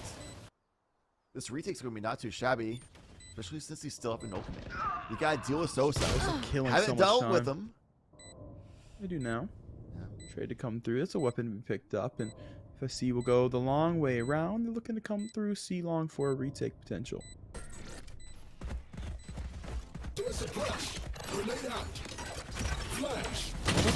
At least one player to sight. They don't check platforms. You know, they're able to grab one before the util can come through. Akira now with the trade, or with the second frag, I should say. 4-2 for FSC.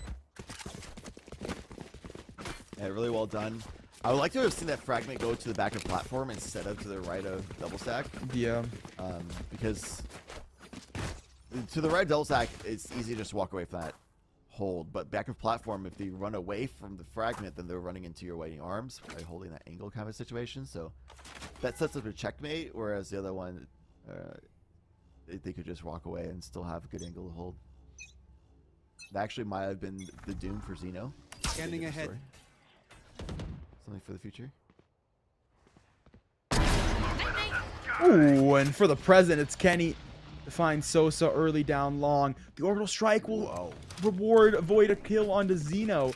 So that's shut down the A execute before it can even get started. Farmingdale, no choice but to run, sprint away from that thing. We're gonna head to C long right now, but the defense from SJU hasn't moved an inch. Still everybody going to be spread onto it. Sky Smoke goes to the left side of things. Void, he'll catch Scholarship to the right of sight. She had another frag. The lurk for the chambers found nothing. FSC are going to look to re-hit this A site. Still, 2 players ready and wait on the defense. Last player standing. Kenny, one of those players. Op in hand. Second frag to be picked up for the Jet. Kiru. It's a high-low setup as well. You can deal with one. You can't deal with the second. Gone. Flawless for SJU. Instant bounce back. What a round by Kenny. It's a player that stepped up a lot in the last series we watched in the semifinals. Definitely, like, Somebody just high frag, aggressive, and gets away with it a lot. Both on chamber and on jet. Give me those Kenny Ackerman vibes. If that's the case, then you know they're good at what they do. Nearly tied up, but look at that board. Be buy up for all, except for Sosa, who has blades, and the rest of the team has the ultimates as well. Get out of my way! Everything Farmingdale could use is available for them now. If you don't win this round, it's going to be tough to look into the future for them. This is the moment for them to make a statement. Not suppress the Sosa. Loud. Team flash to So Sosa. team flash, so suppressed in terms of vision. We need to find one as he's got vision CT and suppresses Sosa in terms of life. As Kenny's taking the out shot through CT, trying to pick up one as well. Shock bolt damage there. Flank to come through the chamber. Zeno's caught it. Sitting all the way back to lobby, ratting for that kill, and he's grabbed it. Fragment sits towards CT. So no one able to get in early here. And be a very patient retake set of opportunities. And well, suddenly the patience has gone thin. So was the numbers for SJU. Subi transfer for 2. Scholarship the last one short. 5-3 for FSC. Ping pong in the round scores now. That transfer by Subi was fantastic. High on that smoke. Just peeks. Whips it over to the second to find Trident. That literally just shut down the rest of that. There's no more competition on that round, essentially. There's an operator in hand for Kenny, but has to deal with 3 people spread out across different angles with the timer ticking down so low. You have to wonder maybe Kenny would that first pick, but even if getting it, dealing with 2 more people, might have just gone for a save at that point. Timeout going in for St. John's. Off to another little bit of a rough start. Not as bad as in that first series we saw for the first map, but to S-Flow in the interview said, oh yeah, we're completely confident in ourselves. So even though we went down 6-1, we actually kind of wanted that just to, make a more exciting show, make a little test, make the comeback happen, which would be more exciting. So timeout coming now. You can say that, but will it be the same result second time around? We'll certainly see SFSC looking once again to head towards A long, and they just met the operator for Kenny, who's good for 3 frags last round. Do they meet the same fate? Do they switch at the early util? That'll be the question, because they're 5 seconds away from possibly beating the exact same result. Okay, they switch up for early cloud burst. They'll pop flash their way through as well. So new util to get them in. Recon is good to look forwards, but no connections there for Kenny. SJU gonna find. Wow, what a track by Hunter's Zeno. Fury damage. Yes, indeed, as FSC almost taking out Kenny. He's left with 5 HP, but still did not put his hands a one-shot weapon. So gonna need one to have in that situation if you are that Jet. FSC has made their way into sight. They cleared the spacing. A lot of util to do so, though. So how does it post them? What does it say? Do setting up for that quick retake? You want to flank as well, being watched by Long. Yep. Flank goes to heaven, forces these players away. Kenny gonna finally go down. The util's caught him. Zeno's found one, a small nation. Sosa gets involved as well. Void to finally get one back for SJU. Was a too late question. A second from Long. So it's cleared that space. Has made the flank look possible. We'll try to need something from heaven. Not gonna happen. Sosa has that one. Void will stabilize the core of the KO. So that's 2 down to 2. Sosa looking to take that close contact. Has one and has the second as well. A cleanup for Sosa. The 1v2 down. Sewer grabbed 4 in the round. 6-3 as Farmingdale State take their second in a row. That's off the tactical timeout from St. John's. They fully bought into that round as well, even invested into an operator, and they still lost it. That's such a good look for Farmingdale. They tried getting that flank happening. It did find success, but the rest of their main forces over on the site themselves fell, and it allowed the time for Farmingdale to come back. They didn't expect Sosa to push up so aggressively in that situation. A nice continued spray. Hold down that trigger because you can hear the stops coming from those Brimstone dudes. Drone out early. Be caught by the marching back. So we caught with the dart. So has to back away. Farmingdale more than happy to take that C site. So they'll have it over now. Plan's going to go down. They're going to hold a post plan, and they get the downgraded utils. They have this one in the bag. Nice Molly though, keeping them off. Makes his post plan hold so strong. There's no ultimates really to be used here as an eco round as well. It's so tough for St. John's to get in here. Not a lot of utility working with either. And meanwhile, looking for a scholarship, who is still, by the way, looking for a scholarship. It got a nice double kill. It was a flank though. That's being held by Zeno. And Kenny falls on the backside while Hero and Subi handle business in CT. Flawless round by Farmingdale, looking unwavered by anything that St. John's is throwing at them. Yeah, absolutely. And they've been on this swing of 2-for-1 trades this time around. They've got 3 rounds in a row, so looking to build even more of a gap here. Back to the gun round we go. FSC padding the pockets, so no concerns regardless of how this one goes. But of course, love to increase a nice little lead. We'll head back towards A-Lawn. I feel like they've been winning it nowadays with the new util switch up, and they've been absolutely correct in that analogy. So they'll do just that. Back once again they go. Really pop out of that cloudburst. No one even going to try to contest this one. They'll go down mid, try to make opportunities. Grass and Scholarship has caught both players. Alert good from the chamber. The Hunter's Fury, not so much. So nothing to be gained there for SJU. They've lost the ult. And as that Alert gets the frags, I say, guys, that's probably the B player. That's probably the C player. Walk around. Cape seeing it as well. That's why superheroes never wear capes, man. But it doesn't matter. They're trying to catch the frag regardless. Planted. Apparently. 3-3-4 now, I should say. Utility was in the last round, and the guns are a little bit better in the hands of St. John's. Still trying to fight through. The Phantom. There's a lot of info to work with. Just spray through that. Actually, choke them out. Ooh, Trident on top of log to find one. Subi has a trade back. Salt Nation does as well. Out to CT. Now in a 1v2. Molly on the spike right now, so has to take just a bit of time here. We'll tap spike momentarily. Looking to hold this stacked up. This guy's going to be in his face. Shoot straight through it. It'll clear his out. Good job. 8-3.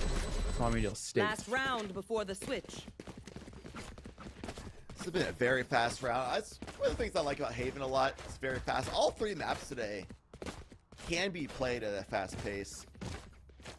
Haven especially.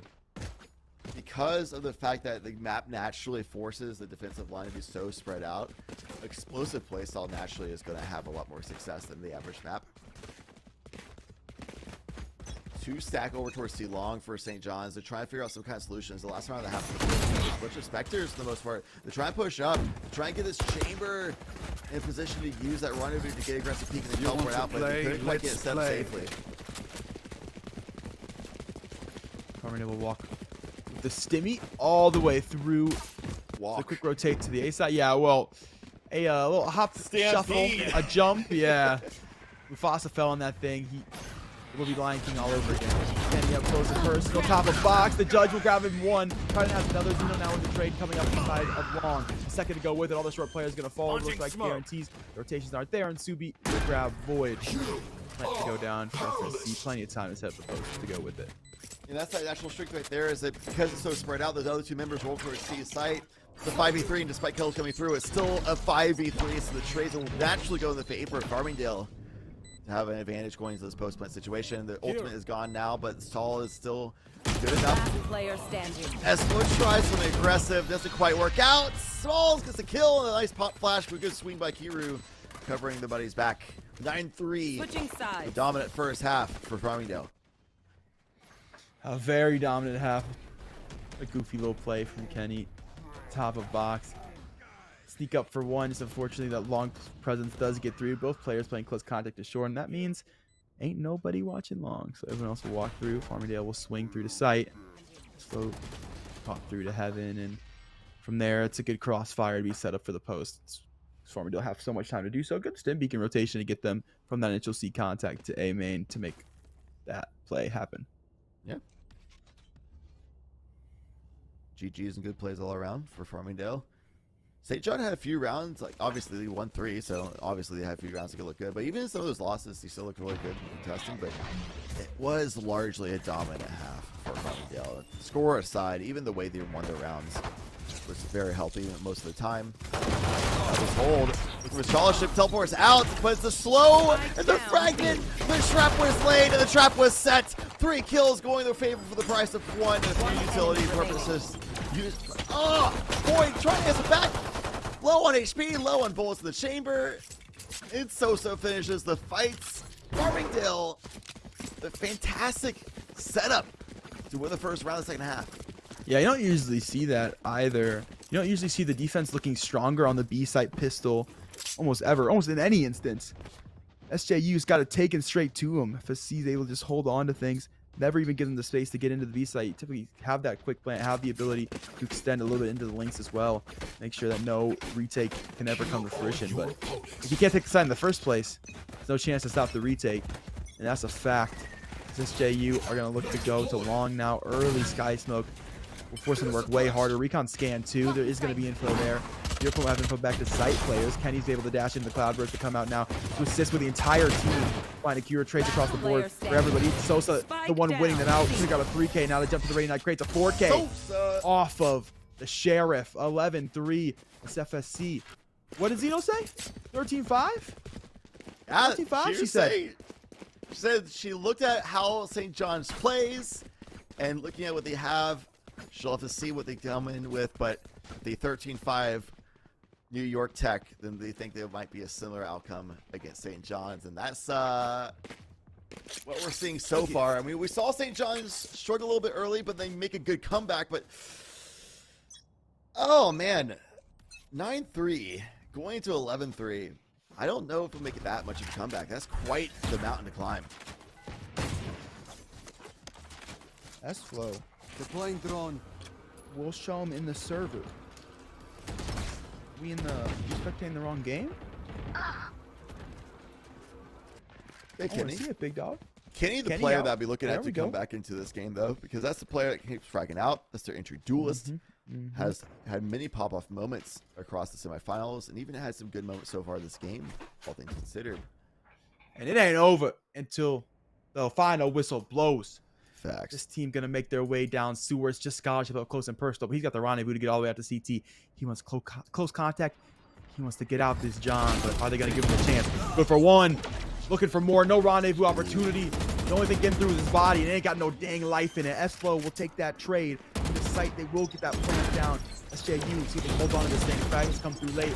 That guarantees the plant's going to be there. That's one piece of util that's not going into the retake.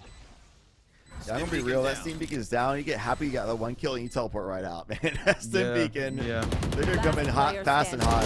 Ooh, Kenny grabbing a 3K. I still grabbed two more players trying to get out of heaven to help Akiru, and no help is there. S-Flow does have a quick trade.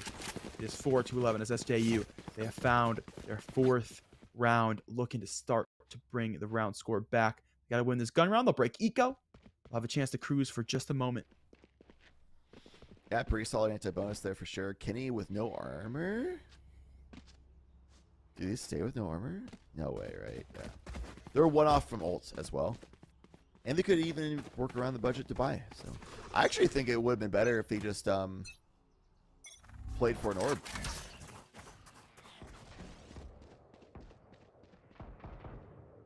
It's smoked off anyway.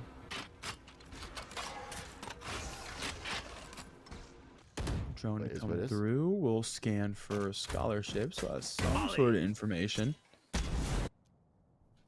Molly comes through pretty early C long, but SJU will take that as a sign that maybe they're not welcome there. So they will head to grass instead, and Farmingdale are going to look to scale all the way up A long. Gotta be careful how far you go, though. There will be the chamber waiting in wait. Same with the trademark that's going to be on the pillar of B. You're close on that left side if they do want to work their way in to the front side of B. Shutting them down. Throwing charge. The 0 point has caught nothing.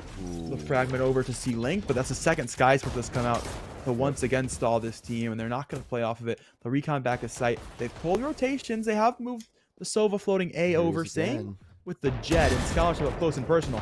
Good for one. Down mid. No more. Kenny has a trade in that department. We'll have the spike back in tow. And take that thing straight to the C side where they have some room to work with. S-Flow's found Suvi as well, trying to get extra space out towards A lobby. No retake here from the CT side. Kenny's caught Sosa. That leaves two out window. Revealing area. The second time we've seen looking for scholarship have a very aggressive angle.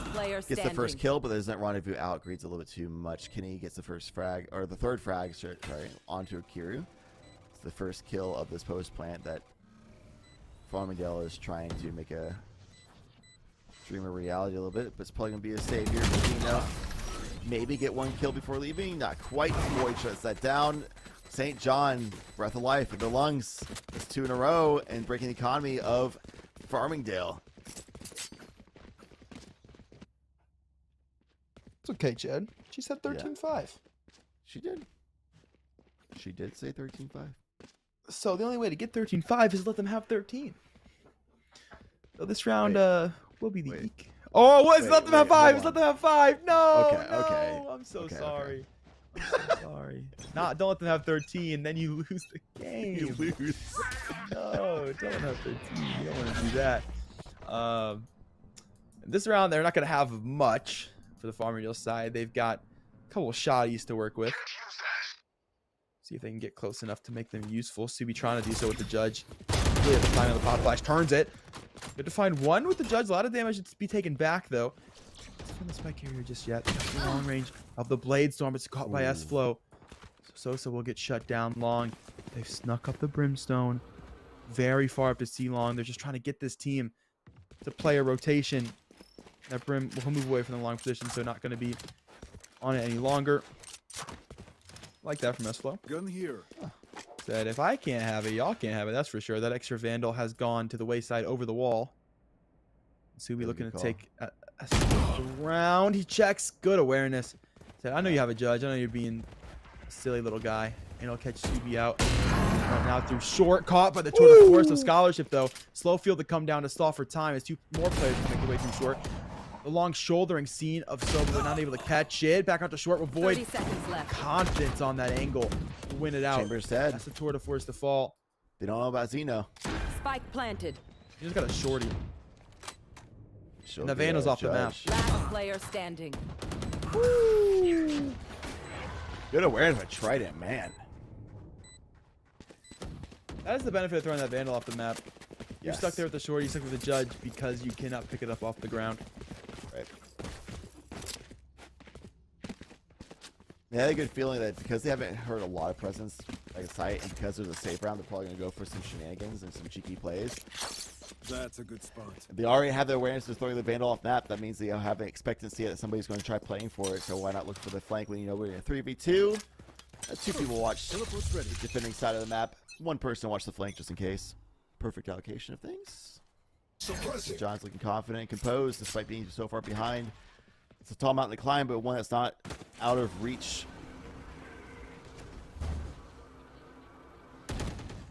Drone will reach through the C site. It was presence back to site. That's about it. Farmingdale. More respect given on this position here. It makes sense too, right? Like, SJU's been playing slower. They've been defaulting way more passively as well, letting Farmingdale kind of walk into them because they've been wanting to get so far up A long, things of that nature. Right. You're just getting caught in close contact. When we talk about the fact that the chamber will wait so long before rendezvousing out that it's just one and done, even if it can be one and done, there's nothing more than that ever, and you start to lose opportunity, you start to lose your trademark. So recognition for them, like, guys, we gotta chill just a little bit. Like, they're starting to come back. The 0 point does catch out the chamber. Gonna be a little cautious. Right check around the area. They call for some cavalry, some support, and that's exactly what they get. Can't use that. All down to Sosa. And 1 versus 5. Suppressed. seconds Can't left. dash out. Can't use Cloud Burst to stay alive. And get swarmed on by Smallest Nation and crew. It's 5 versus 3 in this post mode. Plenty of ultimates to work with to defend the spike. Has been now planted. Nothing for Farmingdale to work with at all. Honestly, Catnator, I don't think it would even be a bad call to go for a save at this point. I don't either. I don't think you get anything off of this one. You just can't No. even get in the door. SJU have sealed it shut. They've hot glued it. They've thrown Gorilla Glue. They've put 4 different couches in front to barricade. They've put wood boardings. Yeah, they'll recognize, like, we're not getting through that. It'll take way too long. The spike will be detonated by then. They head away. And SJU chat have really been controlling the pacing here. They've taken it so much slower. FSC's been thriving in the fact they've been able to split up executes before they can come through for this team. And SAU, they've waited towards spawn. They've kept control of all of grass. No one's able to push up for FSC. There's no free frags given away. And then they will take the late round executes instead. Esflo has seen that spike plant before. He knows exactly that positioning. hung out, look at the death wall coming their way, and didn't move a muscle. That works. Orbital strike still available. Blazer in tour de force as well. And with the economy that they have right now, they pretty much can buy out the. Actually, they can, because even if they lose rounds in a row, that means that Farmingdale will just win out the game. So at this point, St. John's will be able to buy out the rest of the game.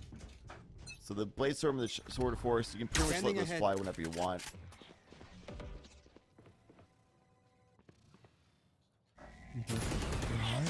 Really spacing, caught by the 0 point.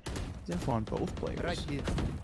Well, they've been able to get up to grass, but Farmingdale, we talked about the fact that SJU's been shutting this plays just like this down. Not gonna let that happen for free. It's Kenny, he's good to find the first. We get shut down. So you try to flash back. The rest of the team got to kind of help grass as well. Farmingdale looking to have the great battle of grass right now, and S-Flow keeps the tides in favor of SJU. Through to trade one back. A second as well for the Brimmer step out garage. Trident gonna have that trade from window. And still SJU, they sit spawn. They said, come on. Bring it on. The Rams, you want to come in? They'll wave that red flag. They said, come charge. Amidst all of that, there was a Hunter's Fury earned by Trident while the Orbital Strike was burned. So we still have a post-plant ultimate to work with. The chamber's down from Farmingdale as well, so that trademark's not going to do anything on A site. So we'll late to respawn from Farmingdale's last members alive. 30 seconds left. Saved last round.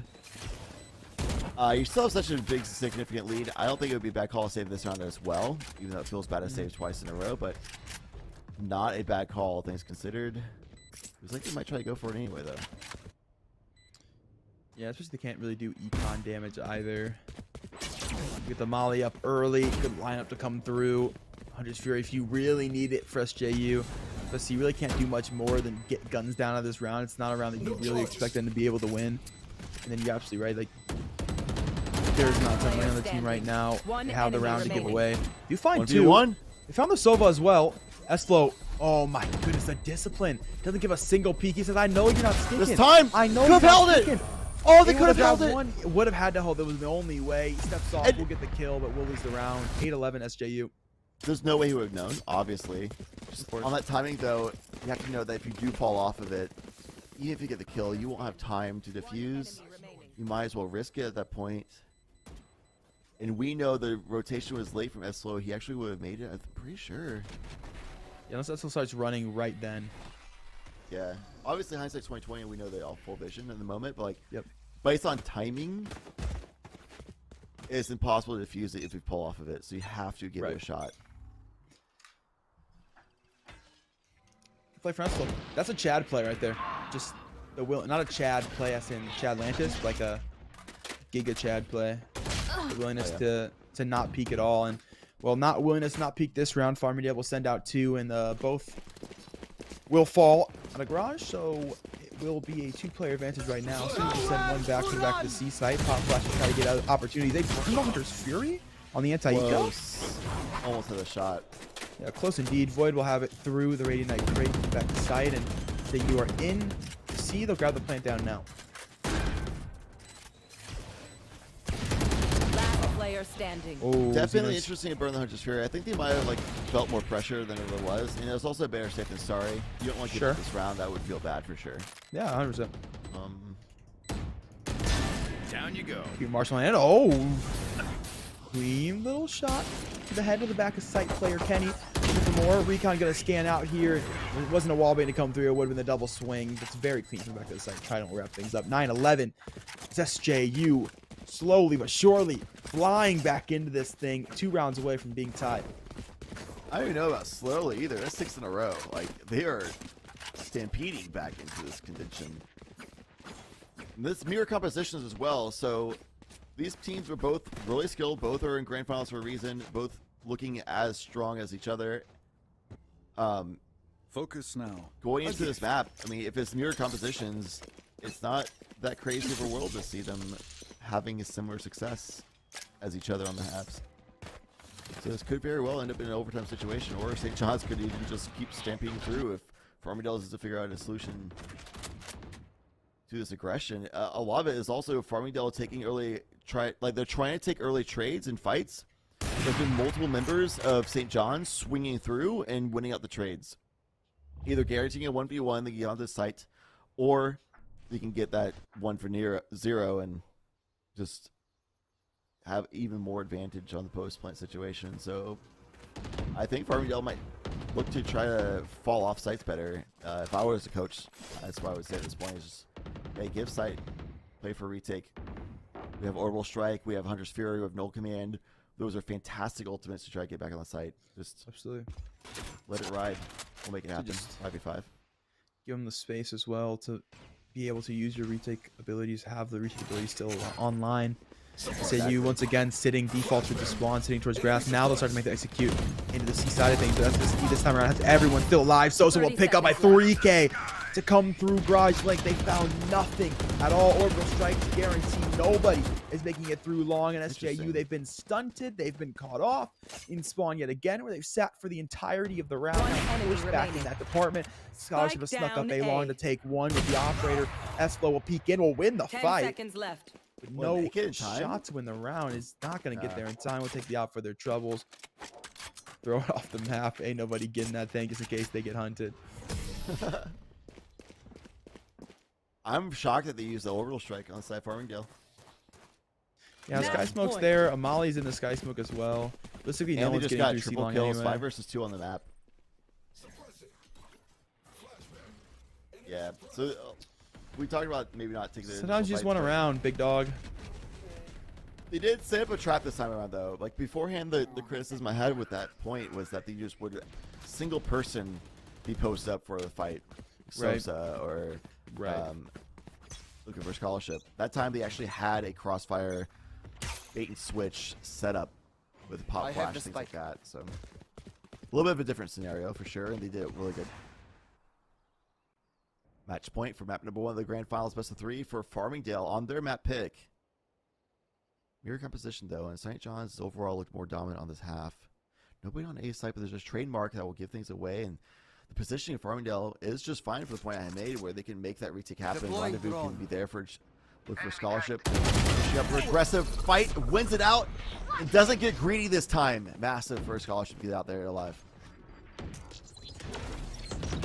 You will dash their way into the site. Still going to get that plant You want down. to play? Let's play. It's not going to be difficult though. Down in members, no command. Hunter's Fury now. It's their time to shine for FSC. The other updraft for Sosa to find it over the wall. S-Flow going to fall.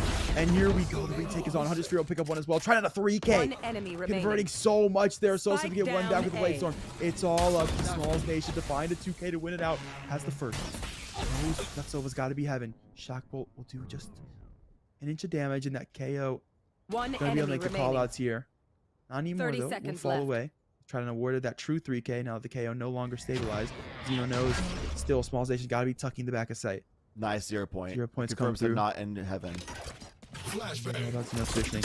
Pop flash to come through for Smalls Nation. Oh, Zeno no way! fall flashed. She said 13-5. They'll take it 13-9. And who better to close out game number 1? It'll be 1-0 for Farmingdale. A full flashed kill from the solo Zeno. That is an unfortunate way for the game to end. That was the flash hit.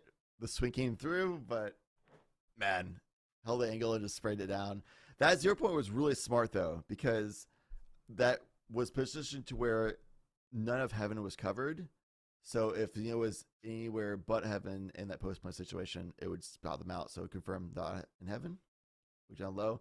So play that perfectly. By Smalls Nation, but Zeno just had the angle. 13-9. That's what that's what St. John did to New York Tech. Both games was their 13-9. So now they got 13-9. Couldn't make the comeback happen in map number 1 like they did against New York Tech in the semifinals. So on the map pick, Farmingdale comes out on top. That they do, and we'll see. We'll see. Farmingdale taking us to Fracture. It's a map that was in last series as well for St. John's. It was in there. It was their third map if we would have gotten there. So I do feel like they feel pretty comfortable in regards to it. We'll see what that case ends up being though. But Chad, look at these teams on Fracture. What are we expecting to see? I think the Brimstone is going to continue happening. I think Brimstone is a fantastic pick on Fracture. I think the Chamber option is going to be there as well. probably switch off of the Jets to a Raise. Yeah, is that's what I'm thinking generally too. the call, and Mhm. Chamber can still handle the opping and things like that. So Yep. I think Kenny might switch over to Chamber for the team, and they might put S-Flow onto either Raise or something else. That might be the case, and we'll see how they decide to allocate. But I think those are the agents that we'll see. Is those I think Sova and KO are awesome picks as well. So there's a realistic chance we see a similar team comp, but probably swap out the KO for a Breach because that's pretty much the meta for Fracture. Oh, well, we'll see what that case ends up being after we get to the other side of this break. And when we do, we'll see if Farmingdale are able to punch their ticket to the grand finals. Don't go anywhere. We'll be right back.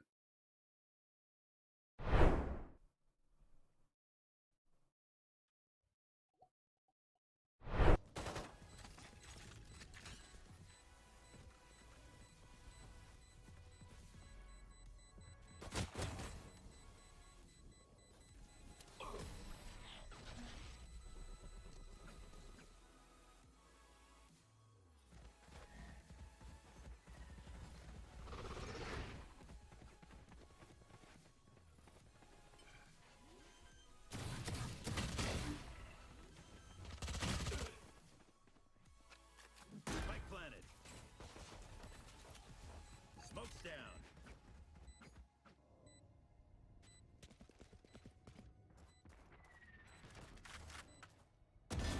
You lose. I'm too far. One enemy remaining. Last player standing.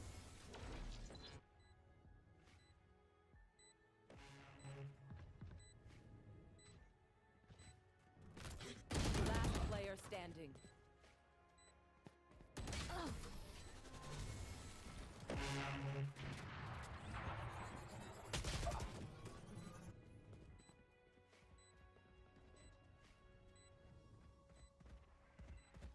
One enemy remaining. Outrun me.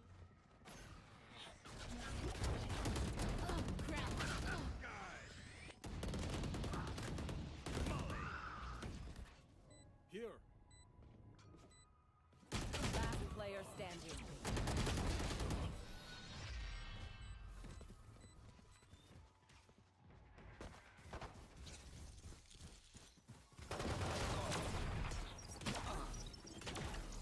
Spike down.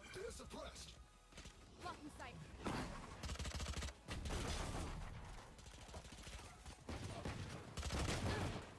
Last player standing. Spike down. C.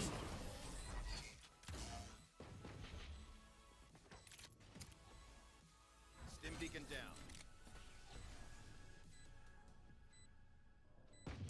Last player standing. Player standing. One enemy remaining.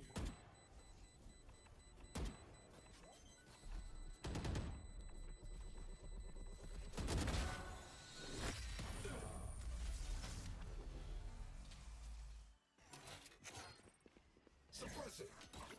Flashbang. Enemy suppressed. 30 seconds left.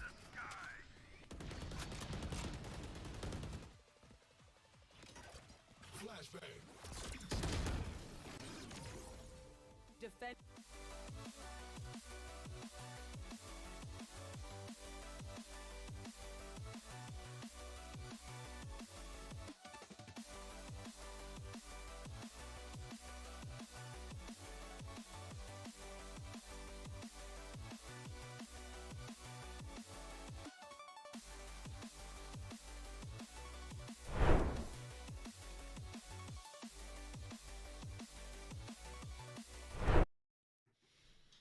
Welcome back, one and all, to the CECC Northeast Invitational, where Farmingdale currently lead 1-0 in the grand finals. They are looking to take themselves to the Gateway Center Arena here in May 7th for that Commissioner's Cup. But to do so, they've got to win out here on Fracture. Yep. It's a time for them to close things out. And honestly, with how things look, they look really good with being decisive and concise with their attack. And on Fracture, which is a very similar map to Haven in regards to how hard it is on the defensive side of things to get a read on where the attackers are coming from. Very spread out line naturally. It might be another similar situation of how we see these rounds play out, which would therefore, you'd imagine that would go in advantage of Farmingdale's way. But I mean, St. John, it was a 13-9. It wasn't a stomp. These still looked really good. They just didn't have quite the right read for Haven. Yeah, and towards the end of the game, I really did feel like it started to get into Farmingdale control, just able to keep momentum flowing, and from there, just never let go of it. Great runs from both teams, though. You say the same exact thing going for St. John's in the middle of the match, and then you see things start to flip around yet again. So both these teams, they know how to get momentum, they know how to hold said momentum, and take it all the way to the gate. Well, I guess Farmingdale does a little bit of a better job of taking it to the gate, as they did indeed make it to the gate first. They won the match, but there is always time. Fracture is very interesting to see played at the collegiate level, because it's a map that almost never gets touched. It's almost the first or second ban in every single series. No one ever wants to play it. Respectfully, ironically, it was in the last set list. That was surprising. Now to see it come back is also very, very interesting. It's one of my favorite matches to watch at the collegiate level. I think we always get a lot of fun compositions and always some goofy stuff to be seen. Like, you bring up the point that we should see raises. I entirely agree with you. I feel like we probably don't see one for Smalls Nation because they've been running Arena consistently, and then they've been running Arena even on Split, where you would typically see that raise. But the Arena into Fracture would be goofy. It would be different. It would be a very collegiate level composition, and I would not be surprised to see Smalls Nation run it anyway. So we'll see if that ends up being true, but it seems like that is the comfort pick for St. John, so I would not be incredibly shocked to see it presented once more. Yeah, maybe we'll see Smalls Nation stay on the KO and they go with a breach for S-Flow and they just don't run the Sova at all, which I think is perfectly fine on Fracture. Sure. If not, probably more towards the meta, actually. Have Kenny on the Chamber. Trident could also go over to something else as well. If S-Flow, because actually S-Flow did play Sage on Split. So my prediction is Kenny's Chamber, S-Flow Sage, Smalls Nation on Breach, Trident on Raise, Void on Brimstone. Oh, you could have just cheated. Cypher. You could have cheated right here. You could have just cheated. Cypher. I'm shocked you didn't say Viper at the end there. You could have saved the day. That's the other option, right? Hey, man, I'm being true to the call, man. I like that. I like that. I like that in you. Instead of putting Smalls Nation onto Arena again, just say, get off the duelist, nerd. Go play the wall. And that's what they'll do. These are interesting compositions. So Farmingdale, I feel like a little bit more streamlined for sure. St. John's has given us the work. There's no breach in St. John's. And there's there's the lockdown, the Killjoy. Not a much on St. John's. For Farmingdale. Whoa. So the reason why one of the biggest reasons why breach is so meta right now is because Aftershock counters the lockdown. And in the tunnel down below B site, there's 4 ult orbs on this map versus the normal 2 on most maps. If Farmingdale recognizes this opportunity and properly farms the ult orbs, they can just basically just throw a lockdown tunnel every 2 to 3 rounds and get B site for free every 2 rounds, like no matter what. There's other reasons people pick breach. Obviously, there's a lot of other very valuable reasons. That's one of the first biggest reasons people start even considering breach. It's because Killjoy dominated this map. People are like, what do we do against this lockdown? And they're like, wait a second, we can just Aftershock down into the tunnel there. So we'll see if Farmingdale does that strategy on offense. They are on defense first. So we have quite some time before we get an answer to that question. My early concerns are going to be this solo controller Viper. This Viper significantly less gas than prior. So can I use util for nearly as long? Which means I think we can expect to see Viper util stalled out for both teams on the offensive, and then I just absolute run down as soon as it's gone from the defensive Viper, which is almost exactly what we're seeing. The Viper util is gone on the defense. In we go for SJP. They'll throw in, attack the screen, they'll storm into the site, and they've got it just like that. My concern early is going to be, how do you allocate utility in a way that makes it so your solo controller does not absolutely grief you when they run out of fuel? For sure. Yeah, ask that question. Sui getting the first frag right now. Wall is rolling down eventually. I'm going to try to make their way on site. completely spread out though. It's all across, all the angles are in command of St. One John's. enemy remaining. Now when you get there so early into the round, you get all that time to set up. Station to find one. Sosa will grab Void, but you got to grab a lot more than that if you're going to take this pistol. Beat the 1v3. You got to find 2 more frags. That's will pick it up with the frenzy. Close box. It's 1-0 for SJU. They take the pistol. So one of the reasons why you see Brimstone becoming in the meta right now instead of Viper is exactly what we just saw. Trident through that 0 point, completely nullified all the utility from Xeno, and Xeno sat there with nothing they could do to answer back. Meanwhile, Brimstones oftentimes will sit in mid. They will not get suppressed from that kind of stuff. They'll be able to provide those smokes to assist their team to defend on B site primarily, as well as sometimes on A. They'll have the chamber hold up on B, so if they don't get hit by the 0 point, then they'll be able to want to go out and do kind of like jet shenanigans of early peaks.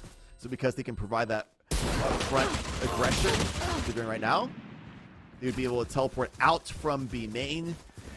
So the 0 point would be where miss them by being overthrown, they get caught out, or the chamber makes their 0 point be thrown forward farther ahead, they'll still be able to run back to site kind of situation. So Spike planted. we'll have to see what Farmingdale can do since they don't have that like meta competition. You go staircase caught by Smalls Nation as soon as they get close range. One enemy remaining. Ball Smalls will grab another 3K as well. And Sheriff 1 task to be had. It's a flawless round for SJU. They get all this weaponry going into the bonus. Smalls Nation gonna have the Spectre work with now as well. Okay, anti-eco situation. Not went as expected. Vibes coming through Farmingdale. So this is especially when we figure out what they do about this reallocation of sorts. If teams do run Vipers, they almost always have them on A site, which is exactly where Xeno is now because the 0 point lineups aren't quite as good to shut them down like we saw in the first pistol round. Chamber going over to A site as well, which is interesting because the Killjoy can just set some up on the B site. But they still have to account for the lock to the 0 points in the middle frame later on if that's really the case. But for now, this is a really good setup for Farmingdale. Oh, looking for scholarship out, and he gets punished by Kenny, who's going to grab that Vandal dish and look to play forward. The trademark gone as well, so it means they get to walk all the way up here. Aftershock has caught no damage. That's going to be gone now for Farmingdale State. You know, to the top of site, a lot of pressure onto this Viper. He's now out of that suppression, has an opportunity to use utility. Q to pick up one, traded back quickly by Esquel as they make their way into site. He picked up one, Xeno another, as they finally reveal themselves. Good for a 2K. Subi out CT, caught by Smalls Nation. Will tuck towards under site. That's the space he worked with here. Other player going to be into a main, so they have space to work with. Slow to go up to the top of site, just confirming information really for the defense that that player is still going to be under site. Peeks now for Sosa. Well, they're going to wall it off, looking to play the 1v1 up towards Xeno. We'll grab that one, isolating that frag. Spike in hand. Go for the plant for Chef Sosa, able to break through this wall. Your duty is not over. Ooh, the res to come off as well behind wall. The Void will be back into this round. Sosa's grabbed the first. Gotta find Void though, gotta find the Viper. They're gonna have no armor. Spraying through the poison cloud, but nothing just yet. Snake bite to come down as well. Sosa gonna push forward and do it. Eating the decay, eating the snake bite, and doing the damage off the staircase. We'll find Void on their way up. We'll find the clutch 1v2. We'll be able to get the defuse as well. Anti-bonus will not be had. The C will grab their first round. What would you all do without me? Tactically, that was perfectly played by both Sosa and Smalls Nation. At the end of the day, Sosa's the one that came out top on the trade. An exciting close into that round, which overall works in favor for St. John's. Economically looking, because look at this buy from Farmingdale. They got the round win, which obviously is a good thing to do, but it's going to be tough to win this one out. It's going to be so hard to continue any kind of momentum there. Chief Sosa, the literal hero play, challenging B main, the only rifle in hand for this team, needs to come up big in this moment. Oh. At least staying alive for another day. It's fine enough. Yeah, Task will walk away, and we'll keep the dash in tow as well, which is always nice. Second peek now to come through. These players still going to make their way up this staircase. Peeks. First look for Sosa is going to reward them that kill. The reload as well. He did help them tower. Breach going to be there too, so they can actually make a flash play here, and there's going to be the flank on its way as well. The trip right now that Chamber's got to work through. Small Station has worked through the site defense early. Has found two. Will wall them in as well, so no help from CT coming through. The tower, KJ, you got a lot of work on your shoulders here, and S-Flow will run it down off the ropes to take him out. Scholarship now on the alert to pick up just one. Help running through the stairs, but it'll be just a couple minutes before they reach. See if you can get an upgrade on the weapon here. Headhunter in the hands of Scholarship, so they have the weaponry to make this happen, but it's not the numbers, it's not the angles. Still a tough spot for Farmingdale. Don't have any flashes to work with or anything of that sort. Last player standing. They're losing team in the process. Those Smalls Nation out of tower.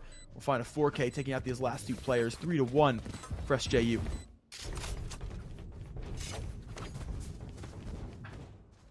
Close round, for sure. All that was thanks to Sosa staying alive and managing to get one kill along the time, and Scholarship getting that first frag as well. The ults are starting to come online, especially for Farmingdale. St. John's already burning through a bunch of theirs, but there is that Viper's Pit that Void has already. If they get onto the site and pop that before Zeno gets hers, then it'll be a rough round for Farmingdale to fall back on and get a win on, but East site is going to be the first look. That's all the Killjoy utility plus the breach. We're still just naturally going to be looking at what this KO can do with that 0 point. No commander was burned last round. The knife is still available. Tuck the fall line. That's why the Killjoy fell all the way back to mid, by the way, just so they don't get hit by the 0 point. Utility can still be used. See that utility? That turret's going to spot presence up towards B staircase. Toxic Scream will go back down for SJU. They'll play that standard execute that will be caught from the back here, and they are more than aware that they could be up A main already. And Sosa most definitely is going to be. They checked for a moment, just a brief second, but not long enough as Sosa's able to come through on the flank to find two. The Jet now going to go under tunnel, trying to back out of this thing, trying to get linked back up with the teammate. Shots by Kira as well. Last player standing. This firing squad for FSC. They've set two just up into this defender spawn or this attacker spawn just to guarantee no one able to find easy pickings. 30 seconds left. So Kenny has no choice really but to go under tunnel, has to work away. Where Subi will now hold up that position, will take the mantle and will take the frag. It's a flawless round for FSC. Very clean defensive round for them as well. 2-3 on the scoreline. Yeah, a little bit of a risky team composition as well, considering the fact that they don't have any forward information, no KO. Sova isn't really the meta of this map anymore. It's a little bit too slow of an agent. KO is a lot more fast-paced. Yep. And the angles with how they're all intertwined, the 0 point looks really well as the ultimate. That's one of the reasons people go with the Raze, is because you can use that boom bot as a way of scouting safely for your team. With the Jet though can actually just get over those Cypher tripwires very easily, which is what we saw. Placing those up, just kind of updraft or jump glide or something over those. Be just fine. Timeout active for the attackers, realizing they kind of got dismantled there. They need to talk about how they need to deal with this Jet. They have a Cypher for anti-lurk, but they don't have physical people watching the Jet. They can just get around that every time. It's an interesting issue to deal with. It's one of the reasons they don't run Cypher anymore, because even with a Raze, you can just blast pack over them with tripwires.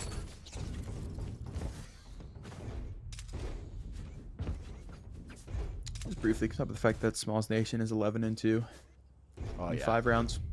Fantastic. On the Sage. Battle Sage. Almost another resurrection. It's also ironic when players switch away from duelists to go play util agents and then frag harder. It's like now the pressure of having to frag is gone. They just loosen up and just really start to go to work. Yeah. I see it so consistently, especially around collegiate play, because so many players flex in so many different ways, depending on the map and just depending on what's best for the team the day of. Small Nation, speaking of the devil, going to be out early, looking for opportunities towards Dice, so they can grab them instead. They're able to get them in. Trade to come through. Sakura will fall from tower. FSC defense dismantled yet again. SJU executes so good to the B site. Why change it? And they will not. So yet again, their end plant's going to go down. Welcome to my world. Catch one back from Canton. Underway. You have your old fighter spit to counter with though. So good luck to Cole Scoots on this observing. Believe in you, buddy. Time to free cam and go straight up into the sky. As Sosa will send Estel out of the round. Not a work forward. There he goes. Yeah, yes. Up into the air we go. Yes, It's sir. the only place you really can reliably Get information One from. enemy There's a peek to remaining. come through tower right now. Scholarship has picked that one up, and Void, they'll crash. player They'll standing. flash right past each other. Void take a second as well. Are you kidding me? Nailing it into his pit right now. It is absolutely his domain as Scholarship. Looking to bring things back. Looking for this Viper in the pit, just like he's looking for some money to get to college, but unfortunately, still his name remains looking for Scholarship. 4-2. He's not able to find that Viper. SJU will find yet another round. You know, if Void started running with the spike instantly, they actually would have saved that gun.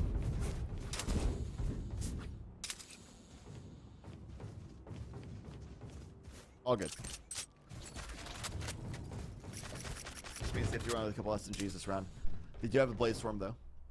Might not even buy an SMG for Kenny. See that moving forward. Surprised Zeno didn't pop her own Viper spin in that situation. Get out of my way! Actually, really surprised that didn't happen. So we peek satellite. Very big.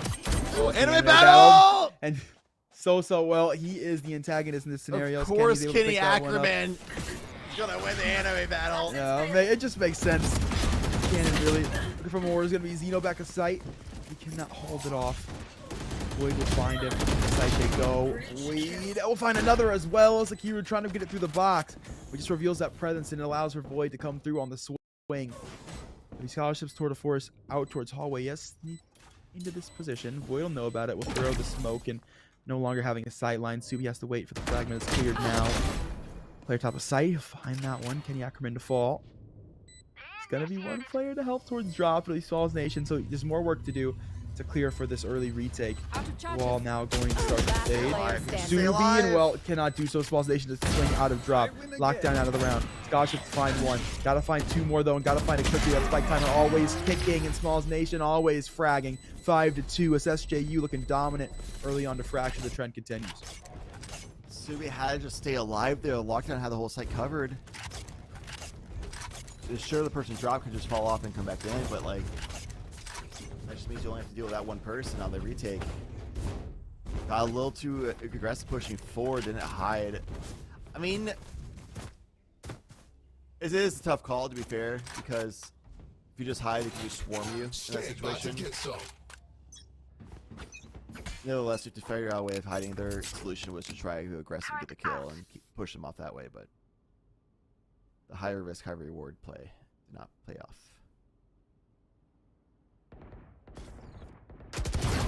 Posta to swing out deep. Scholarships found one on the opposite side of the map. Swallows Nation gonna work away back to the teammates, back to the comfort of friends. Over outside B main. Accuse into tunnel. This timing could be perfect for Kenny. Quite far enough. Oh, the timing could be terrible for Kenny, but it does not matter. Secure just on that downgraded utility, downgraded weaponry, can't quite find the kill, can't quite convert it. So deep into spawn here. Reses come through. Oh, this could be huge if no one catches this corner. Why would they check it? There'd be no reason to. The defense surely not this far of a satellite, right? Gosh, it's held the trigger discipline. He's found two. But Trident will find a trade. So shut it down for it. Could have gotten any worse. Void's also found Sosa. So suddenly the aggression, it comes back to bite FSC. SJU are able to play their way out of drop. Subi to hold close. You gotta be big here on the... Oh no! And they're good for one. Trident yet another trade. Yet again has saved the team for what could have been a disaster through trigger discipline. And there's still a chance though. 1v2, but now Void to throw up the Viper's pit. And we know what Void can do in the pit. We've already seen.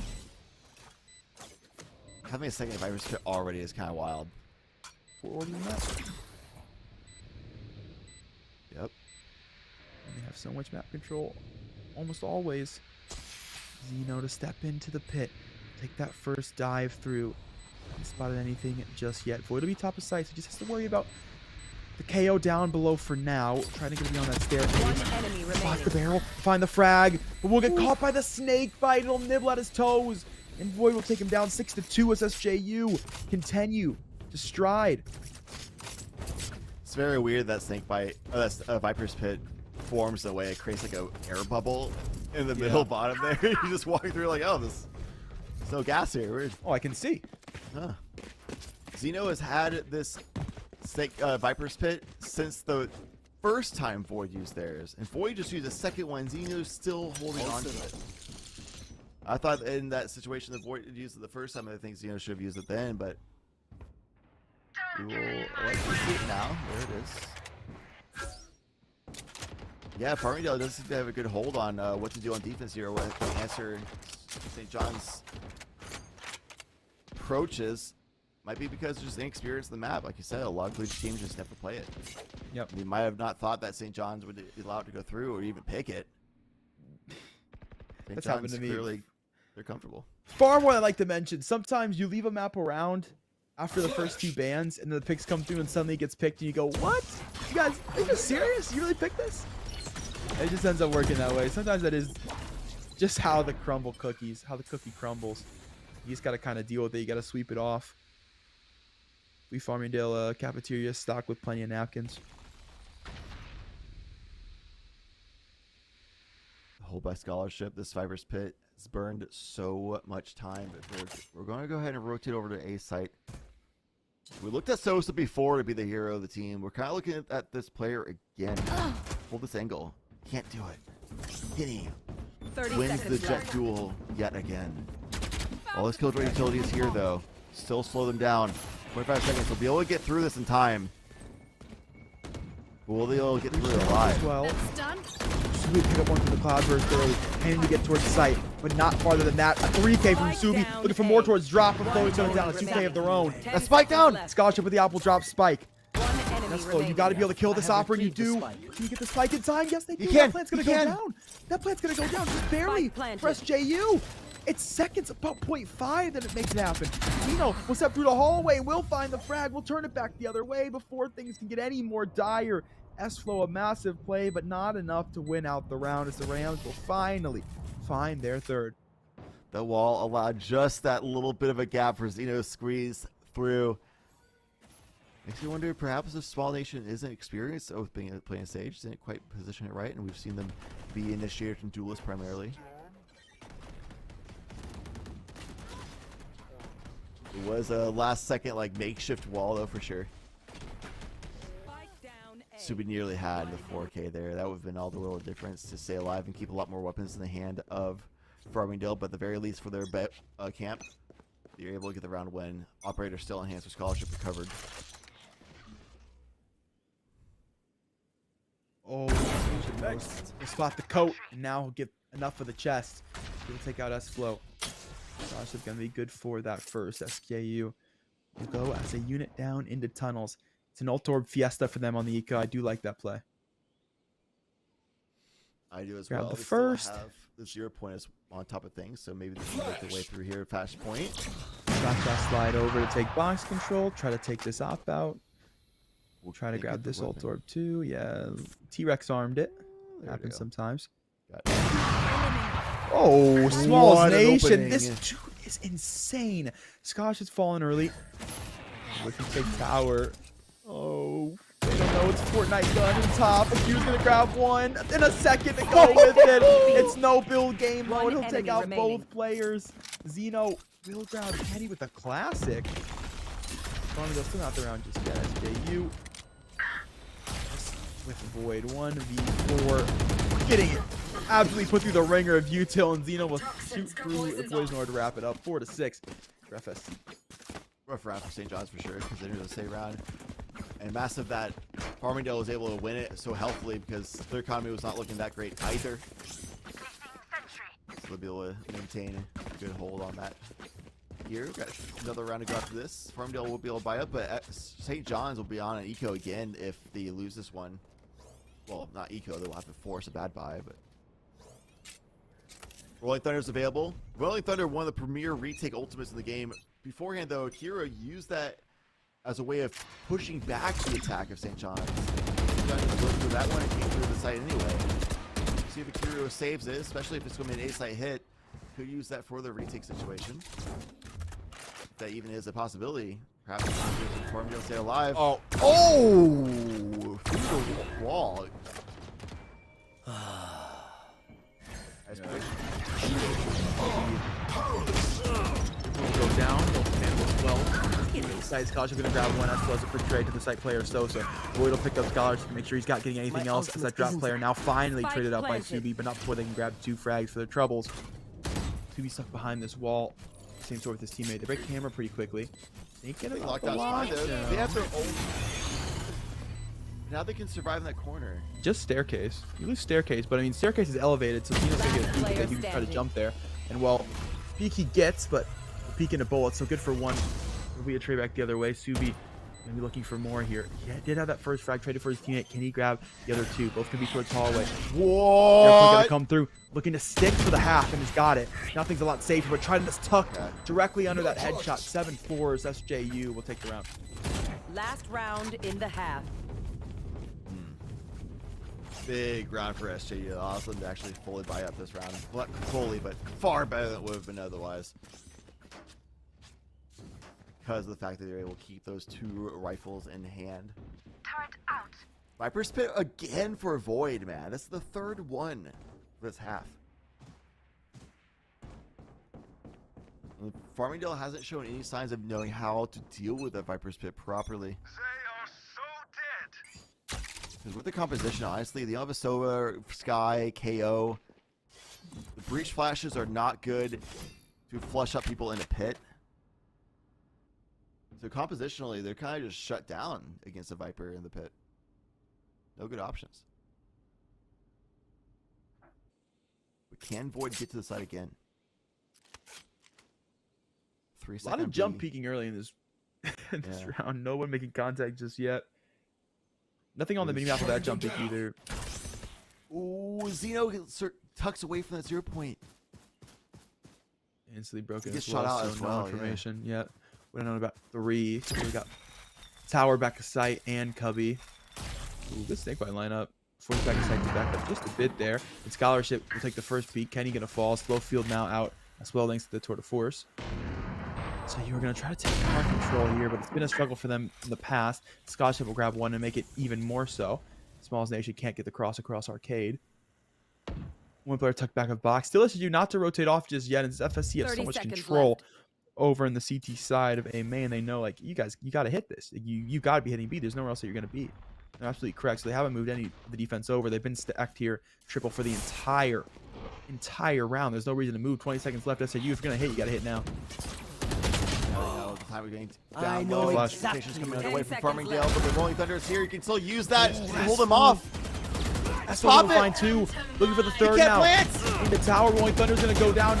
That play gonna come through, but is it in time? It'll be so very close. It is not. The Rolling Thunder is all it takes for Kiwi to seal that round up. Trident will find Subi Switching after the sides. math, but not like it'll matter really too much. Just for the stat line size of flip now.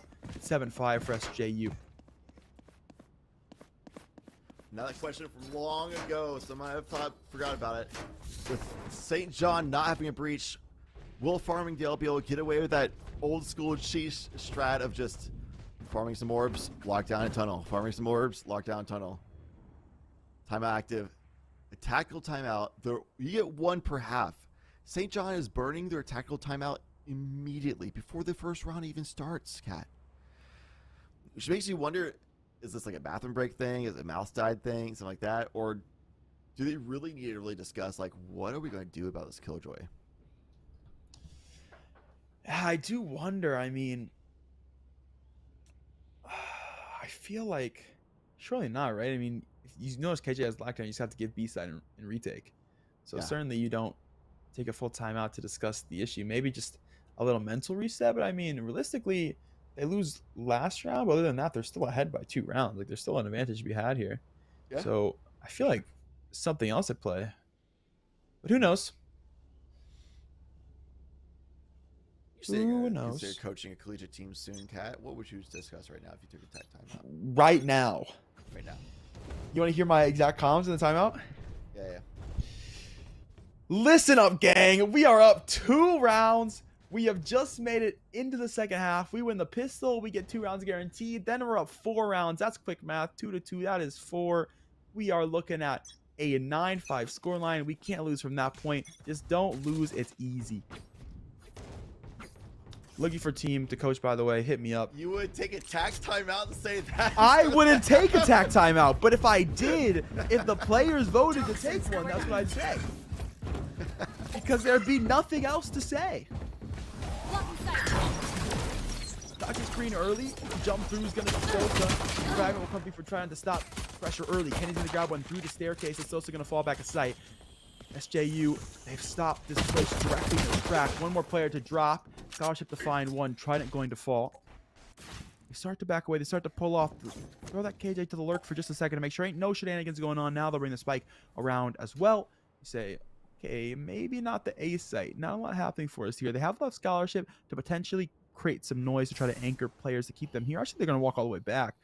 I've heard just the Sage leave. Still going to be 2 players towards site, though. Interesting. The cut noise and re-exec strategy. But this Viper's utility, wait for the toxic screen to go down. The nerf, you can't bring it up immediately anymore. The spacing for them to be made here. Both players absolutely holding their own. Stonewalling to the side. Kenny to pick up a 3K. Zeno good for one to sight. The dash to come through. The movement from Kenny. The frag to be had as well. A 4K. As Kenny not letting anyone even get close to the site. Nick 5 scoreline. And I guess the time was to talk about how do we never let A site be an option.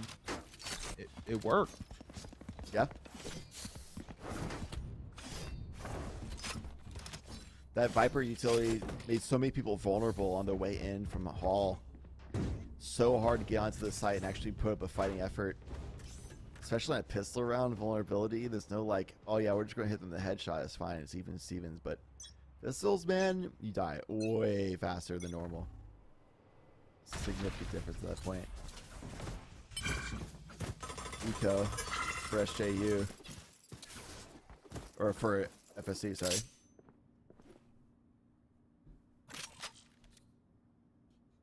The farming begins. The orbs to be grabbed. It does. They are walled in their favor.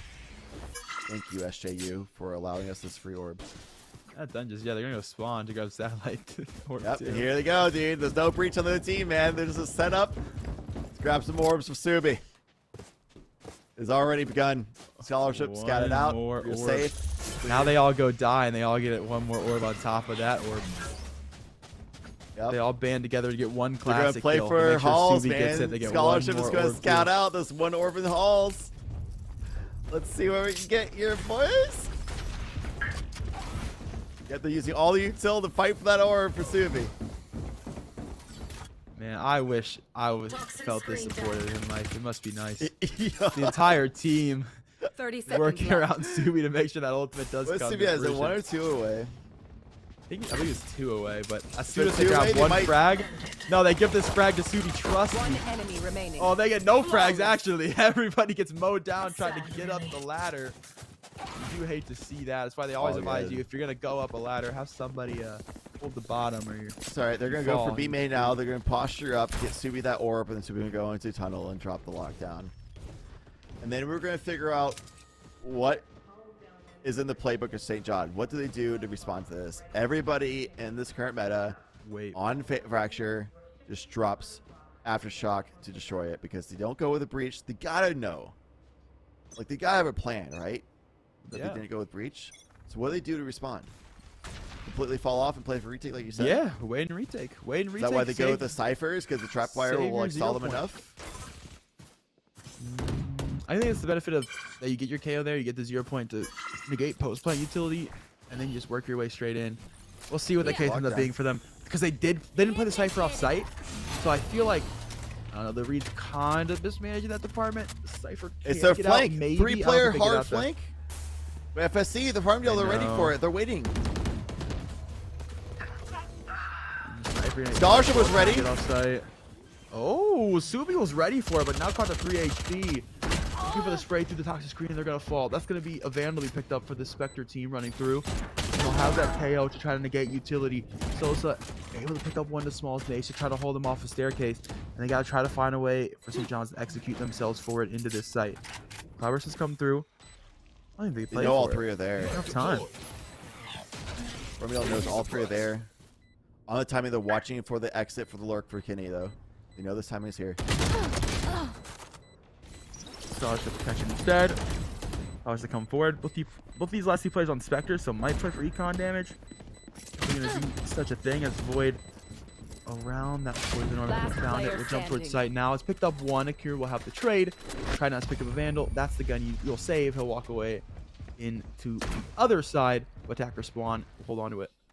All right. So They did not have one, I do believe. It looks like the solution was sending it. It's just they're playing for the lockdown. We're going to just group up as 3 and go for a hard flank play. But Subi was accounting for the possibility. Couldn't quite get a kill from it, but at least got the forward information and scouting for the team, and the team responded well. And now the question is how well will St. John's do at stopping Farmingdale from just farming orbs every round? You want to play? Let's play. Dish, playing for that orb at the very least, but the other 3 orbs are exposed. They are one to be picked up. Scholarship's ready for it. He's accounting for it, and that's and 2 for both Scholarship. frags for Scholarship to come through. Is off the that orb still tour de there? force. Is the orb still there? No, I think he got it. No, they grab it. Okay. He still got Halls. He still got Arcade. That's still 3 orbs for Subi this round. Oh, they're not going to go Halls. Interesting. Toxins going up. Going to the side instead. Or Void. Need to grab down one. A. Tino gonna fall. Brother, you better find this frag fast because there's members come and drop. Void able to escape. Danger for now. Danger to come through this crate. Has no choice but to move the aftershock to force them away. We're going to eat the aftershock damage, and now the bullets of Smalls Nation. Good for a second frag. Chief Sosa will find Void and now sneak towards hallway. Plant's going to go down as close camera. Not spotted the KJ just yet. We'll see the turret though. No, that KJ still has to be on the site. A bit slow, but they have more than enough room to walk away if they wanted to go towards garage. We'll use that teammate there. So we're just going to be the bait in this scenario. A little bit of crossfire step. The alarm belt will know if it goes to the right, but Sosa will be the Enemy remaining. That's nice. Not greedy for the second kill. Good position. Crossfire. Both go down. Sosa good for the last 2. A 3K for the Jet. A 7-9 scoreline. SSC still ever so slightly walking back into this one. Now they'll have a Viper's Pit activated to go with it.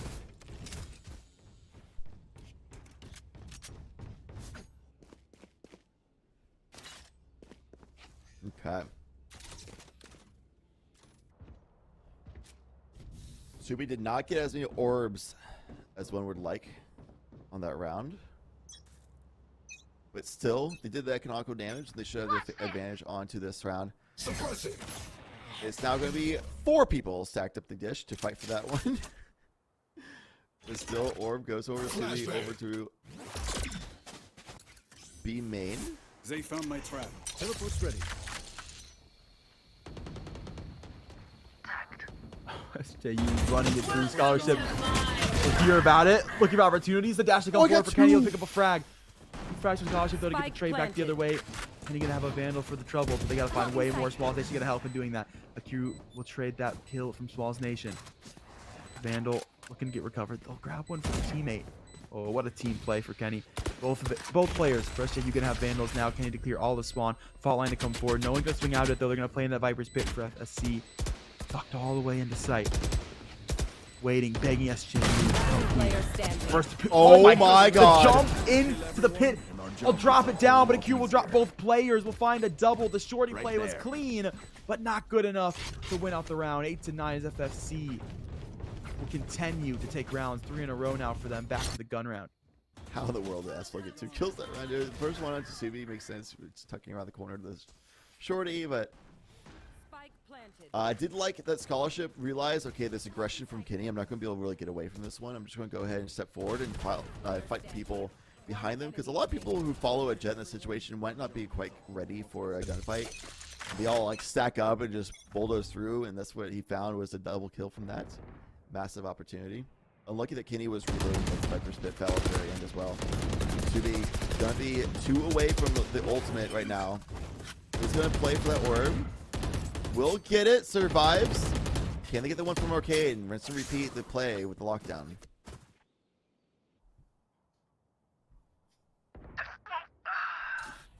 Sosa will pick up this first frag on to the B site. That will not be the intention yet right now. Grabbing orb still the tunnel, and Scholarship will pick up another. There's just early 1v1s to be had, and they'll win it out. The other called Rolling FSC will bring Thunder, the whole they might team just over. save the lockdown, Rolling Thunder A side to get onto it safely and freely, and then save the lockdown for the next round. Could be the case. His screen will roll up here. Off that CT angle. Let's block off their angle to sight to drop. Fortunately, no one's there though until they sound everybody else. Scholarship will have one Akira, will grab another, and Trident. He'll do as he might. Good for a double, but now traded out Smalls Nation in a 1v3. All the ults still up for FSC, and surely we utilize it in the next round. We'll see what Smalls Nation is able to find. No money in the tank for this team, so wouldn't be a terrible save, but they're gonna flood into the site, just looking to get some damage done. It's a crossfire setup. A near impossible situation for Smalls to win through, especially since he's off a wall. Smalls keeps dropping that wall in arcade, which actually supports Farmingdale's ability to farm those orbs. Good fault line. Perfect timing from Akira as well. Yeah, good fault line. Rolling Thunder and Lockdown available. Kami, I believe, is shut out for St. John's. Yeah, it's not looking good. Not going to be goodbye. And they're going to have to deal with the lockdown setup, which is not, even though it's not going to be a full buy round, it still will be beneficial for Farmingdale to drop this lockdown here, just so they can get the B site secured. And it would be even easier to win this round because they're not as good at range weaponry that St. John's would have, would make it harder for them to make the retake happen. Use lockdown now and start farming orbs beyond that. Go back for round 3. There they go. Here. Alright, scholarship can you survive? Nothing.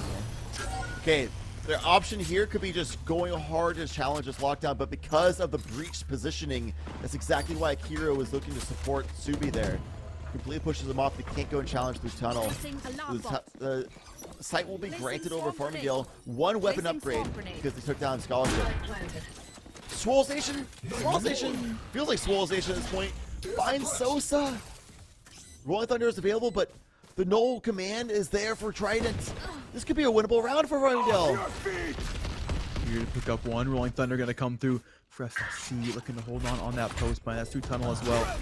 A significant amount of players. Subi, Esco trying to get their way up ramp. Now Q back around from down in tunnels.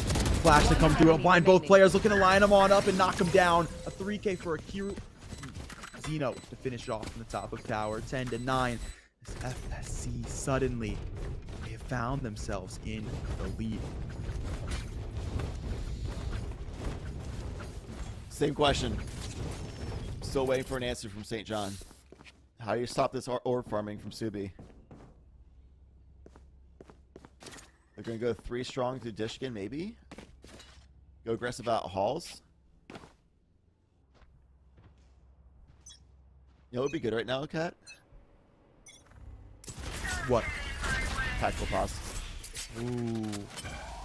You mean to tell me teams have timeouts? You can stop the play to think? But can't they only do that once per half? Once per half? So let's say they were to use it at the very first round of the half. Does that mean they couldn't do it anymore? It does mean that, Kat. Oh. Which also means Farmingdale probably never call one considering they have that advantage right now. But, I mean, this probably was some kind of like mouse issue or something like that. Forced them to have to use attack pause. No, because you can use attack pause for now. That's true. That's true. That's true. Well, the world will never know. Sometimes the dog just gets into your laundry. You got to call it attack pause for it. They're going to get the dish orb. Scholarship's pushed up, so they know that Hall's orb is not taken yet. We stuck past this. Oh, the ambition. The risk is here. The read is good for St. John. Scholarship finds the frag, though. Will he account for this? Oh, almost able to find the adjustment, but Trident's going to have that one. Fragment in his hand, looking to go hallway, but 30 seconds they left. fucked back. They said there's contact here. There's Viper's pit. It's too much work to get through. We'll go to B instead. You guys got anything here? Knock anybody home. They see the cage come up with the Cypher. They know he's got to be somewhere close. He's tower. They found him. Akira's going to have that frag. They've got the site now as well. Should mean the plant goes down. Lots of damage to be caught on the cross. This CT player command is going to make the retake so easy. His Viper low as it is anyway. Xeno will swing. Can't get out of cover. He just gets the spike plan. And that's about it. Hero. Gotta be massive here. Good for one. Take the zipline up towards tower. Is planted for them. Swing out. Can't quite find a second. The headshot, but it's with that Phantom. Not enough to kill. Trident has it. Start that defuse. give it over to the Jet as well. SJU 10-10. They tied things back up. They've ended what was looking to be a very dominant Farmingdale run.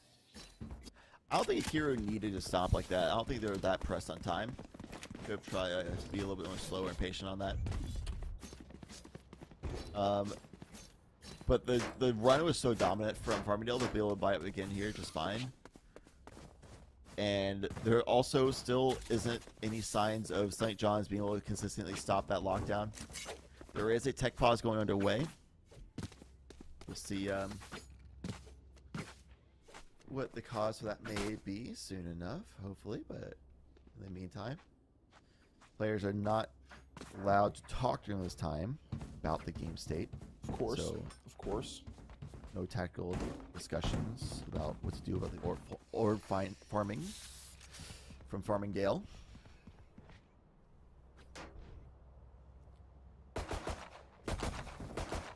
Judge in the hand is S Slow, who's been doing a really good job of holding into tower for B site.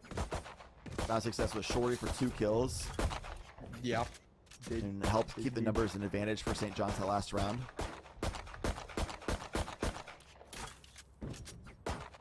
Yeah, it hasn't really been any adjustment to St. John, honestly, on the defensive side. They pretty much had the 3 people over to A site that they have, Sage and Cypher over to B site. The only changes they did is like the micro changes of like the people on A side, do they have 2 people or 3 people challenge for dish or not challenge at all? Do they go to try to hold for a haul, which they haven't really overall. So they haven't seemed wavered. And when we talked to Eslo in an interview after the semifinal win, he said, yeah, we were just super confident as a team, completely confident in our abilities. So that could be why we're seeing them not adjusting a whole lot macro wise, more just the micro changes. That could be the case. That could be the case for sure. Yeah. But see, just the benefit of having all these ult orbs is absolutely ridiculous. It's able to constantly throw them up to guarantee yourself additional map coverage. I mean, it's one thing to be able to beat somebody in terms of just raw gun skill, but being able to have an ultimate to go with it just makes it so much easier for your team. Now, once again, we're only 2 away from that lockdown. They just walled a car arcade again. They're giving it up. They even stomped through tunnel just now. It's the 2-for-1 special, man. What are you going to do? Going through tunnel. Try to use this angle? They do. Scholarship will be caught. The barrel will be seen by Trident. But it is a lockdown scene in the inventory of Subi. Yep, so and it will be up yet again. Lost player doesn't matter. We still get B-Site for free. And that wall arcade being up means that they can't walk through arcade. They've got to go to CT. A little bit too far to get, so the Cypher knows. Just looking for one before they go down the judge. Not able to find anything. 3 players detained! 3 players CT detained. That's the thing. They did put that, instead of the close corner tunnel, they put it on the right side instead this time. So it dug deeper into CT. These players weren't able to rotate in time. So they all have gotten caught up here. The only player actually able to make moves right now is Kenny. Those are them now going to get out of that suppression and start to make things happen on their own. The team's now gone. They're let out of jail, but what are they able to find? Voided for 1. The Resurrection's available. They might motion over to get the revive onto S-Flow. That's why I say got a judge in his hand, though.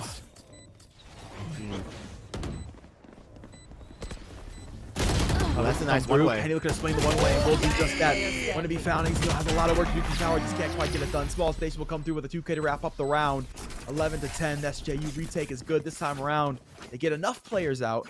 The lockdown, just one to go down. It's S-Flow if they feel confident enough on that retake.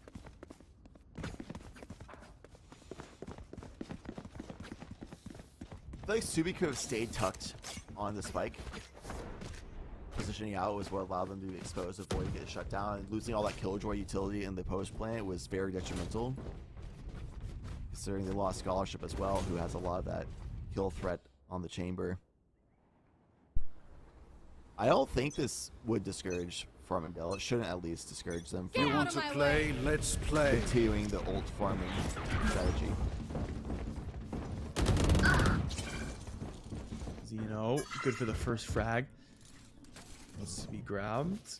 0 point now going to clear. Pressure is gone. Refill out. Scholarship to come out with the tour de force to find one. They'll use that rolling thunder, but it's only grabbed back to sight. Void. Scholarship get another kill with that tour de force. Second snake bite's gone down. It's all for even more time. Scholarship to get the flank. So, no idea how much danger they're really in here. Out towards spawn. We'll hear this footsteps now.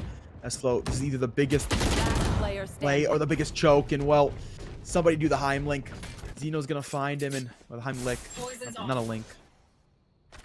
Close enough, really. Close enough. FSC will walk to the V site. They've got it for free. They'll get that post plant. And Void a 1v3 to send their team to match point to keep hopes alive early. It's Farmingdale posturing up. There's one. Gotta find two more. The Tour de Force now going to look its way back away from spawn now into CT. First shot not going to land. Rendezvous wait for scholarship. He's going to reposition all the way to arcade. That adds just a couple chinks into the armor here. Void will take steps forward. You have this comm as well through the chamber tunnel because you hear it all over your head. Out for the angle. Caught the feet, but just a little bit too late. Knows about the swing, though. Zeno will be up close and personal towards tower. And Scholarship has walked around. He's pulled up the Phantom. He's found the frag. 11-11. As Farmingdale will hold on to it. Tied up we are. Oh, yeah, tied up we are. I knew you were going to say that. That's actually crazy. That's a good spot. Resurrection falling early made it a little bit tougher for St. John's to be able to get back On into my way. Here. the round, considering they had members falling one at a time. All right, 4 out of 7 for Subi. You can get the lockdown this round. You have a good buy up. Go for it. It's gonna be like one more good lockdown for this half. They didn't even bother last time because he could get that orb for the Rolling Thunder, which he used to get pressure onto the A site. Oh, the challenge from KO! Trident got a little ambitious there. You get this team to site, you get that Viper's Pit out.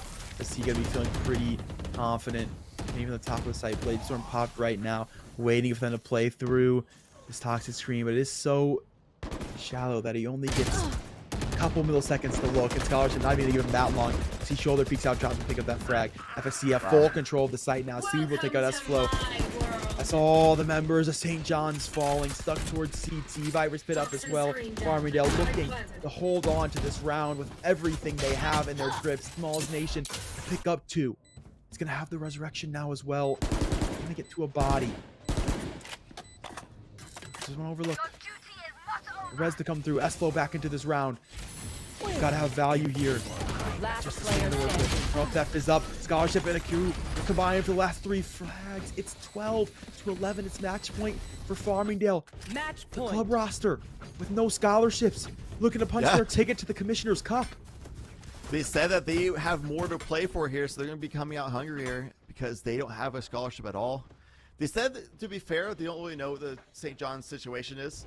They don't know if they have scholarships or anything from their perspective, but they do know that they want to prove that they deserve spots on the scholarship-enabled teams here, and one player even named themselves for that. There's 1 point away for Subi to get into the lockdown, which they've consistently been able to get that from B main. Nobody's going to even contest them for that, so that's going to be another play here, another lockdown from the tunnel.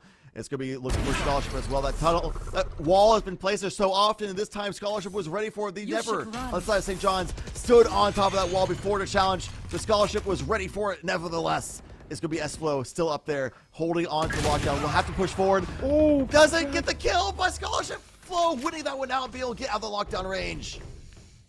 Massive for Flow. That's the first time they've been able to win that fight as well. Consistently, they've been trying to get out the lockdown. Has not worked in their favor. So we will pick up Penny.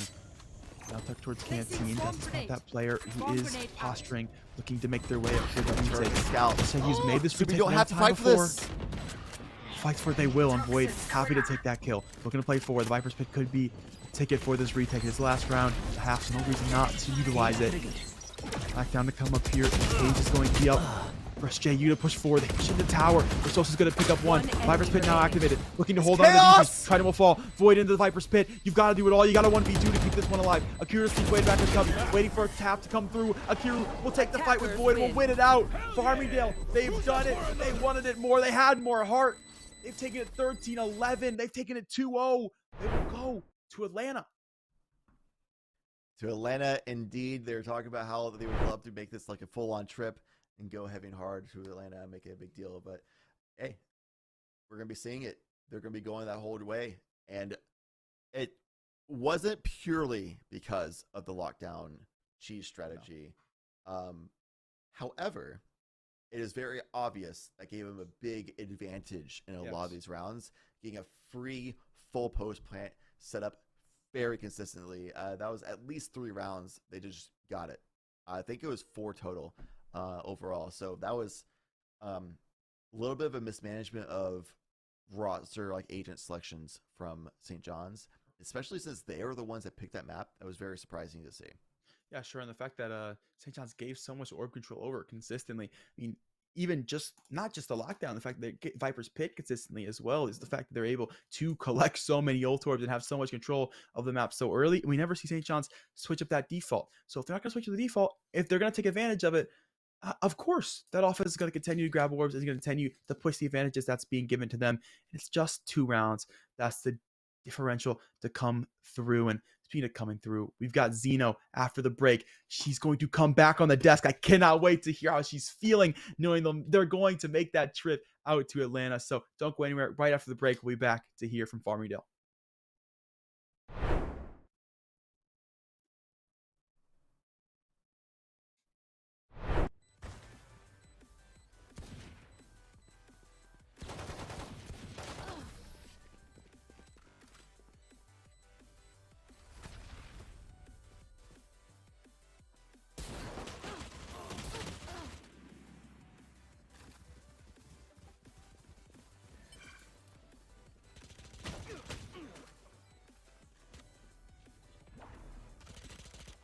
One enemy remaining.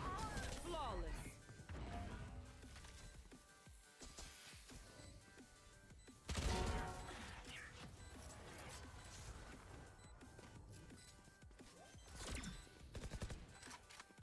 Last player standing.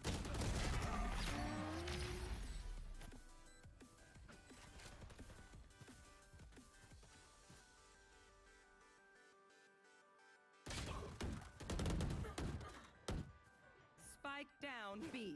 Left. Long.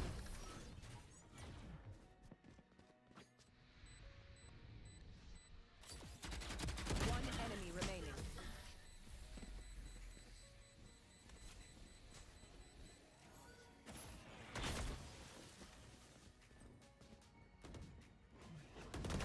That's done.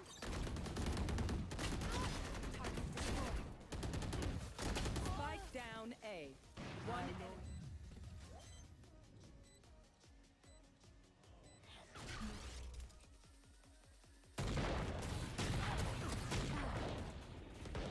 Spike down B. One enemy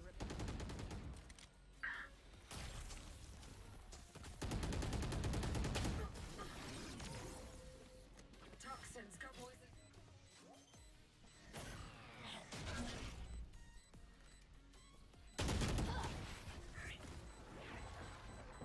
I know exactly where. 10 seconds left. Cage triggered. Welcome to my world.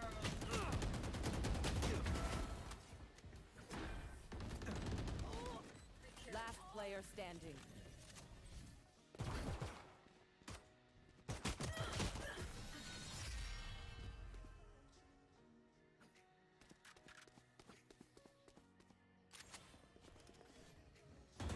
Welcome to my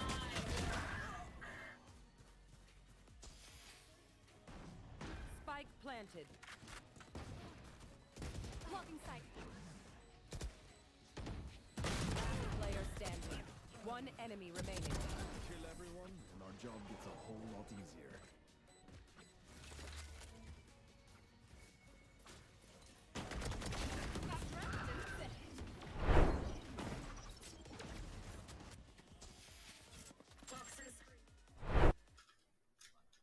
We're back with a winning interview from the team over at Farmingdale, coming hot off of that victory. Got the tickets for Atlanta secured. Zeno will be the one joining us yet again. Welcome back, Zeno. I see the smile on your face. I know you're talking about how all the team was excited and celebrating, as you should. And you also mentioned during that break, while we were talking a little bit before the interview, that was your first time playing Fracture as a team. So going to like the standard strategies that everybody kind of knows about, were you surprised to see no breach on the other team? So yeah, we were really surprised by it, and we were surprised by the KO pick, but we were like, that's not of a concern because that'll just so it didn't really matter to us. And we think that the breach pick was kind of crucial in our. I think all the picks on our team were literally just crucial, and we all were just really communicating properly to the point where it didn't matter what they picked, we were still gonna succeed in the end. Yeah. And I think a big part of the success is we saw consistent farming being done. We saw you guys sowing the seeds of the orbs, constantly having ultimates. What did that look like? You said you never played the map before, but that looked like second nature for you guys. So you should have heard our comms. You know, we were screaming Pac-Man. We were just nomming all of those orbs. So it was a train of just going from place to place to place. We were all just yelling, just grabbing all the orbs, and it was a lot of fun. And I think we always kept mental high, always kept things light. So it might have been our first time playing the map, but it just didn't matter. Our team synergy is there. For sure. I'm sure you're also excited that the stage granted you a wall to help you get the arcade orb every time as well. Yeah, they didn't change it up. It was really confusing. The one time they actually were on their wall challenging, looking for a scholarship, he was ready for it and shot down the stage as well. So it was impressive to see. Haven was the map pick as well. The last one being Ascent, which we already know that you're proficient on. But on Haven as well, just the explosivity of that, setting things up. Did you feel any pressure that you might have an issue on your own map pick, or were you confident going through the entire map? Maybe a little bit on defense. We knew that they're a really strong team, but we knew that they played it very slow. So we found it difficult to kind of keep everyone low key when we were winning so much on offense. We were like, all right, stop solo swinging, stop doing this, stop doing that. Like, you don't have to get as aggressive as we are on offense on defense. So yeah, that was a little bit concerning. Just a little bit though. You know, we pulled it together, so it was cool. Pretty sure what we saw as well was that a lot of people were going for those solo plays, and some people were a little bit greedy to get more than just that one kill that they got the first pick on. But once y'all did slow down and set up those trap plays and crossfires, things definitely looked a lot better. Yep. Yep. Absolutely. And okay, we talked a little bit before in interview number 1, the fact that this team is playing out of passion. It's a club roster. There's no scholarships. I mean, looking for scholarship literally in the title for one of the Riot ideas. How does it feel as a roster to play purely out of passion and see success in that? You know, it doesn't matter where you are, if you got scholarships or not. It doesn't matter as long as that passion and that need to win, that fight to win, that as long as that's there, you know, we'll win. And that security of having a scholarship, we don't have that security. It doesn't matter if we lose or win, we're not gonna have that scholarship to back us up. So we're gonna fight to the end. Love to hear that so much. Kat, do you have any other questions for Zeno today, or closing statements, perhaps? Okay, I'll give you one more question. And you know, we talked a little bit in the green room. You said you 13-5 NYIT that you guys would win, but you didn't give the score line. Okay, fair. I'll be calmer. Okay, I'll be calmer. Right. How do you guys do in Atlanta? Do you take Atlanta? Do we take Atlanta? Yeah. Do you take the whole thing? We're bringing New York to Atlanta, of course. They're all gonna catch the smoke. We're taking it home, baby. There's no firefighters over there. Are they? I don't know. Right on. We'll have to keep paramedics on set because we're gonna be knocking people out back to back to back to back, just like how it is now. We 2-0'd every single team. East Coast is ours, so. You have definitely 2-0'd every team. Some looking really dominant too. Going to Atlanta, I'm sure you're going to practice some fracture. You'll have a little bit more time. A little over a month to do so. Right. Maybe those teams there might pick breach to counter out the orb farming Pac-Man strategy. But yeah, we got a better breach though. Again, so you know. Do have a better breach. Having a breach naturally makes you have a better breach than that's true. That's true.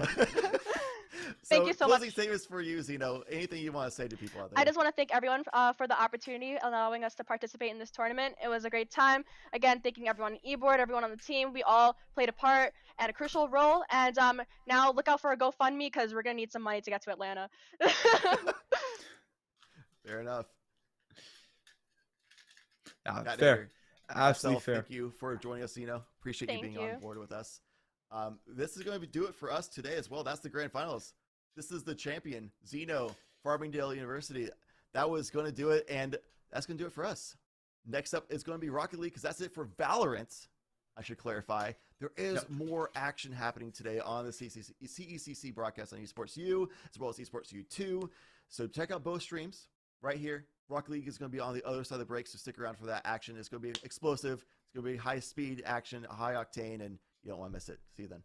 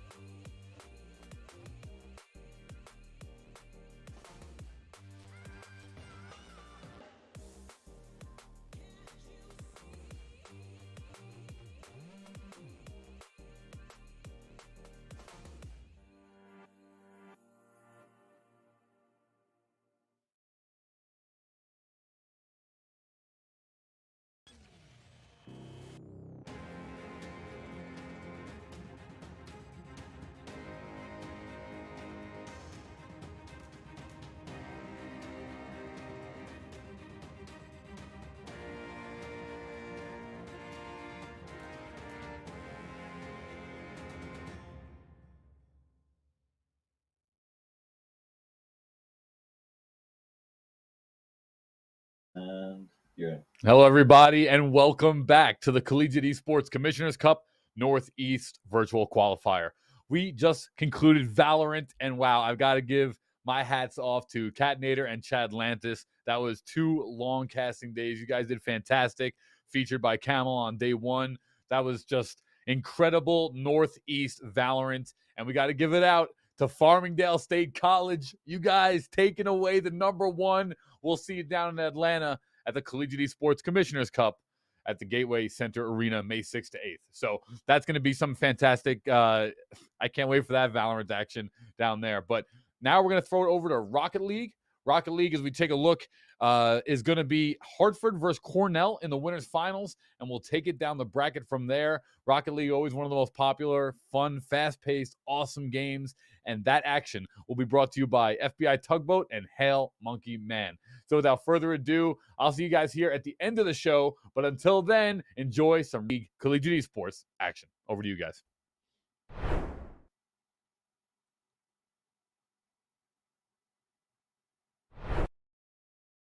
Thank you, Paulie. I'm FBI Tugboat here with Hail Monkey Man.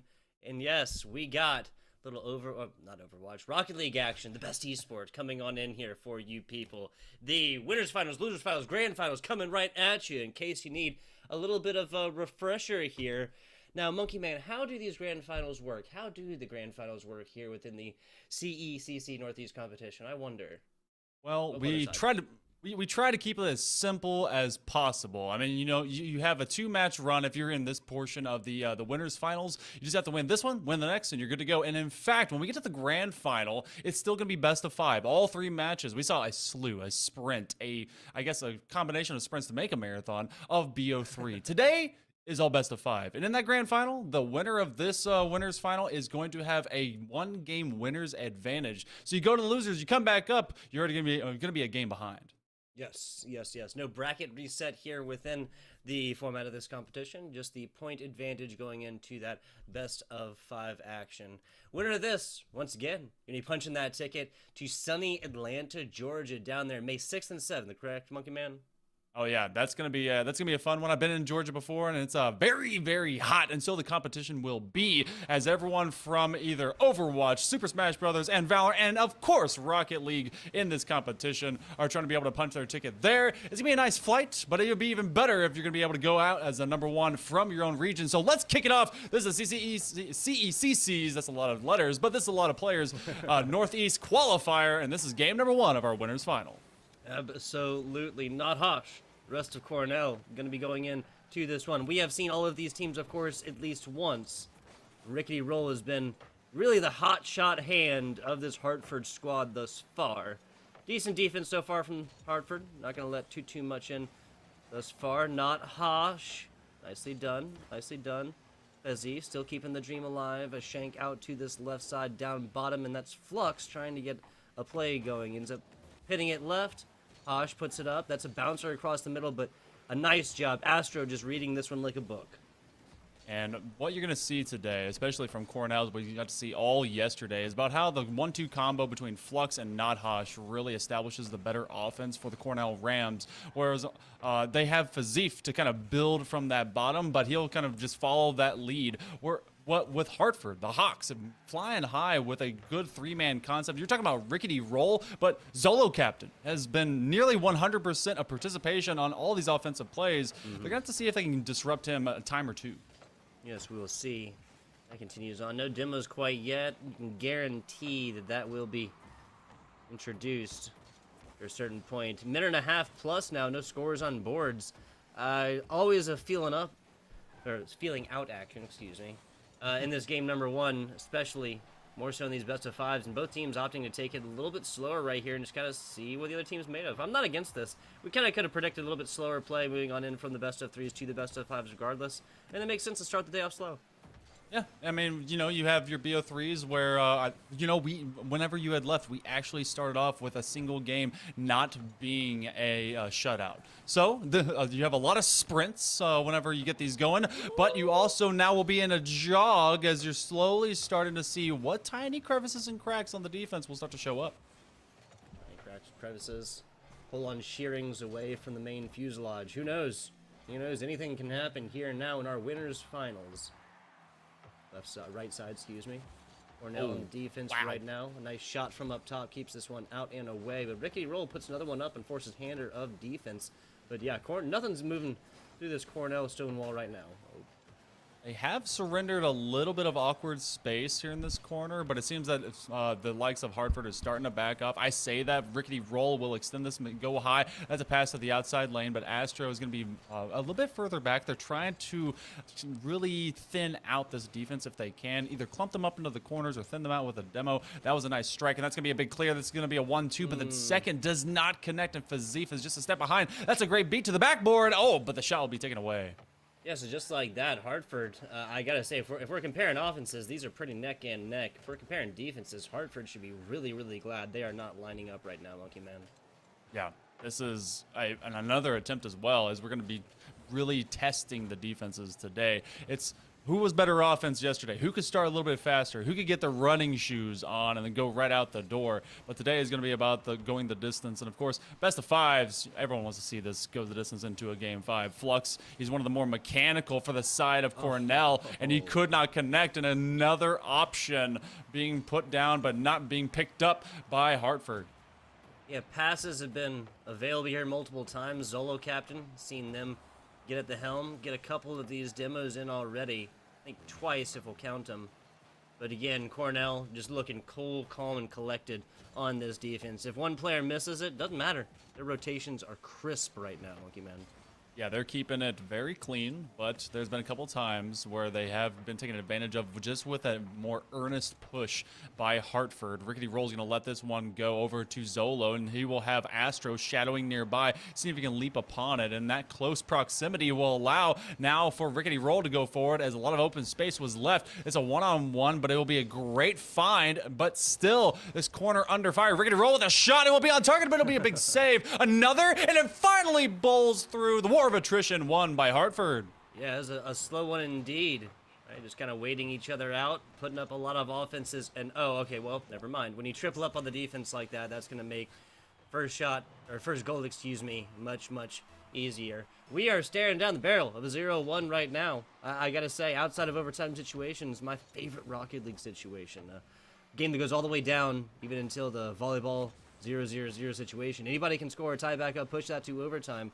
We got granted a 0-2 yesterday, and all of the games that you and I got to cast together did start off with one team putting up a goose egg in game 1. Now, will that continue in the winners finals? It looks like it, unless we can keep this dream alive, push it on into OT. So one way or another, we're going to get a very electrifying first game. A demo blocks the view, and Hartford going to strike first in 1-0 fashion. A lot of smoke screen at the end there, some smoke and mirrors, but not a whole lot of illusion when it came to the Hartford offensive. They kept testing Cornell to be able to stretch themselves into those corners. It was that right side kind of lean and familiarity, and it took one just slight miscommunication, everyone getting a little bit desperate and triple committing on the initial touch, and when there's no defenders to get the next strike, well, it was an easy goal. Yeah, all the rotations up until that point were really, really crisp and clean, and then it just looked like all three of them at the same time. Just almost a concerted effort of mistakes right there. Hate to see it. And really, I think the scoreline reflects this first game. There was really only one honest mistake for Cornell on defense, and they get taken to task for it. If this had been Cornell on the offense a lot more, especially the second half of this game, Monkey Man, I think we'd still be watching this in OT right now, if Cornell hadn't taken it, right? I mean, very true. And we also saw a lot of Cornell offensive to start this game. So I want to see if they're going to be able to posture up and kind of get that better outcome. I mean, at least put some more lethal attempts on net. They definitely pressured up with a better offensive rotation, but obviously nothing went to the back of the net. We get to see if game number 2 will render something different. And of course, usually when you have 1-0s, that'll be the icebreaker for maybe 10 or so goals combined between both teams in game 2. Monkey Man double-digit point totals in game 2 comes out. See if that's proven true. 18 seconds in, nothing quite yet. Not for lack of trying, though. At least some solid, formation attempts at offense. Rickety Roll, rest of Hartford kind of taken out so far. Zolo Captain was the man of the hour when it came to those demos earlier. 30 seconds in, gonna bite the bullet on that. Right across the middle, but Fazif reads this perfectly. No harm, no foul. At least not today. At least not against Cornell. This will be another shot, though, that will be attempted at, but this is a bit of a double commit. The third will push up, and now Flux is having to make that rotation. Rickety Roll will leave it, as Flux actually found a fantastic position on that backboard. Great read. That is so hard to say in the moment. But ultimately will turn into a clear that goes out the midfield, and this will be another Hartford established position. See if they can take control in the middle. See how that... Excuse me. See how that one goes right here. Flux, who else but Flux? Flux has really been all over this ball. Like he is whatever logo this ball would be made from. Okay, Hartford. That's Zolo Captain. Zolo Captain's been running around, demoing people left, right, and center. It's going to be from half court right here. 50 miles an hour. Even Stevens. Right across the middle, and about as center as you get as well. Yeah. Is a great bouncer, and he was able to make that catch off of a bit of a giveaway from that midfield, where usually you would see the second or third man at least crunching up with it, had the ball on their nose, and kind of carry a closer possession. That's a great flip reset. It will have an angled shot across the net, but not in it. And so still, Cornell hunting for their first goal. We may not be on pace for 10 goals, but, you know, it's still in my heart. I got you. Hey, it's not like it's broadcast and recorded on the internet for all the time, right? Not at all. Oh, No. wait. Gosh dang. Gosh darn it. 7 minutes or so, like Monkey Man was saying. Cornell, no scores on boards. Got to get in the offense. Got to spend a little bit of time here. Got to put a little pressure on Hartford. If they just get comfortable, firing away on offense is not going to go well for you. The attempted guillotine coming in from Rickety Roll, not going to land. Astro putting this one back up over on corner. And this is exactly what Cornell needs to do. And no triple commits here in game number 2. It's also about seeing how earnestly that Hartford is eventually going to send the second man. How many times have we seen Rickety Roll put something on target and no one following up? You can start to think that maybe Hartford is going to say, all right, we can take a few extra risks. And they may start sending that rotation just a little bit quicker. Rickety Roll, he's got Zolo Captain in his back pocket, will not be able to win that 50 at the near side post, but there's Zolo Captain again putting back unavailable to Astro. It's awkward in the box, but that 50-50 from Fazif will keep this one still at just a 1-goal margin. You know, pop back on over to not Hosh. Oh. That's the second, and that's Flux's first. Passes and passing the points, my friend. That is a great bit of just awareness, the 1-2 bang, as the passing combo between Nothosh and, of course, Flux. It took the whole team to be able to get it up from the back line to the front line, and that's where you want to connect. And Cornell finally connecting the way that we know they can. That offense will strike. This will be from the ceiling, and this is on target from the kickoff. Hartford's going to get that lead right back. Zolo Captain. We were talking about Rickety Roll putting these on point earlier. Zolo Captain. If you want something done, you got to do it yourself. What a shot. Right across. About as straight as it gets as well. Very, very fast ball. 100-something kilometers per hour is 60 miles. 2 minutes, 15 seconds. Maybe you called the double-digit points not happening too early. Oh, my God. Oh, my goodness. Well, they're trying to prove me right. Eventually, it just takes a little bit of time to really break all this ice. But you know, like any good captain, you have to be able to lead from the front and also make an example of what should be done. Another 1-2 punch, and Hartford is sent packing, but still they've been able to respond just fine. Rickety Roll on a one-on-one, he will not commit extra resources and boost to that attempt. But Cornell, again, just finds them kind of with their backs to the wall, not in desperate situations, but they're just not moving away very quick. Yeah, and this is now spending a lot of time right here. Not Hosh coming through. The Herculean effort yields a no-score situation on that previous. Cornell staying within 1. Fantastic stuff right there. Hartford would have loved that goal to go, like the kind of the insurance, as some casters would call it. That's gonna be the insurance shot right there. 86 seconds left in Hartford, Connecticut. About that long, about 90 seconds away from putting up game number 2 in this best of 5, people. Look across the bottom, just in case, just joining us. No longer best of 3s. If Hartford takes this will not be Cornell's last chance. Zeef just didn't know what to do when he was trying to look at collecting that potential possession, and because of that, it let the option for Hartford run up. And so, Nothosh and Flux seeing if they can be able to sprint out of their own back half. That's a great cutoff. It will go very booming to the one opposite end. And Cornell, they've got time. They've got to be able to use it efficiently, effectively, and wise. But As soon as they are able to pick it up, they bring it up across their own net, and Not Hosh is not going to get a whole lot of power. It does find over the midfield. They got to start winning these challenges. They're going to make them happen early and often. Early and often. You know, it's late and not happening very frequently for Cornell. They have to get this right now. We really don't want to see either team take this in a 3-0 fashion as well. Of course, that's a little bit farther away, but yeah, as you can hear the Monkey Man reaction, that is just not good looks on offense. Wheels kind of falling off here. Now, Cornell is throwing everything into offense, and that is what we like to see because, oh, so close, but the right place, right time situation. Better be lucky than good. That's Astro's saying, at least for the last 10 seconds. Flux is trying to be even better than he is lucky, but he's been unable to find that rabbit's foot. Or maybe, does this have enough time? We actually have 1 second. A redirect doink off the nose, and it's a great challenge. Fazif, he's just in the right place, right time. That's exactly what the doctor ordered. We're looking at hair's distance away from the ground right there. We'll get at least one kickoff now. If this comes in and doesn't get low, doesn't get high is what I was trying to say. If it starts off low, that's it. And Hartford takes a barn burner, a nail biter, a white knuckler, right? Everything dramatic-wise you want to describe that game as was true. We had one score in game number 1. Move that down to a 5 total score, 3-2, 1 second victory for Hartford. Well, I can't call it 1 second. The 1 second almost comeback from Cornell. I think that might be a more appropriate way to describe that one. Yeah, I mean, and they got half the amount of points that I thought they, might combine too. So Fazif was trying to help me out. He's trying to be like, "Hey, Monkey Man, it's not a big deal. We'll get half of this." And Cornell, they had a better response this time around. But again, it is the full-fledged effort out of Hartford and the Hawks just flying high and just keeping them planted for longer. I mean, Rickety Roll can make an individual effort. They can just kind of bring it to the corners. And if Zolo Captain and Astro, which has been more of the mighty combo for passing, doesn't connect, Rickety Roll picks it up, brings it back to the zone, gives them a chance to rotate, and just brings that offense into a longer rotation. Cornell's got to break out quicker and also make their offense last for longer than just a single shot stint. Single shot stints indeed, yeah.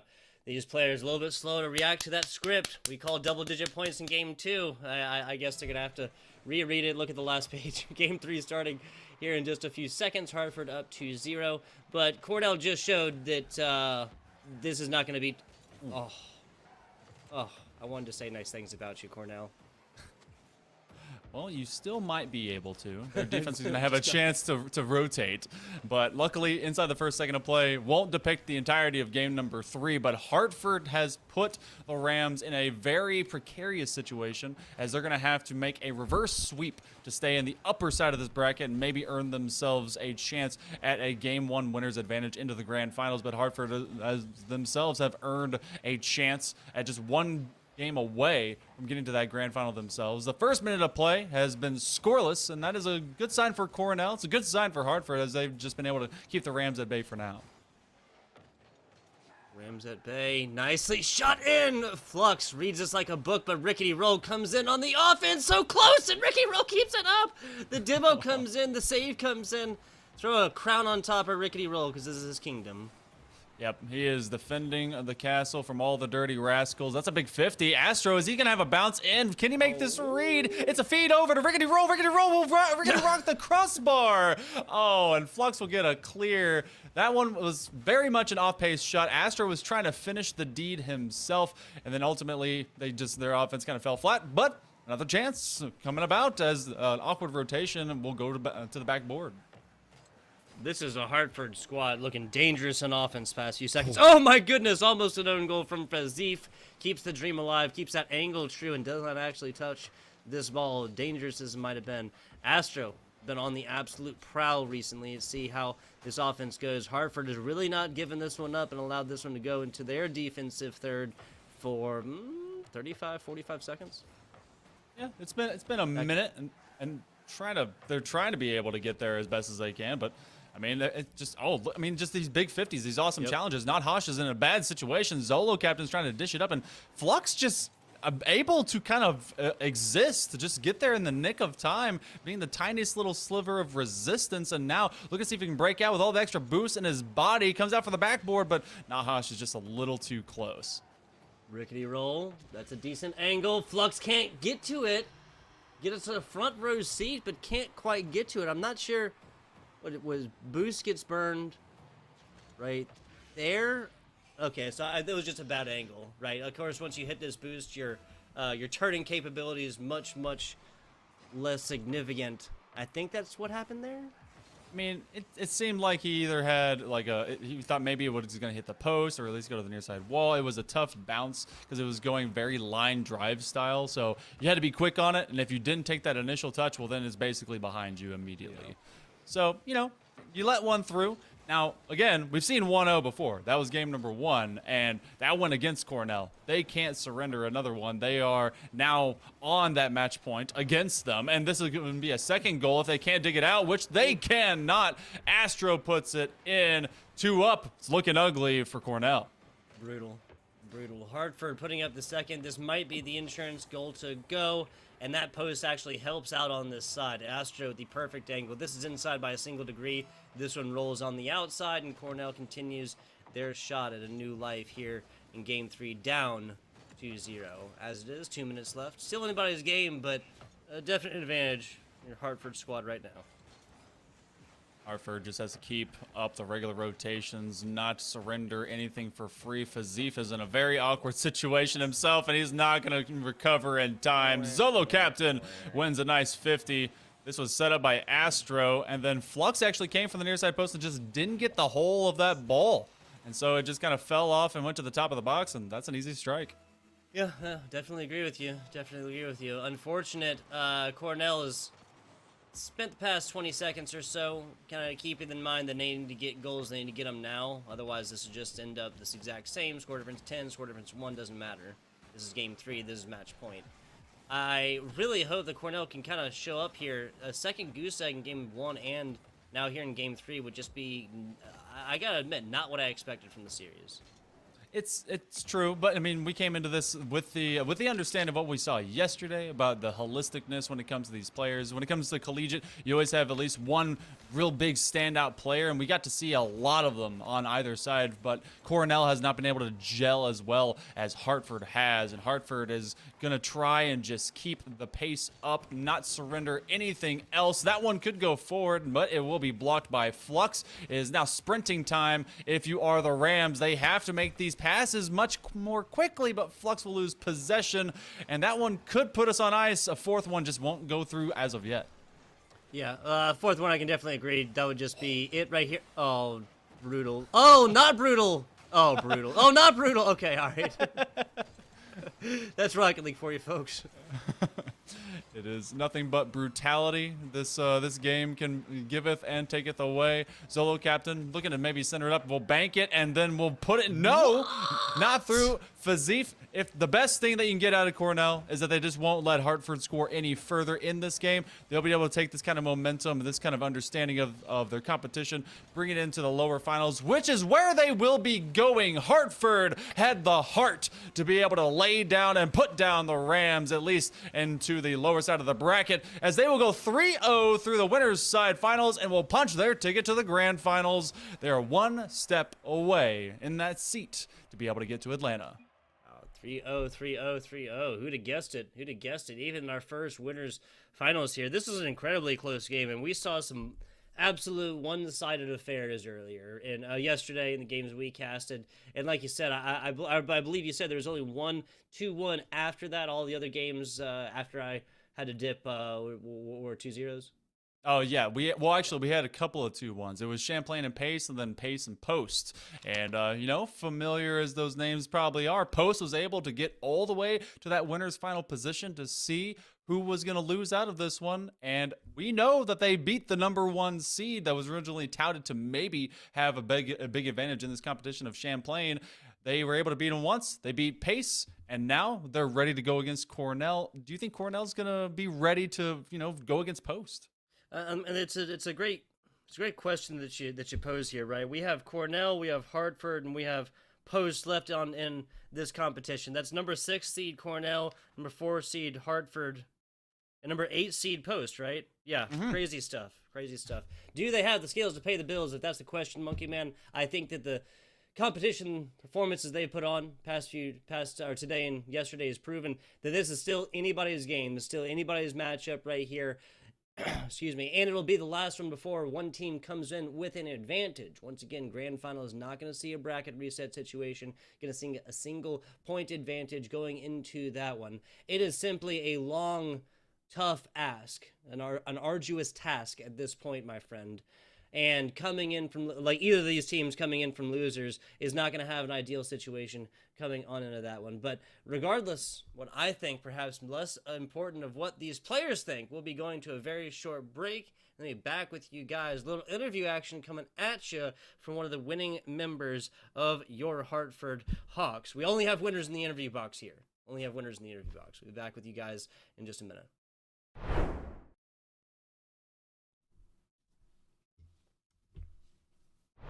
Fire, Rickety roll with a shot. It won't be on target, but it'll be a big save. Another, and it finally bowls through. The war of attrition won by Hartford. Yeah, it was a slow one indeed. Right, just kind of waiting each other out, putting up a lot of offenses, and oh, okay, well, never mind. When you triple, will that continue in the winners finals? It looks like it, unless we can keep this dream alive, push it on into OT. So one way or another, we're going to get a very electrifying first game. A demo block has really been all over this ball.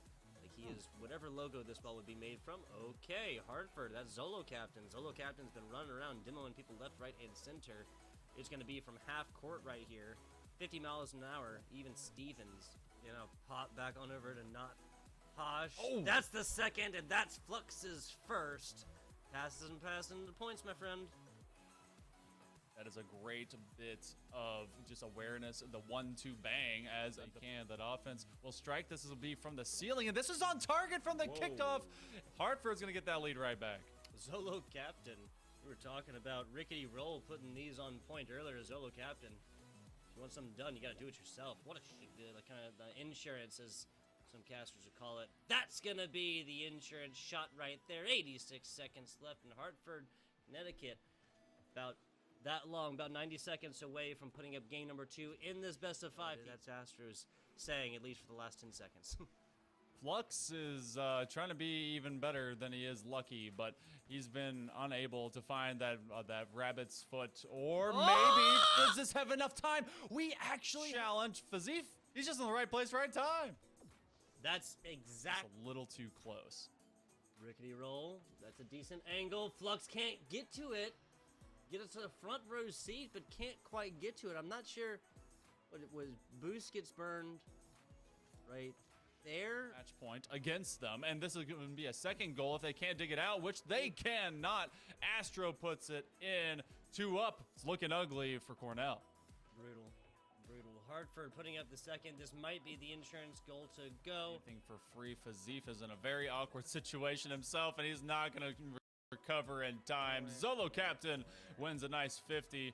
This was set up by Astro, and then Flux actually came from the near side post and just didn't get the whole of that ball. Down and put down the Rams, at least into the lower side of the bracket, as they will go 3-0 through the winners side finals and will punch their ticket to the grand finals.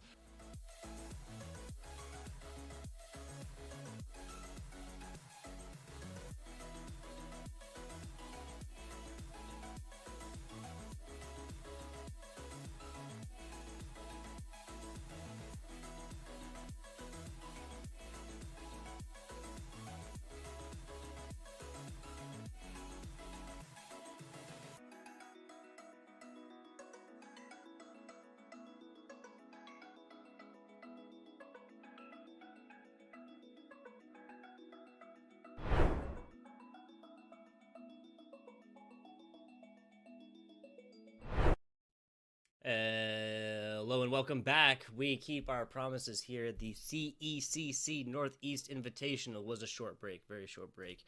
But Kyler, I need myself 20 CCs, a rickety roll. We got a little interview action coming at you guys. The winning hard hitter from Hartford. That was a mouthful there. Rickety roll, you with us? Yeah, I'm right here. Happy to be here. hard hitter from Hartford. Monkey Man, take it away. That's some good alliteration. And you know what? We got to talk about the overall performance that you guys just had against Cornell. First off, congratulations. You're able to go 3-0 today, and you've been able to really have a great squad. Overall team concept, a lot of great passing, a lot of good fill in the gap kind of mentality. I mean, tell me a little bit about your squad. How long have all you guys been currently in the program? And I guess, you know, how are you feeling about your performance from the last 2 days? Yeah, I mean, Astro and I, we've been in here the longest. We've been here for about a year and a half now. And then we had Zolo Captain join up last semester. So we've had a lot of time putting this squad together. We've put a lot of time in. And we have another player who's not with us today. He's actually at the LA LAN, enjoying every game that's happening there. And we're just trying to put on a percentage of the performance that's happening there. And we're really just putting everything down for this tournament, see what we can do. Well, you know, you guys went 3-0, and right now it's 3-3 in Game 6. So maybe there's a little of NA magic that you guys are trying to dish up to help out the whole NA continent with that kind of performance. But I want to ask, so you guys have been together for at least a minute, and so for your program, for Hartford, and how you're kind of rolling through this qualifier, have you guys been at a LAN environment before? And I mean, is there any other kind of types of preparation, both being in an online versus maybe at a physical concept? Because you guys are prepping to maybe have a chance to go to Atlanta. Yeah, I mean, we haven't been to a LAN event yet, and we're really hoping for that. We have one in Philly next week. I know this is an opportunity, trying to see what we can do. And we're actually in our esports facility today, trying to get some time in person and really get comfortable playing near each other, comms with and without headsets, just doing what we can. Okay, really cool. Tugboat, what do you got for our guy? Yeah, no, absolutely. So I want to ask specifically a little bit about this previous game here with Cornell. Games 1, Game 2, both score differences of 1. Game 2 a little bit closer than Game 1. Game 3, a completely different story entirely, right? I wanted to ask you kind of the differences between those first 2 games and going into that third game where you guys just seemed a little bit more confident. Yeah, I mean, first game or two, you're always trying to get used to your opponent. First time ever playing Cornell as far as I remember. Haven't seen them in anything else yet. So it was fun to meet a new team and learn how they play, learn their tactics and all that. As well as it being our first match of the day. I mean, we had a little bit of warm-up beforehand, but it's the first competitive spectacle of the day. So really getting back into it for the day. I'm with it. The lights and the sounds and the whatnot. All right. I told Kyler I needed 20 CCs of Rickety Roll. Now Kyler told me I need 20 CCs. He needs 20 CCs of drama, of content. Rickety Roll. What are you going to do in the grand finals? What is your team going to do in the grand finals? I need some predictions, and I want you to be dramatic with me. Oh, dramatic. My goal, not even close. We're hoping for a blowout. 1 goal game diff? No, that's not happening. We've got to go all the way for this finals. Calling it Hartford in 3. Hartford in 3. And they're not even have to play one of those games because they're coming in again from those grand finals. Now, taking it to the future a little bit here, you ever been down to Hotlanta? I have once or twice, but looking forward to going for Rocket League. I think that'll be very exciting if possible. Absolutely. Anything that you want to get done there if you win the grand finals and get that invitation? Finals? Oh, I don't even know. I haven't thought that far ahead yet. Very play-by-play basis. I'm with it. Can I kind of take them as they come? I'll add another age. The hairy heavy hitter, right? Because the beard. The hairy heavy hitter from Rickety Roll here from Hartford. All right. That's going to be it. Appreciate your time. We have another game here to kind of determine who you guys will be playing in that grand finals. But before we get you out of here, Rickety Roll, I want to ask if you have any shout-outs. I just want to shout out everybody at Hartford. I want to shout out everybody else on my team, Zolo Captain, Astro, and everybody at the school and the esports program for making this all possible. There you go. All the sports staff, all the teammates, and everything else like that. Rickety Roll, we might see you again, but only if you guys win, because we only have winners in my interview box, okay? Well, that's the plan. There it is. Everybody, Rickety Roll, we'll see them again after this next matchup. We got Post coming on in against Cornell. Yes, Cornell is not wasted out from this previous. They had not lost a match yet, so they're going to be dropping down in that losers finals. Best of 5 there as well. No advantage coming into that one. Only advantage comes in the grand finals, Monkey Man. Yeah, this is you drop 0-3, you get to this moment. This is where coaching, this is where resilience, this is where a good mentality comes into play because this is elimination time. Post has been surviving, and so has to be the same for Cornell. But you know what? We'll get to check that out in just a little bit. It's going to be your losers, well, our redemption finals coming up in just a little bit.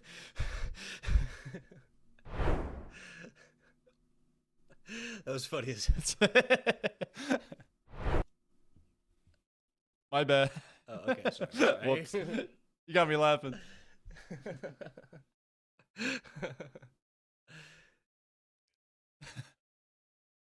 Gotcha. Yeah, fair. Yeah, he dipped. Cool.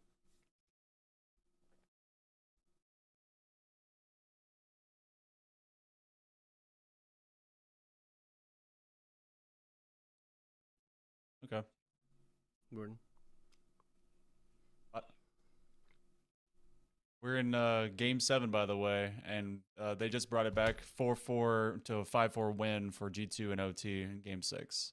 So. Oh yeah, I'm bringing it up. It's So crazy. hopefully it'll be done by then, right? It could be if G2 wins. Otherwise, we go to bracket reset. They nearly have 200,000 people watching this. That's pretty cool. Young Bucks, dude. Yeah, it just hit 200,000 on my side. Yep. What's crazy is that someone had said that this feels like a less villainous version of like Vitality from season 7 when they made that crazy run through all of the NA side of the bracket into the finals. And I think it was like G2 that was waiting for them. So this is like nearly mirrored, but Queso's like a much cooler bunch.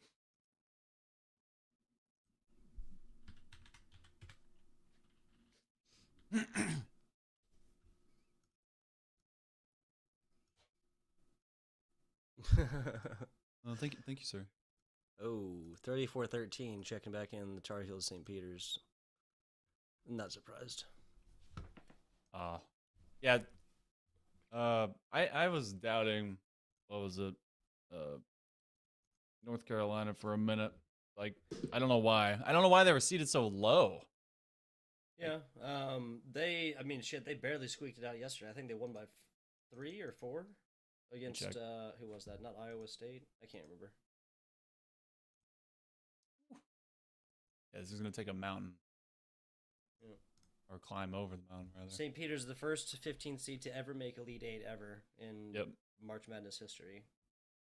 That was so cool. Oh, no. Carolina won by like 7. 73-66 over UCLA. Oh, yeah, that's right. Sorry, I was thinking about St. Peter's and their W. Oh yeah, they had it by 1, then they got it 2, and then yeah, it was off the Yeah, no, they won by 3, and guy got a 3-point shot. That was like literally, if he had like another second and a half, maybe a full second, we would have gotten to plant his feet and then tossed a little bit closer. It's just crazy. Kansas demolished Miami. Shit, did they really? Yeah, like I like at the beginning of March Madness, I put $2 on Miami to win everything because like why not? Yeah. 76-50. Jesus. Oh, okay, yeah. Well, not surprised. The number 1 seed. Yeah. Yeah. How's my women's bracket though? The lowest seed to ever win was 8th. So putting on Miami was a dumb decision anyway. What's the? And that was like I think like literally like 30 years. That was Gonzaga in 1999. Remember right? Lowest seed to ever win March Madness. The 8th seeded Villanova team in 1985. Villanova? What was the thing about Gonzaga? We called it the perfect game. What is with this pause? This is the longest pause. Is it like 2 timeouts? I kind of noticed that. I thought that you were. Thought you know what was going on here. Like it's obviously game 7. Wait a minute. Hold on. Timeout. Be chill. 1 sec. Hold on. Okay. Chilling. Okay, it is game 7, so I'm not an idiot. And it was Team K. Dude, Team Queso has taken so many timeouts this entire competition. Every single time they take a timeout, the game after that timeout, they win. They fucking Oh, win. really? Yeah. That's pretty cool. Every time. Who is that? Some dude. Oh, it's the endpoint coach. Okay. Is Queso signed? I think Queso is an org. I could be super wrong. I don't think it's like a major org. Let's see. Queso. Oh, no, yes, no G2.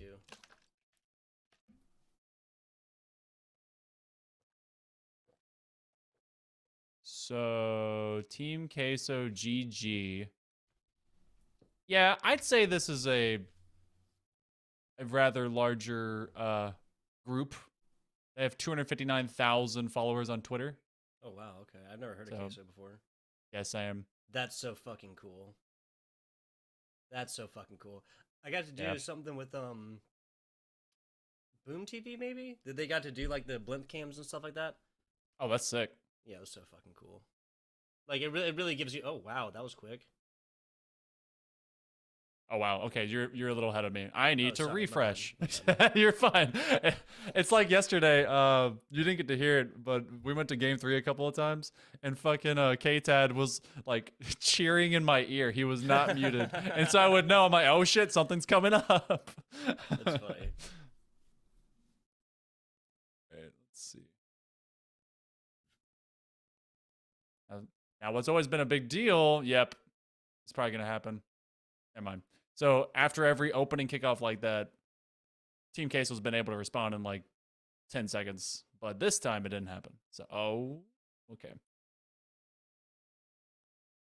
not the biggest G2 fan, but I'm an NA fan, so let's go. Is Queso EU? Yeah. Oh, I didn't know that. That's why this is like a big deal. They beat every NA except for version 1 that made it to the bracket. And then they all, well, actually, wait, who do they? Yeah, because they beat NRG, Evil Geniuses, Furia. So they beat 1, 2, 3. This is their 4th NA team. They beat South America, and they went and destroyed Evil Geniuses. So they're the kings of Europe. Mm-hmm. They're trying to beat all the Americas. All the Americas. Yeah. That's funny. I was excited for Furia. I didn't expect them to go that high. They're not using the default cam on this. They're using so 9 is, right? So there's a director cam, but then there's actually a fly cam. But what they've been doing, and this is really cool, is because they have 2 or 3 separate observers that are all observing the team the game at the same time. Yeah. Now So they're doing the first person. yeah, so you'll see the midpoint of the field, which is what that angle was we just saw. He'll plant himself on the wall, and he'll fly cam it from a static point on the wall, and it will just track the ball like that. But then you'll sometimes see a pure fly cam that will like track between whenever we have kickoffs. So it'll stroke down onto center ball like spawn, and it'll sometimes be in the back of the net. It's pretty dope. Like they've gotten really good about their observing. It's just such a fast-paced game. You know what I'm saying? Yeah. Like, I have so much respect for observers generally. Yeah. This is just Oh such no, a he fucking fucked up. fast game. Oh, okay. Yeah. Like I actually started looking into maybe getting better at observing for Valorant. Because just the panning shots, being luck, able to Gabe. like, Good luck. it's All so the fucking- hard. All the UI in that, like all the smokes and everything, all the abilities and ults, dude. Like, Yeah. I think that Valorant has officially gone the way of Overwatch in that, like, somebody could literally have come in from the first season of Valorant or Overwatch and like watch the game and have no fucking idea what's going on because all the shit they added to it. Like, True. So the famous screenshot that I always remember is do you play Overwatch? Yeah. Okay, yeah. So it was from the grand final stages from like last year, and it was literally 2 Sigmas, 2 Orisa, or 2 Sigmas, 2 Reinhardts with their shields up, so like the projected shields and those up, a sim ultimate with that wall across the middle of Lijiang, with Mei walls and everything, and I think it copied Echo at one point. Jesus. And it was just like all of this different shit that like is just so much information overload.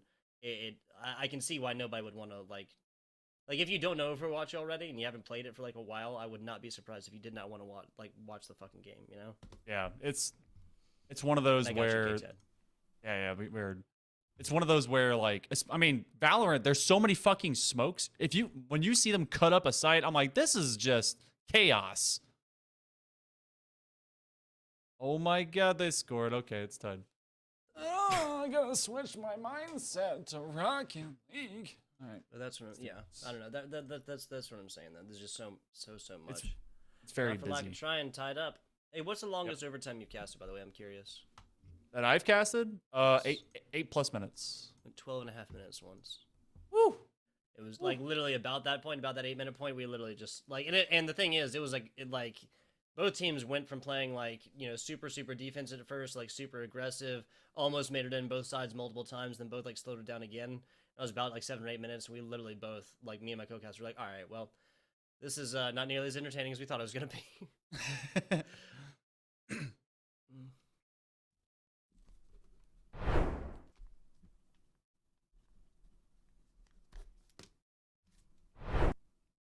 And we are here. We are back. Little redemption bracket finals coming at you. We are looking at Post and Cornell. The host and Cornell coming in at this one, Monkey Man. Now, winner of this moves on to a grand finals where they will be facing Hartford at a 1-game deficit within that best of 5, but we got to get there first. Yeah, it's gonna be a fun one because both of these teams have played Hartford, and both these squads have been unable to grab a game off of them. So it's gonna be about how you are acting on the day, how you're feeling today, and of course how the front runners of either squad are, feeling to be able to go against each other. One big player that we're gonna see out of Post is gonna be Kabuki. We got to see them pop off, and they were honestly that big leader, that big starter when it came to the side of the Rams, but. Something else that keeps happening is that we get Bomber, we get Swish, and then we get Crispy, which has been a 3-man rotation of the 3rd-man position for Post. I wonder who they're going to start off with today. Yeah, we have seen many different looks from this squad so far. Post, once again, coming in case you didn't get to join us for game 1 of the broadcast yesterday. Of course, that was me and Monkey Man covering a 2-1 to start that one off. And, of course, the 8th-seeded Post taking down Champlain at that number 1 seed. Numbers not meaning anything in this one, Monkey Man. No, this is going to be interesting to see how the number 8 just, maybe they'll take the entire thing by storm. They'll surprise us today. It depends on what the coaching and what the players have been able to do. Well, what? 6 for 7? Is that, do we get to use it? Hang on. Cornell? Pace? This is Post, not. Oh, well. So close. So close. So close to the low-hanging fruit and puns, people. You'll be spared today. We did have a 6 versus 7 yesterday, so there was nearly a chance to be able to use it. I mean, sadly, we don't have a 9 seed, which would have been great. But that is a good point. Yeah. So 7 would never be afraid of 8 because 8 couldn't eat 9. Or 7 couldn't eat 9 because there is no 9. That is true. We'll just desperately dash away from this as quickly as possible. This never happened, Monkey Man. We'll never talk about it again. Cornell and Post going in to a best of 5 here within the consolidation bracket finals. Like you said, we've been looking, not Hosh, Flux, and Feziv. I really feel like they are coming off of a really close game, and so if there's any like advantage to be had here, I really do feel like that is going to become in slight edge here for Cornell. Now I can guarantee you that Post is not coming in this just completely cold, right? I guarantee you they've been warming up here for the NECC Northeast Invitational. Now it's just time to really just put the pedal to the metal and see what happens here. Shake that tree and see what falls out.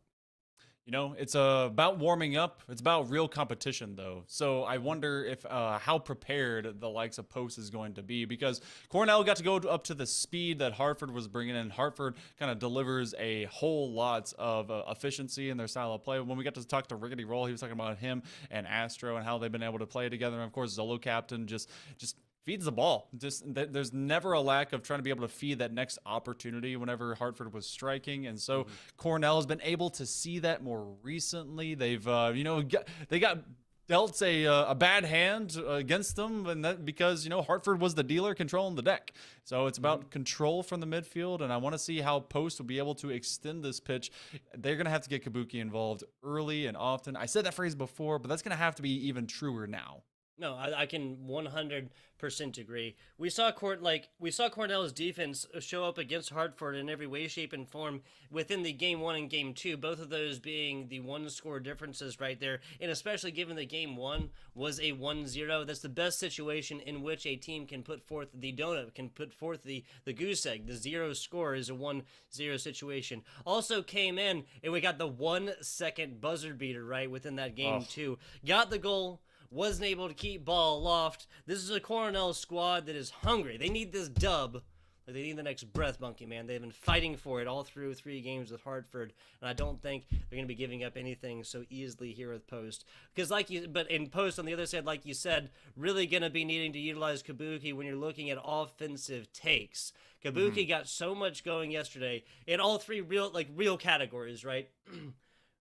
Playing defenders, whether that was full-on demos or just those crucial like half-second bumps, whether it was passes or points themselves, passes or shots themselves, and then just simple takeaways when it came to defensive performances. Rebounds were coming for Kabuki, left, right, and center. You're going to need to find them up and down as well. All 3 dimensions on this one in this consolidation bracket finals. If this is a Post squad that's going to move forward past Cornell and not have a winner's bracket rematch there for the grand finals, the top bracket rematch for the grand finals.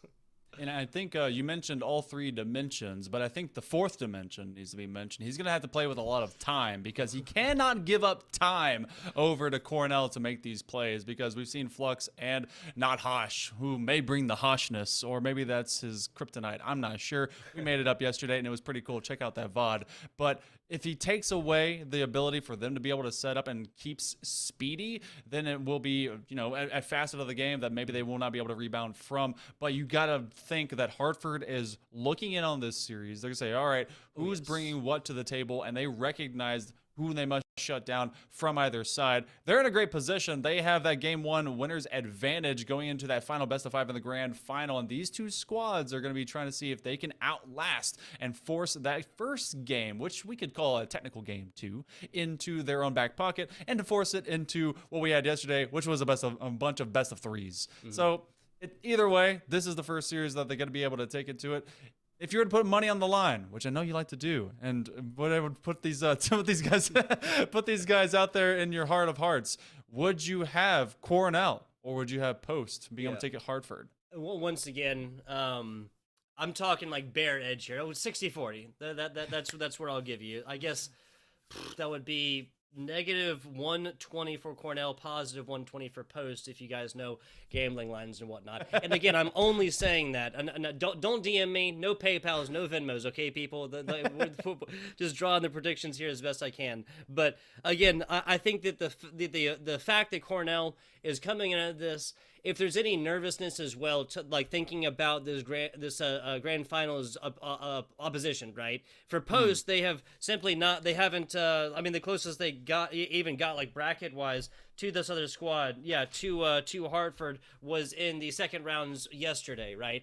And that was still like obviously not playing within them, so that doesn't really even count whatsoever. The fact that Cornell was coming forth and able to put this squad to not 1 but 2, both first games down to a score difference of 1, and again with the 1-second buzzer beater after game number 2. I think that if we're talking about like mental factors here and which team is going to come through with less like mental barriers, that is going to be Cornell thinking about who do we play after this. Now, it's so easy for us as casters, for anybody who's not actively playing on the field at the time, to come forth and be like, oh, well, just what is the Ted Lasso quote, right? Have the memory of a goldfish. Just play the game that is in front of you, that you have spent years of your life learning to play, right? Don't think about the next game. Don't think about the record at that time. Just play the game that is right in front of you. I think it's very easy for us to say that. Now, sound advice, but I think it's very easy for us to say that. I think if that is something the Post cannot keep out of the mental, like the next opponent here, right here, that's another reason that Cornell would have a very, very minor, but an edge nonetheless. I feel like my coaches must have listened to that fantastic quote as well, because they gave us their own rendition of it. They said, no matter the outcome and no matter what's in front of you, you get 1 day to think about it, and then it's got to be out of your memory, because it's all business going forward, and your preparation must be for what you have in front of you. And this is the moment. This is that day. This is that time to be able to prepare and have all that preparation that you've set up to do exactly that as well. But I'm not going to split the desk with this on you. We've seen already Cornell be able to at least stand up to Hartford. Now, I do hope they utilize this big moment in the this redemption, this consolidation final to be able to get themselves prepared. And I think they'll be able to do just fine. They've seen the competition of Hartford, but will we see them be able to have that mental resilience? That's going to be a sign of the program and, of course, of the coaching. But before we get to that, and all of our preparation, all of our scheming and psychiatry, and of course you guys maybe putting some betting lines out there, I'm not going to influence that. We're going to be taking a very short break as we get ready for the lower finals coming up right after this.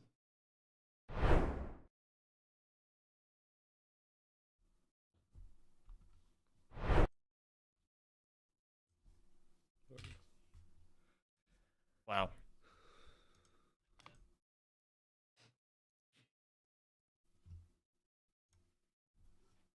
All gravy, all gravy. I think we had good content. Yeah, true. Good content. I'm pulling the cord. Get my boys out of there, goddammit! Appreciate it. Kate Ted's calling the Secretary of Defense or something like that, be like, man, do your job! History will remember what we do here today, gentlemen. Viewership for the between the first grand final and now the bracket reset went from like 200K down to 135, and now For the bracket reset? Oh, well, the bracket reset's about to happen. So because now it's at the 160. Holy shit! 70,000 people like left the chat, and now they're coming back with cats. Yeah, I'm sorry about that. The I actually had it up like on the side, and when Queso got like a slow roller at 3 seconds, I was like, and then I was like, okay, gotta close this. Sorry. It's all good. It's all good. I too, during our talk just now, I was bringing the screen over. I was like, all right, I'm gonna look at that because it'll be right under my webcam. So, what is Cat Jam? Oh, that's the okay. That's the dancing cat. Yep. Cat Jam. Yep.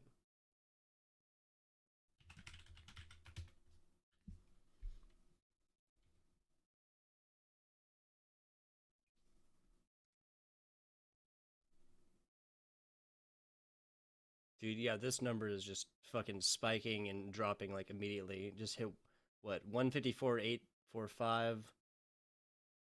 Oof.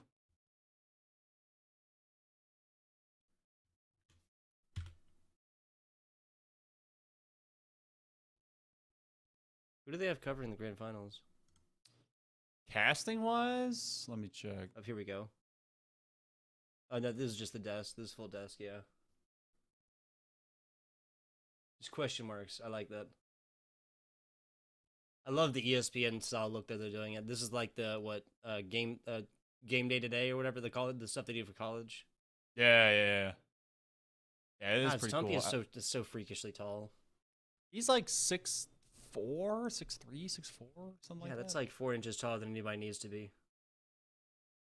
Yeah. Yeah. He's a long boy. He sits tall. He's a noodle. How tall is... well, because it's similar, but I wonder how tall, what's his name? Wavepunk is. He's on the opposite end. Of course, they're framing like a couple of shorties. God, that was so crazy. I'd never seen that before. Like the stick that kind of keeps on the corner right there. Yeah. How old are these G2 players, by the way?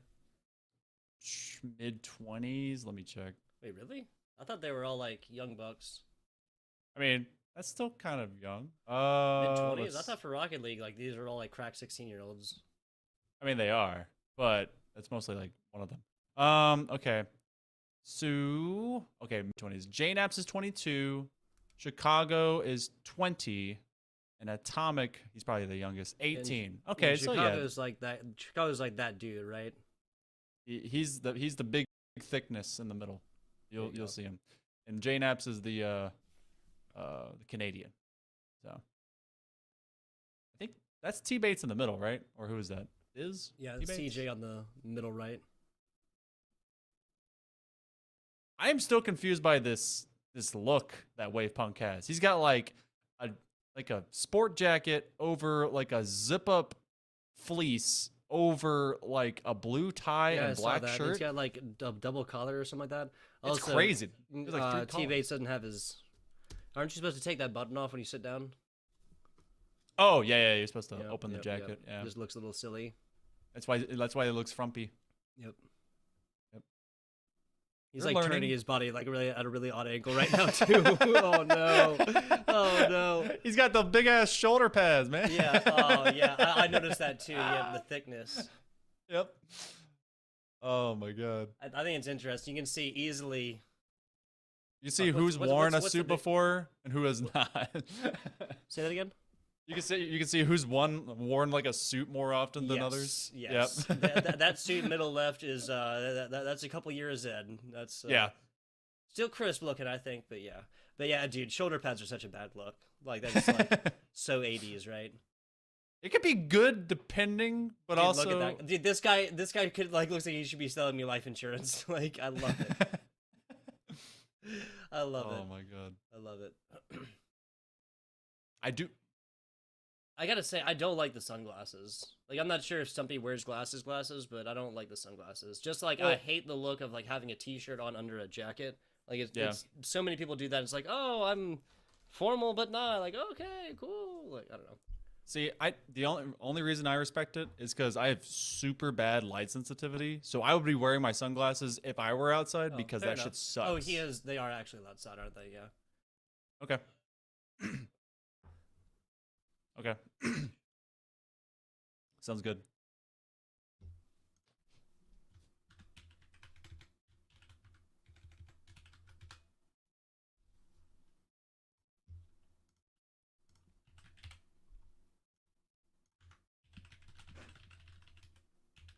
It's about to be a 4-0, I bet.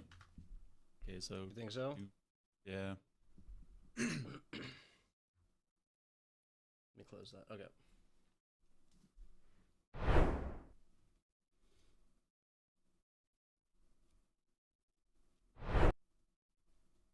And we are back, and we are in a shortish break.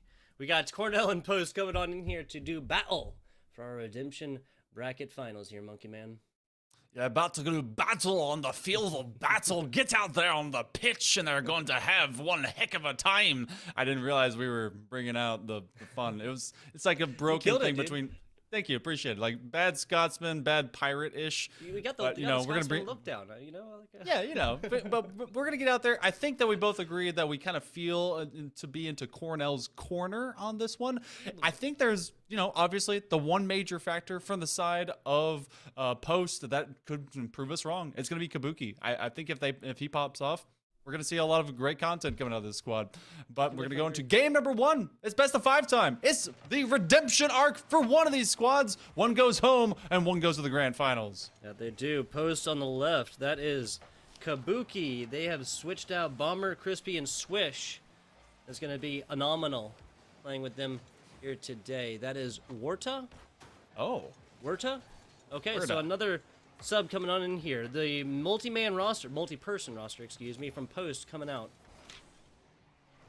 Man, you gotta wonder the consistency of how this is gonna ultimately come to view. Maybe Werda is gonna be that big X factor. I mean, they're already an X factor because we have no idea what that variable is gonna bring to us.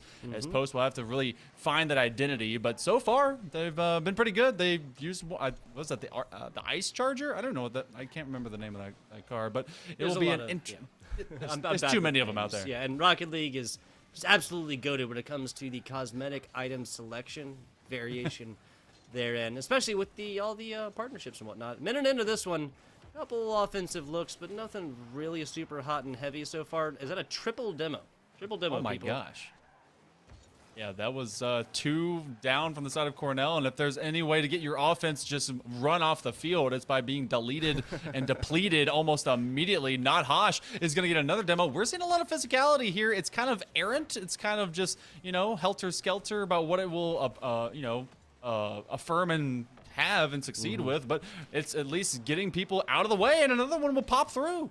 Wow, yeah, so 4 or 5 demos thus far, barely 90 seconds in to this competition. Both teams getting physical so far, just cutting pacing in these demos. Not Hosh.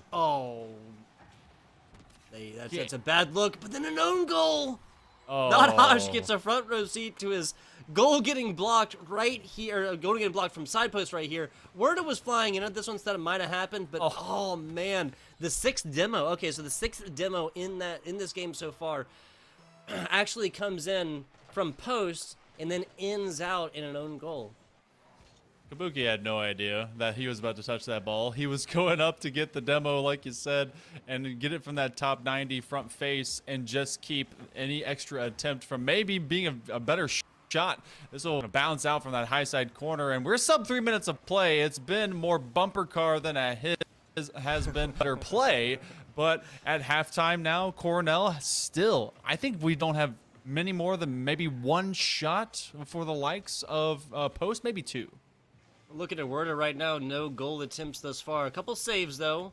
Flux, 5 shot attempts. That's going to be their 6th coming on into this one. Cornell kind of show a hot and heavy offensive hand in a solo player.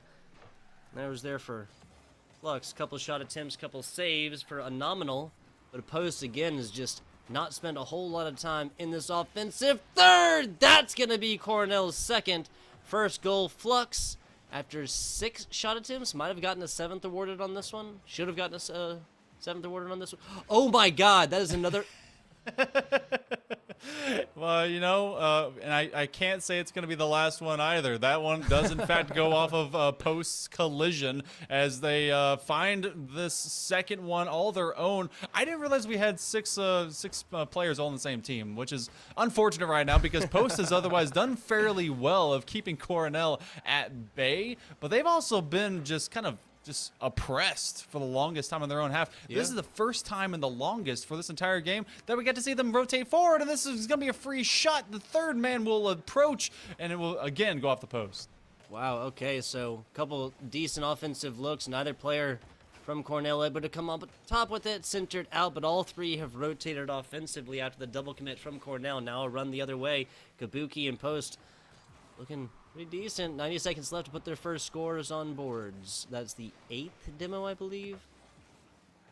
It's starting to rack up. I think we're about to approach a dirty dozen, which is how these overall demos are really starting to now turn into an actual method to the madness. Cornell has been able to at least create some chaos from this rotation and just not allowing the Post Eagles to do much more with it. And that's actually a double commit that Post does not want to commit to, but they have done so at this point in time, a big 50-50. We're sub 1 minute of play. It's been chaos. We've had Cornell technically not score a goal. They've been given 2 gifts, and yeah, this one's just weird in game 1. Yeah, that's fair. That's fair. I'll say a nominal was playing ball more so. Kabuki, I gotta say, taking demo with ball this close, not exactly being able to see what's on the other side. If we had to place blame for own goals, I'd give less so to a nominal because of the defensive look at it. That's going to be Kabuki coming up. A little redemption action. That definitely would have been first goal without efforts of this player. Low and slow, and Cornell puts in another nail to the coffin. We determined there's 24 nails. You need to go into a coffin door to make sure that a zombie or whatever wasn't able to bust out. I think that's 23 at least. It's at least for this first game, they've been able to hammer them in, at least test it out, see what kind of hammers, what extra thickness of nail and wood they're working with, and we may have a roller that does go through, but no Fazif. He's the one with the hammer. He's gonna make sure that he hands it off over to Flux. They may find one to go. Not Hosh will be waiting in the wings, but only a few seconds left. Cornell, they were assisted. It was extra hammers and from Post as well, as they were like, hey, you know what? We'll bury ourselves. Don't worry about that. And they will have to recover in kind and on time, let their mentals reset, because this was not their best game, but it does go to the other side as Cornell will be 1-up in the series. With that, the theme continues here, dear viewer. FBI Chubba with Hail Monkey Man in every single game that we have faced within the CECC Northeast Invitational so far between yesterday and today has resulted in one team putting up a goose egg, a score of 0. Now this matchup is not done with quite yet, but I guess we'd have it no other way, right? We'd have it no other way. The theme completely 100% established. The one team doesn't get anything done in game number 1. I don't think Post is out of this one quite yet. I think Cornell, this was really just Cornell kind of showing their edge. This is still completely possible going all the way down to 5, and especially if Post comes in and cleans up their defensive looks. We kind of already mentioned it here, Monkey Man. If we're not looking at 2 own goals from Post, this would have been a situation where the last, 2 minutes of this game would have been Cornell up by 1-0, and then the game plan overall from Post changes completely. This could, and which could have resulted in tied up situations or 2 goals the other way. As it was, a lot was just kind of thrown against the wall there from Post towards the end because of the 3-0 score differential. You could say that when they were attacking the posts, that the posts did fall. But I also give a lot of credit over to Cornell. Whenever own goals occur, usually there's some kind of setup, some kind of chaos, and some kind of pressure set up from your opponent to put you in that situation where you desperately, either messed up a rotation or otherwise. So it's going to be up to post to be able to clean that up and not let themselves be put in that pressure cooker. And I got to ask you a question. We've now established every single time that you and I have been together, we've seen a shutout in the first game. Do we count the same for the game 1 winner's advantage in the grand final? If we wanted to, I'll say I'll count it when we get down there and either Post or Cornell doesn't put up a 1-0 scoreline in grand finals. How about that? Hey, Post those striking first. And this is 21 seconds in here? Yeah. This is a flat angle, too. Kabuki puts this one very much as a slider along the wall, and that's the first goal that Post has been able to get in. They force even the near side Post defensive man to be able to put it into their own net. But again, it wasn't much of an own goal, it was a deflection.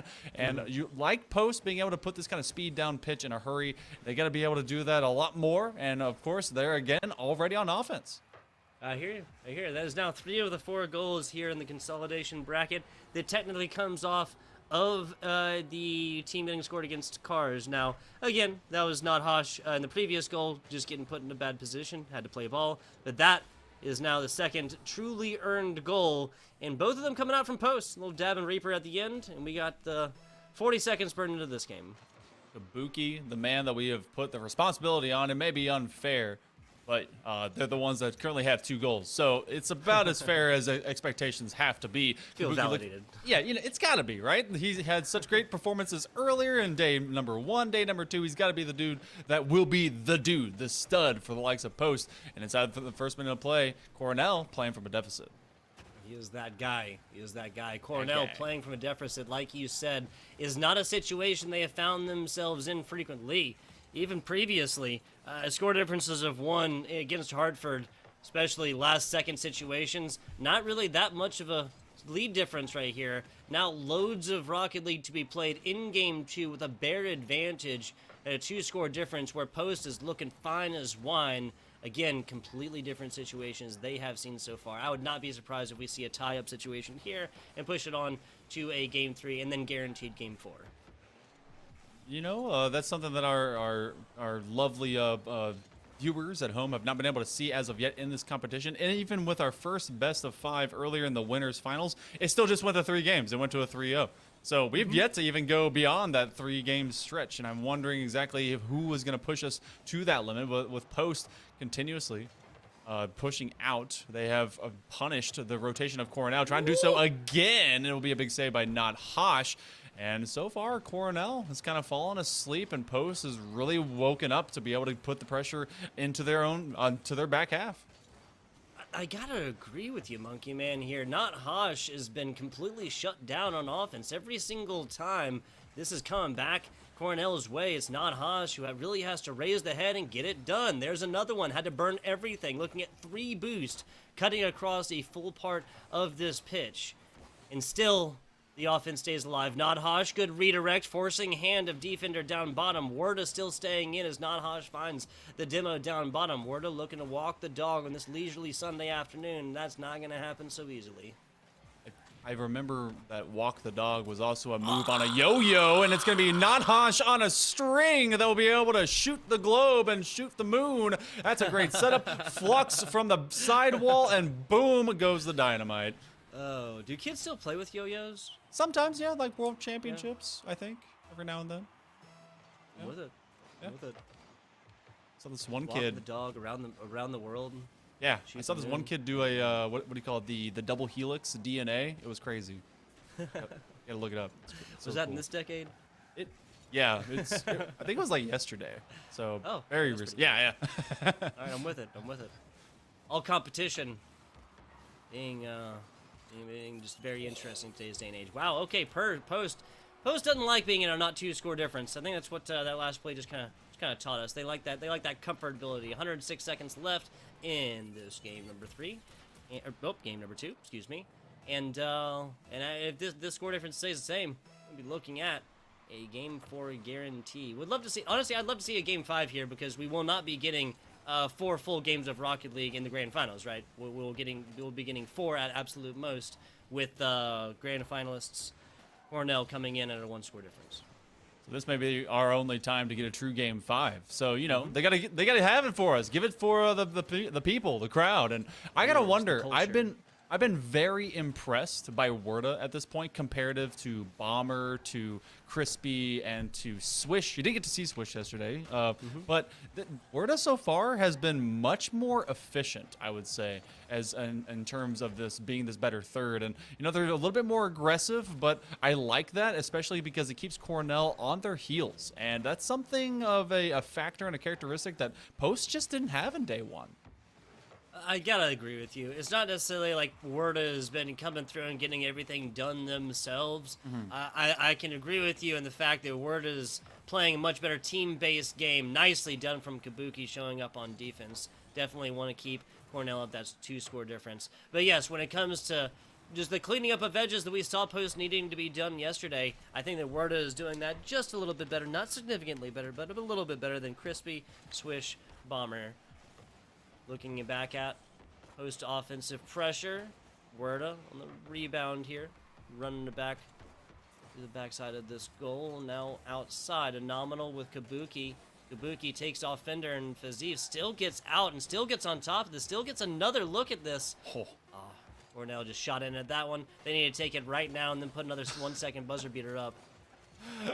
Flux was this one will end up hitting the floor, and this will be a 3-1 win. Flux was exhaust pipe to exhaust pipe, I believe, with Kabuki, trying to half flip over him, and Kabuki was playing with plenty of time to burn off the clock. And so now we go into a 1-1, just like you were talking about. We end up at now in best of 3 territory inside of this lower redemption, consolidation, whatever you want to call it, final, where one of these squads is trying to vie for that grand final position. So when you even things up at this point, your mentals seem like you're like, okay, you had a better start than us, Cornell, and obviously you shut us out. But we're here to play now that we have that one game of a bit of a warm up as what the true competition speed is. They've been able to catch up just fine and even up the series. There you go. Yeah, just kind of coming in and be like, hey, you guys take game 1, we'll take game 2, and then we'll play the real best of 3 series here between game 3, 4, and then possibly 5. We're getting at least 4 here, so how awesome is that? We're extending a little bit. We only had even possibly 3-game series yesterday. Now we're getting granted that here after the 3-0 sweep in the top bracket finalists there to see who goes on to grand finalists. And again, this is still 3 teams fighting for that invitation to Atlanta to go forth, win a lot of money, and check out a nice, awesome city, the capital of the Peach State. That is Georgia, of course. Yeah, and of course, if you want some good peach shakes, you got to head on down there. They have some really good creameries that are in, I think, like northeast Atlanta. So head over there, and of course, there's some good chicken and waffles. So there's some great places to be able to eat over there. I'm a bit of a foodie, at least when I was there. I lived there for like 5 years, so eventually I had to find some good food, right? Well, I'm with it. Coca-Cola factories there. I went there as field trips as a kid and stuff. It's pretty cool. Yeah. Early shot. Post does it again. Was that 6 seconds last time? 9 seconds this time? It's very early regardless, and they're able to combine off of some early attempts and just forcing Cornell to answer the call, and so far they have been caught off guard. Gotta wonder about Cornell. We were both in their corner because they were able to play up to that game speed that had already been established from their first series. But, you know, when we were talking about who's awake, who's asleep, I have not seen Flux be the difference maker today like he was yesterday. His mechanics have just been kind of absent. I can agree with you, given the offensive onslaught that Flux was able to put up earlier, and just like that, Flux says these guys don't know what the hell they're talking about. 1-1 tied up, 4.5 minutes just outside. Post may have struck first and quickly. Cornell gives it right back to 28 seconds into this game, number 3. See, that's the beauty of us being in the booth and being casters, is that we can be like, hey, man, what are you doing? And then say, hey, this is what I'm doing. Like, cool, all right, no cool. words, only actions. Yeah, do more of that, because that's what we want to see. Werda's hanging out. Oh, I thought he was going to be able to get a cheeky, just kind of right place, right time, sort of backflip goal to get the lead back for Post. But a great 50-50 being launching down pitch. Fazif will be able to drag it out. So in the corner, we go and out as the first minute of play. You know, I always like to see who's established themselves in a better way. That's a great passing play. The third man will go through, and it is Werda who finishes it off. This is just a classic math equation here at the end. This is what 2 on one side, 1 on the other. Flux is the last player to have and they've already played. You know, they've already played their hand on this offensive pressure. Comes in on the rotation, and there's still a Post player left. Just like that, Post taking the lead yet again in our game number 3. Now, neither of these teams will be dropping here, of course. First to 3, and both of these teams only have 1. Whoever takes it here will be putting the other on to match point, and looking for the little contention, little pressure action there. Not willing to give this one up quite yet is Cornell. They had a solid look offensively to try and bring this one out, but just doesn't really happen towards the end. We were denouncing Flux a second ago, and now Flux seems like he's on every side of this ball at all times.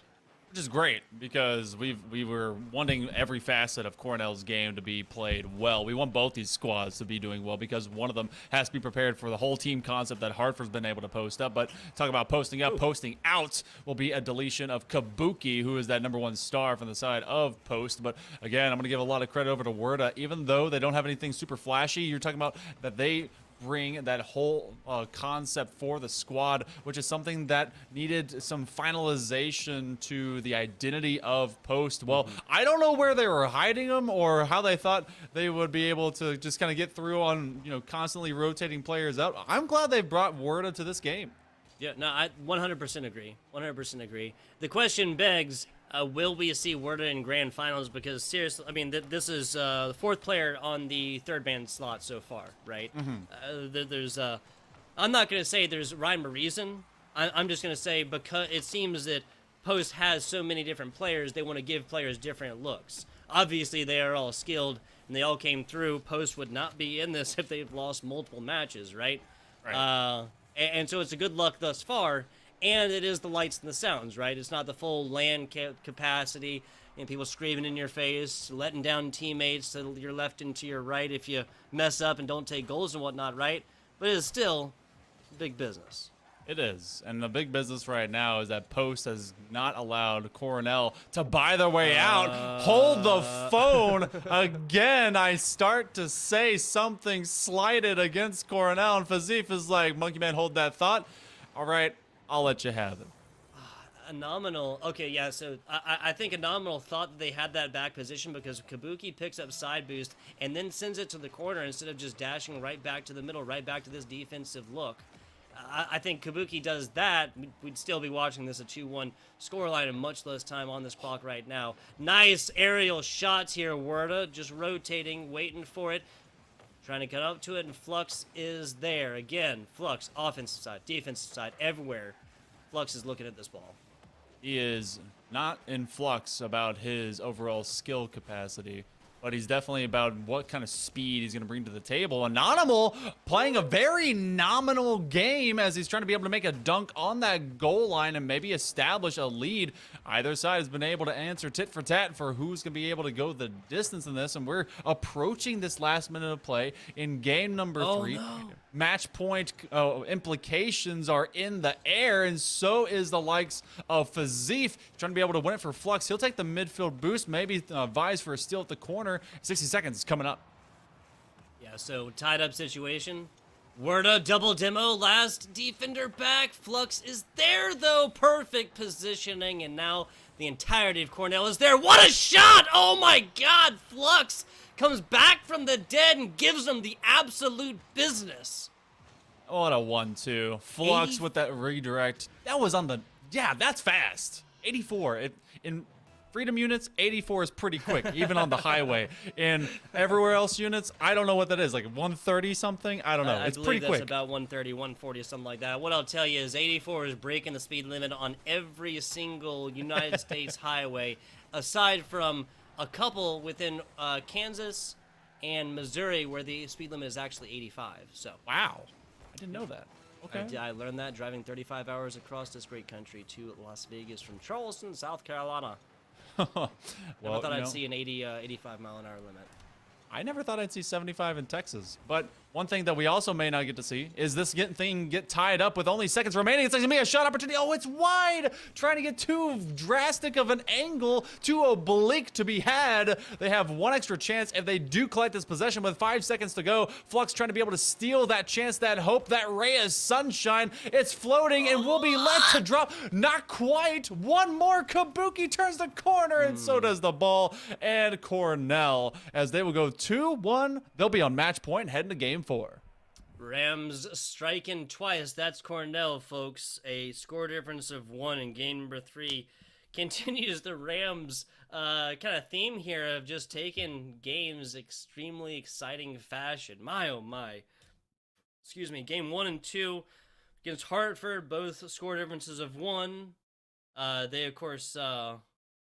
They of course dropped that 3-0, but this is a much different story here going up against the post-Eagles. Game 1 was comfortable, 3-score difference right there. Game 2 was 2-score difference the other way, and then comes out Game 3 is exactly what we wanted here. An incredibly close game. I think the only thing I could have asked for more was an answer from post in the little overtime action, right?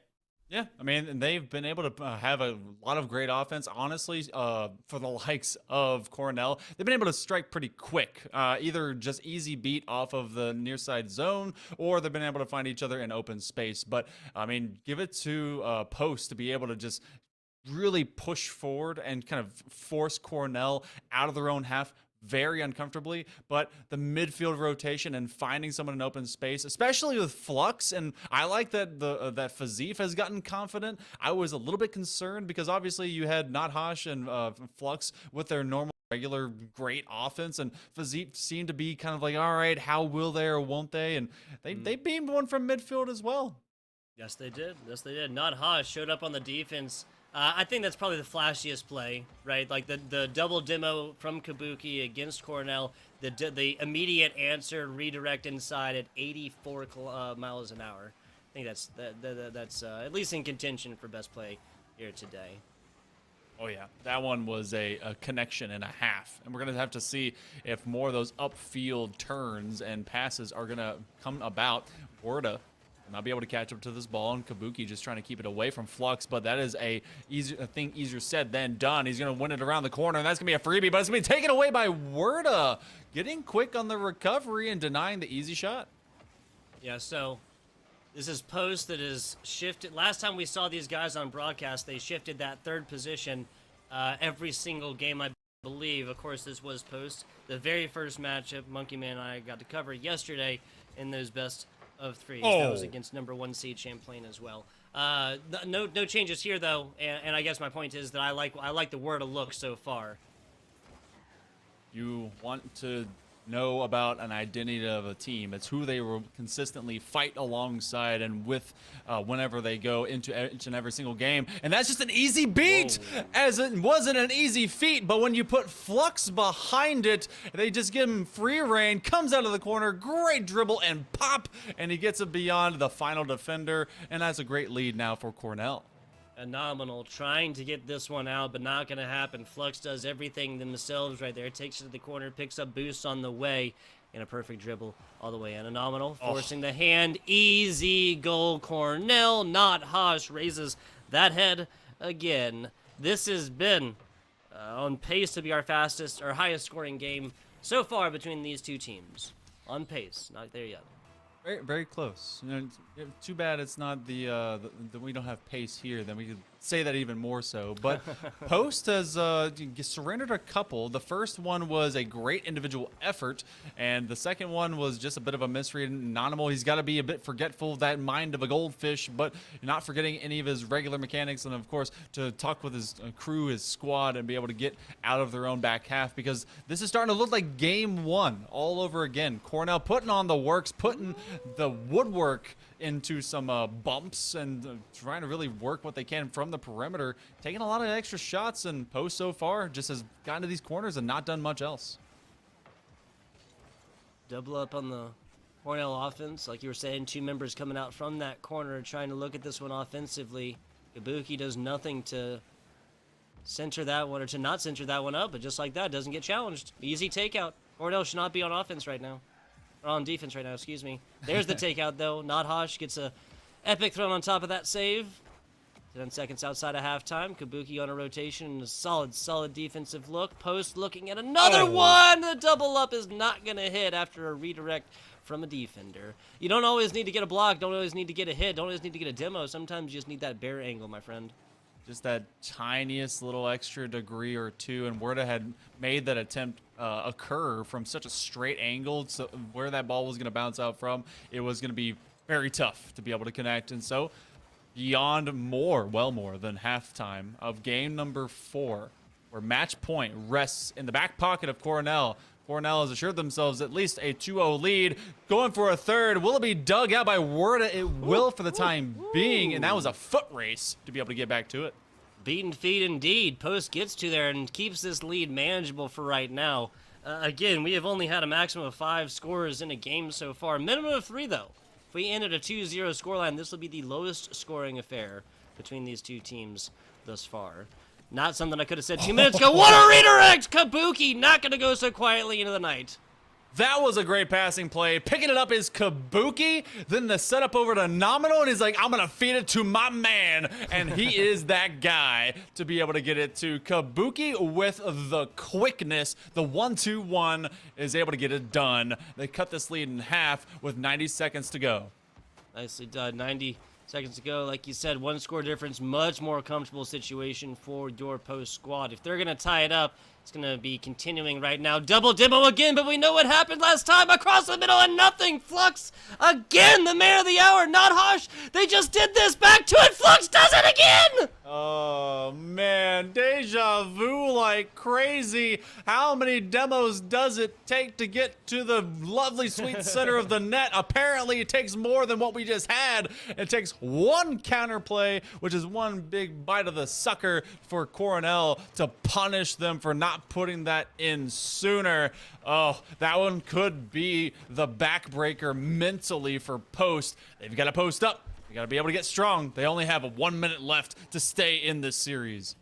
I gotta say that might be it. If there's like a mental factor to this game, that was it. This Cornell squad, electrifying play.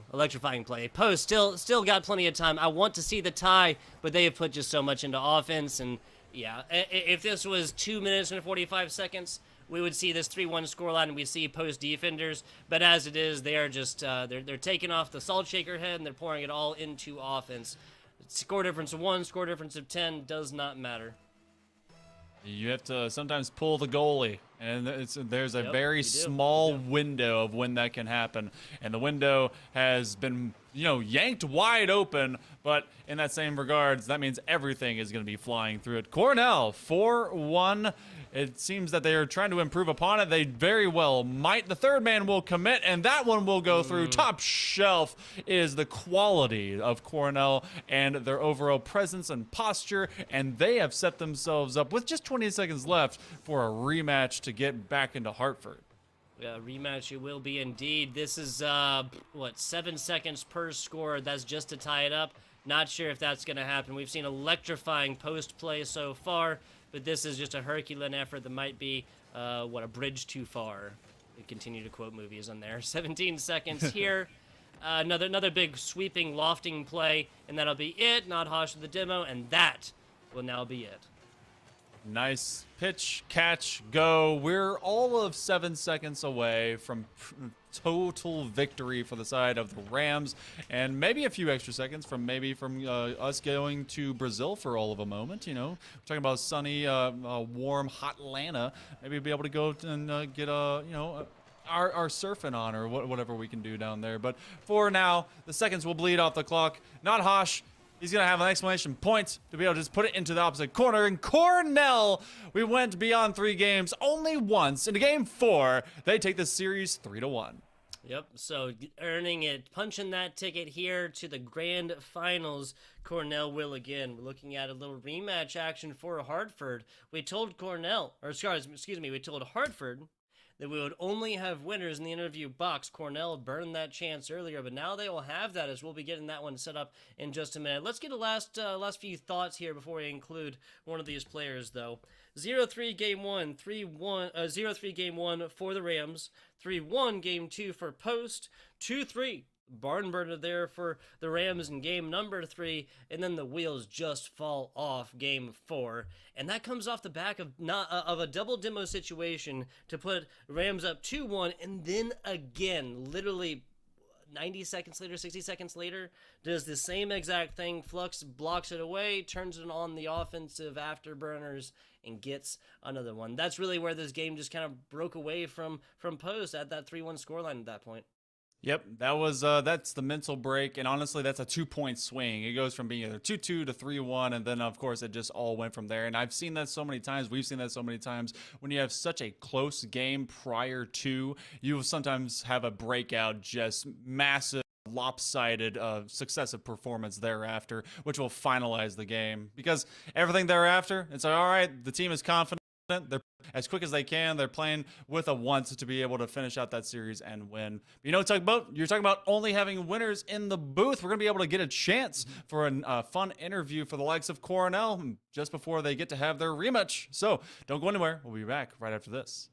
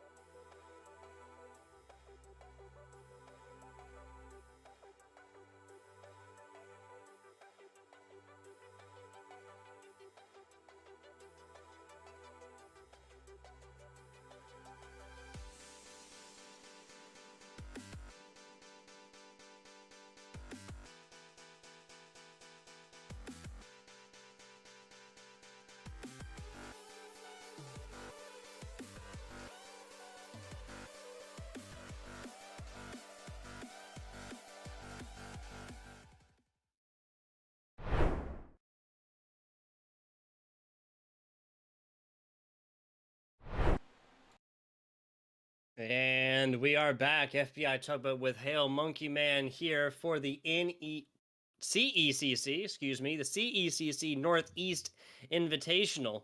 We just watched the Cornell Rams take a little 3-1 action over post in the redemption bracket, where we have now the man of the hour. We got Flux here to give us a minute and a little slice of the mind, a little minute of the time after this matchup. Flux, you with us? Yes, I am. Nicely done. Nicely done. Congratulations to you, sir. Monkey Man is going to start you off with a couple questions first. Sounds I mean, obviously, we got to see you guys do some awesome work out there. Congratulations on a 3-1. And I need to know. So, this is one of the toughest things in this game, not just the mechanics, which you guys seem to have on point, especially yourself. But tell me about the recovery from going 0-3 against Hartford in that upper winners final, then preparation and trying to recover, going back then into this lower final. Right. So we just kind of took a step back, looked at how we were playing against Hartford, and then going into this match, we're like, okay, why don't we play a bit more passive second man? Because a lot of the time we realized we were leaving our last person on defense out to dry a lot, and that seemed to work well against post. We're hoping it can continue against Hartford then. Hey, you know what? That usually can work, and we got to see you kind of take that step back when it came into game number 2, and that one seemed a little bit more rough. So I want to know, because we got to see some shining moments of brilliance between different players on this squad. I've always looked at you and I always try to find like the one stud, and you may not think of yourself as that, but the one person that's going to bring that mechanics and speed to the pitch. Do you see yourself as that role? Because it seems like you can outplay at will when you really are striking hard. Well, I definitely think I do have decent mechanics. I think Hosh and Fezif are both right up there with me as well. It's really all about balance with the team. I'm just a freshman coming onto this lobby. Hosh is a senior now, and Fezif is a junior. So I'm still kind of getting used to the team environment, kind of feeling it out. But I'm glad my mechanics can be appreciated. So Hey, you know what? It doesn't matter what the age is. You guys always have these this talent that can come out of the woodwork, and Tugboat, we've been able to see that a whole lot. And he was masterful out there. Yes, they were. Yes, the last game went down to a 6-1 scoreline, but I really feel like it kind of broke away at that 2-1 scoreline, right? There was not once, but twice Flux. I'll send you the clip. We got to freak out about it over here on the box about the double demo against, and that was Kabuki both times. We were singing the Kabuki praises in the pre-match here about what this player can get done offensively, but not once, but twice. They dedicate everything to the demos, and it is you who comes all the way on the other side, gets 2 scores up to get that lead, a lead that you would not drop whatsoever the rest of game 4. I gotta ask, how's it feel? Could never do something like that myself. it feels pretty good. Obviously, looked at some of the VODs from yesterday, noticed that Kabuki was a really solid player. So we're like, okay, if we take him out of the equation, we can handle ourselves a bit better on offense. So I just kind of took it from there. I was glad that I was able to progress smoothly. So I'm with it. That's an interesting look. We're gonna take Kabuki out of the play by giving up a couple bodies here and just let Flux go with it. Just let him dribble all the way down. Hey, I love it. And it worked. Again, literally not once, but twice. Crazy stuff. Okay, Tad said we need a little bit of content action, my friend. Grand finals, what's happening? Make it dramatic. Feeling pretty confident going into it. Come on, I said make it dramatic. I'm just kidding. Well, it's going to be down to the wire, overtime every single match. I think we'll pull it off game 5. But yeah, we're feeling pretty confident. Feel like we got the momentum. Feel like we sorted out a few of the kinks that we had in our first go at him. But we're looking forward to this rematch. So there you go. I like it. Flux with the Cornell Rams in 5, right? Yes. Cornell Rams in 5. They will be coming into the grand finalist here at a 1-score difference. So that's predicting, of course, that this Hartford squad only actually wins 1 game of Rocket League. I love it. As for drama, as for Preds, and I got it, friend. Flux, thank you again for coming on in. Give us a minute of your time after the game. I want to ask if you have any shout-outs before we get our grand final started. Well, I just want to say thanks to my teammates, Fezif and Hosh, and then I also want to give a shout out to Frosty, who's not with us right now. He's out on a baseball trip playing some like sports thing. But he's our 4th typically, so I'm hoping he gets to catch this at some point. So yeah. Gotcha. Sorry, I actually need to ask about this. You guys on post have played out a couple different players so far. Bomber, Crispy, Swish, and now you, the fourth player to have played across these. I'm just curious, how many subs do you guys actually have? Talk about that's post. So unfortunately, we are Oh my not God. post. It's We've okay. kept the same 3 through this. So. It's okay, Alrighty, we'll be looking at grand finals up here coming up in just a minute. I guess the question that I really wanted to get answered. Sorry about that. You're 100% right. 100% right. We'll be going on in. Thank you for your time. I should have left it at that there, Flux. Shouldn't I have? It's all right. Yeah. Oh man. We're talking about it's all right, but thank you so much, Flux, for coming on with us. You know, Flux means to always be in a state of change, and hopefully you guys, for the state of better change, will be able to bring up some of that awesome talent going to that grand final. We wish you the best of luck. Thank you so much for being with us on the booth. Thank you for having me. And you know what, Tugboat? I think it's time for a little bit of a short break as we get ready for that grand final. You've been waiting for it. It's gonna be a rematch between the Cornell Rams and the Hartford Hawks. Who will fly high? Who will force their way through? Who will be able to take that Northeast qualifier position into Atlanta? You get to find out all of that right after this.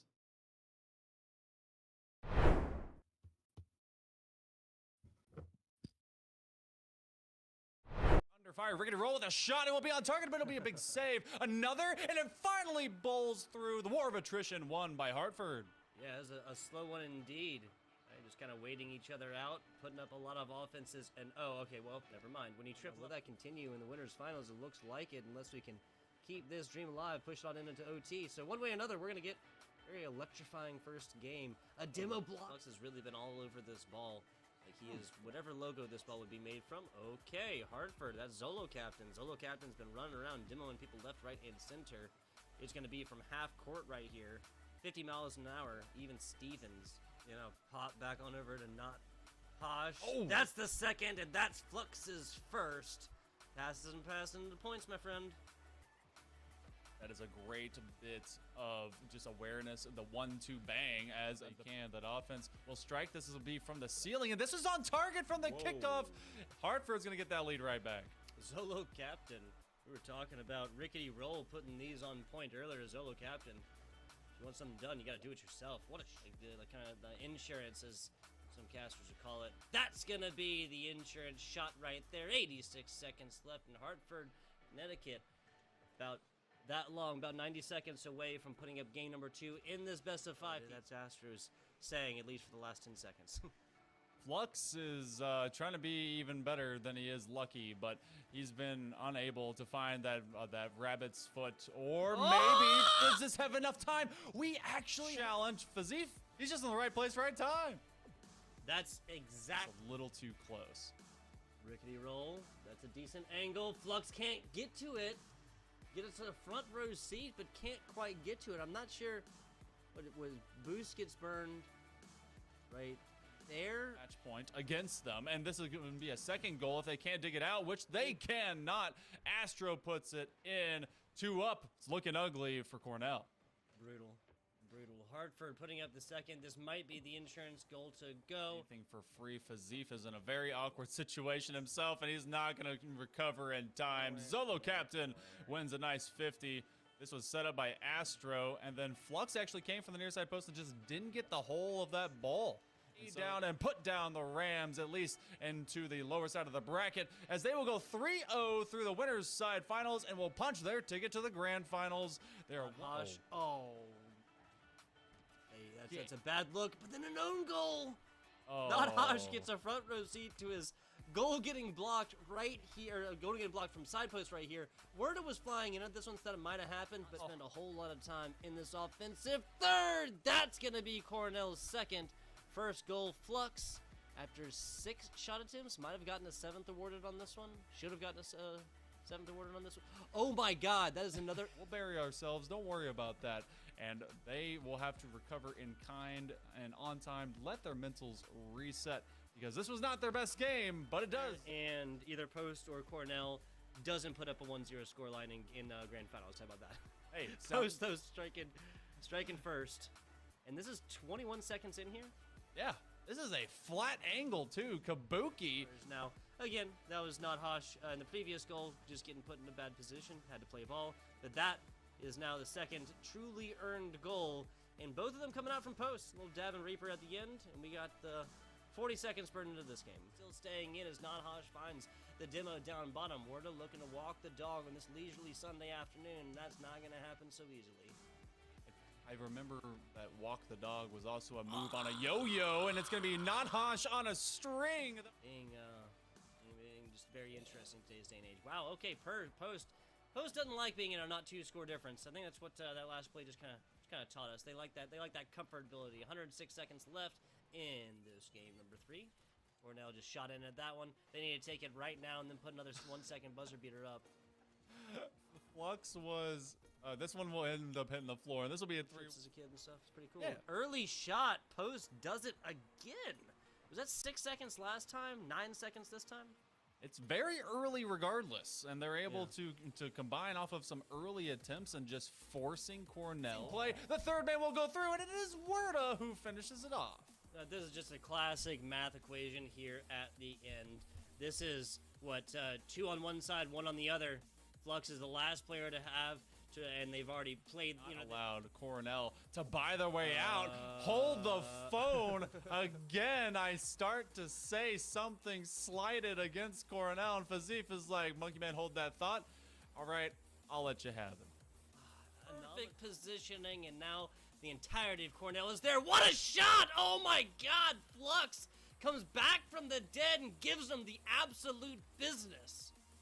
What a 1-2. Flux with that redirect. That was on that hope, that ray of sunshine. It's floating and will be let to drop. Not quite. One more. Kabuki turns the corner, and so does the ball. And whenever they go into each and every single game. And that's just an easy beat, as it wasn't an easy feat. But when you put Flux behind it, they just give him free reign. Comes out of the corner. Great dribble and pop. And he gets it beyond the final defender. Teams thus far.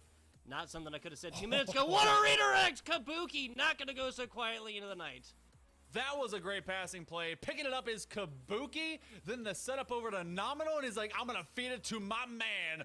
And again, the man of the hour, Nodhosh. They just did this. Back to it. Flux does it again. Oh, man. Deja vu like crazy. How many demos does it take to get to the lovely, sweet center of the Still got plenty of time. I want to see the tie, but they have put just so much into offense. And, yeah, if this was 2 minutes and 45 seconds, we would see this 3-1 scoreline, and we see post defenders. But as it is, they are just they're taking off the salt shaker head. To improve upon it, they very well might. The third man will commit, and that one will go through. Top shelf is the quality of Cornell and their overall presence and posture, and they have set themselves up with just 20 seconds left for a rematch. We're all of 7 seconds away from total victory for the side of the Rams, and maybe a few extra seconds from us going or whatever we can do down there. But for now, the seconds will bleed off the clock. Nodhosh, he's gonna have an exclamation point to be able to just put it into the opposite corner, and Cornell.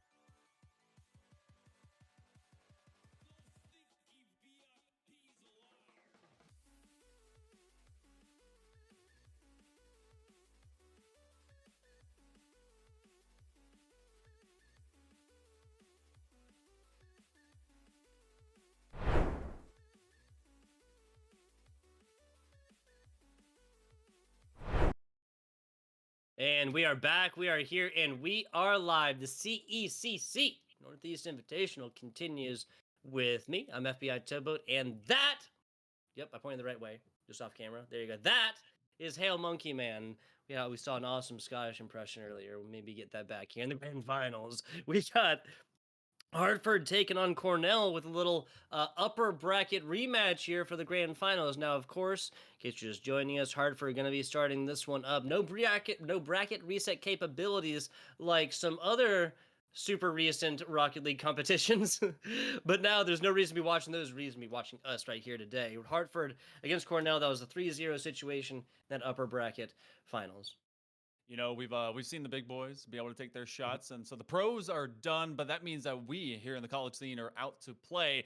This is the big time. This is the final title of all the game titles that have been finalized for all the winners for Overwatch, Valorant, Super Smash Bros., and now Rocket League, that will find a place from the Northeast to be able to get down to the sunny Southeast in Atlanta. It's going to be May when all these teams get to meet up together and really throw down. And so, because they have a rematch coming into this, it is going to be a game one winner's advantage. So in a best of 5, we do not extend this one of this grand final. You only got to win 2 if you are Hartford, and they've been able to win those pretty quick. They haven't dropped a game when it comes going against Cornell. In fact, if I look forward, newsflash, Hartford hasn't dropped a game in this competition.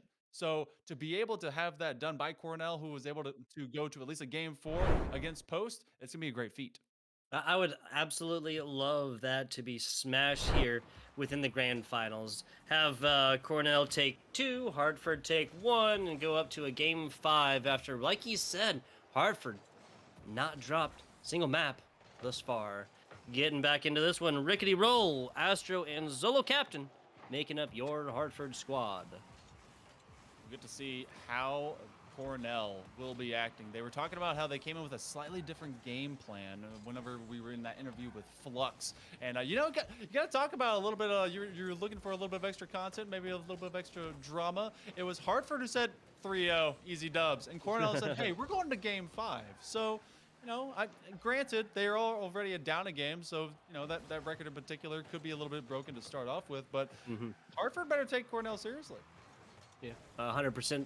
Agreed here. Up and down. That's going to be Rickety Roll striking first on a low and fast blow. 51 seconds into this one. 96 miles per hour, people. That's hands down the fastest goal on broadcast here today. We'll mark it down. And it came off a floor pinch as well as a kind of cross-team pinch. So you get enough pinching going on, something eventually will pop its way out. And Flux looking to see if they can pop off. Oh, they can't find the double tap. Not in position. Oh, just barely too far outside the ball. Yeah, members of Cornell not a little bit close enough to their offensive member, and that's going to result in no true rebound capabilities. As it is, decently slow scoring game thus far. Minute 30 just outside. Walk the dog inside, but not gonna let him get all the way there. Not 90 seconds. Back to the middle. Rickety Roll, right corner, trying to pick this one up. Not going to happen. Flux gives him the business up close and now takes this away. We've seen what Flux can do on runs of their own. The double tap is almost there. Just running out of boost in the least optimal position and necessity time possible. Got to come up clutch when they can.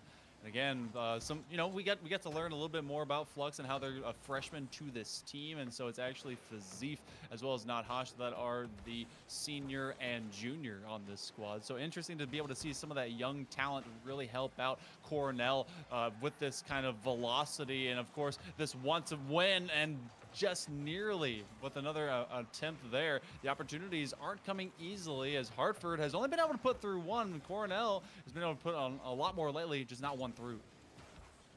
Yeah, not for lack of trying thus far. Both teams have had some solid offensive looks. In fact, Cornell might even have the edge when it comes to time of possession. A lot of these runs in from Hartford have just been short-lived and kind of like light-handed, if that makes any sense.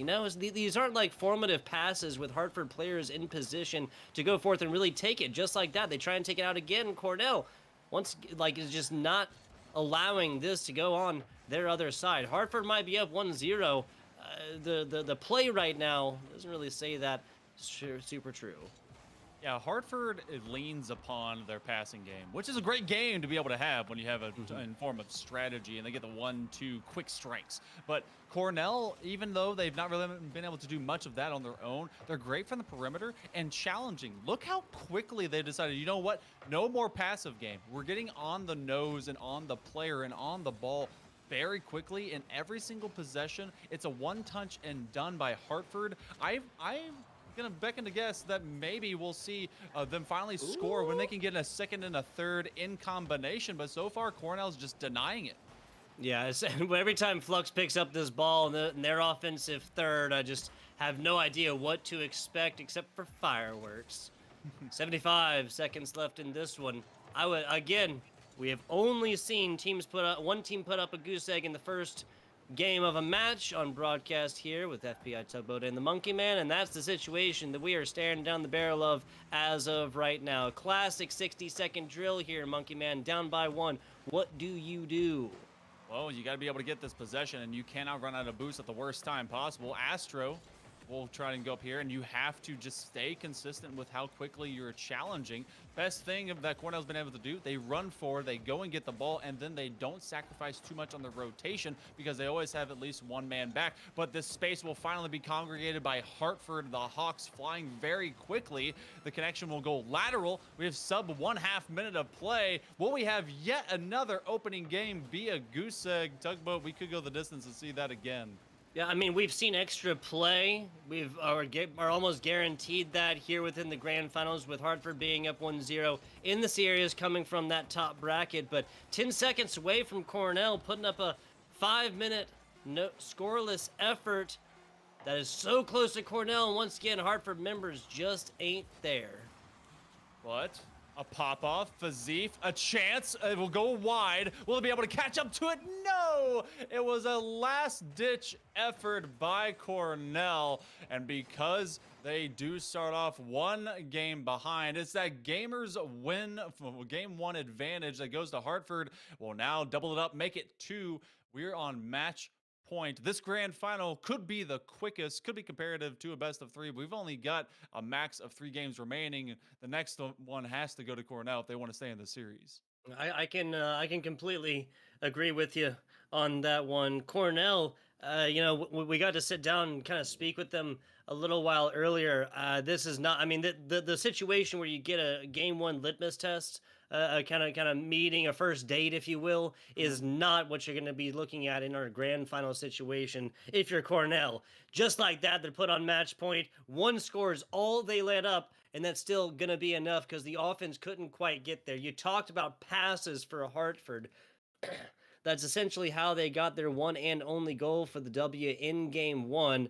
I want to see that from Cornell. I want to see a lot more connection specifically from Nothosh to Flux. Yes, that came off the back of double demo mistakes from the previous matchup there in the consolidation bracket finals. Probably not going to see the same kind of situation, or at least not 2 demos taken with no actual effect from Hartford. I just want to see pure passes. Flux on a run up front is electrifying, and that's the first no. Zolo Captain stretches space and time to get there. I think he stretched his car too. That Octane doesn't seem that long. That's not a flat Batmobile. Oh my goodness. You're talking about wanting to see some fireworks. We have Hartford who has lit the wick, and they have a full box, and they're going to see if they can be able to get it over the border and maybe get a few extra explosions happening, be it one way or another, offensively or defensively. And that litmus test, well, this one's more about online dating. They've already seen their profile. They know who they're coming up against. But Flux is going to show a new characteristic, and it's a great challenge off of another from Nothosh to him. I thought you were going to make the scoring pun from the media dating site. So, well, Cornell, the goose egg situation is in their past on match point. Now they're playing like it, my man. Oh, they're playing like they want that this is just 0-0. They're going to try. Well, actually, they're playing this is championship point. They have match point for themselves. They're playing with that boot to the face, try to put down Hartford. And I like to be able to see this kind of velocity and ferocity out of Cornell. And they have another attempt. It will go low, and it will go in. Flux plays with off pace and plays with a great placement shot. The Flux fix. That's a number 2 right there. 2 shots up, 2 shots in. 2 and 2. No dress, Monkey Man. Minute into this one. Nothing from Hartford answer-wise on the other side. Not going to say they're shaking in their boots, but a 2-0 down the first minute is a bad look. Double up defensive-wise, but not going to bite Cornell in the behind. You know, if there's ever a team right now that has a leniency to start off behind, it is currently Hartford. They only had to earn one. Well, actually, I guess they earned one by staying on the upper side of the bracket. So then they get another. And so now they're on match point for kind of ever. A great block by NotHosh to not allow Astro a free beamer up the mid lane. And then Flux will get a demo. And the speed is what's going to be killing for the side of Cornell, for both sides, honestly, and we haven't seen those passes as of yet out of Hartford.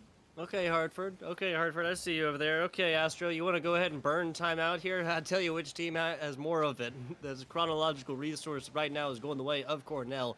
No, Hartford doesn't need to spend every single second doing something, but like we have watched a 20% reduction in the pace of play for Hartford. And if you're going to do that and you're going to consistently stick with it, you got to get points on boards, and they've just not had many offensive looks thus far. No, not at all. They kind of grab it at the midfield, and, you know, we usually see Zolo Captain being very heavily involved in trying to make these initial touches. We now get one here. Rickety Roll will be on the opposite side of the pitch, see if he can make another catch, but it's NotHosh that very wisely has a lot of great vision to be able to steal it away from that challenge. That's a midfield pass stolen out by NotHosh, and they've, on the side of Cornell, these Rams have gotten really, really good about siding out where these challenge lanes are coming from. Hartford, and the Hawks send flocking away. Hawks don't normally travel in flocks from what I understand, but that is exactly what we saw have happen here today. Yes, the Hartford Hawks looking a little lost in game 2. That was a double up score against them, but there you go. Now we're looking at offensive opportunities, but even that one comes in and the rebound is just let go for Cornell. This one skittering across the middle, and NotHosh once again able to pick this up. Now Hartford is literally playing like they're the one up 2-0 right now. Like they're just willing to burn timeout and get like weak passes in to just create pressure that is forcing hands of defenders. Yeah, they're trying to see if they can make Cornell uncomfortable if they can help it. Also, Fast Google told me that apparently a group of Hawks is called either a kettle, a boil, or a cast. Because apparently whenever you put a bunch of Hawks together, they look like it's a boiling pot or cauldron. So, you know, they're slowly trying to boil over and maybe get things heated up for Cornell, who just seem rather comfortable receiving all this pressure and just fending it away. Interesting. Hartford striking back now. That's exactly what we wanted to see. A little bit more of a separation in play from your offenders.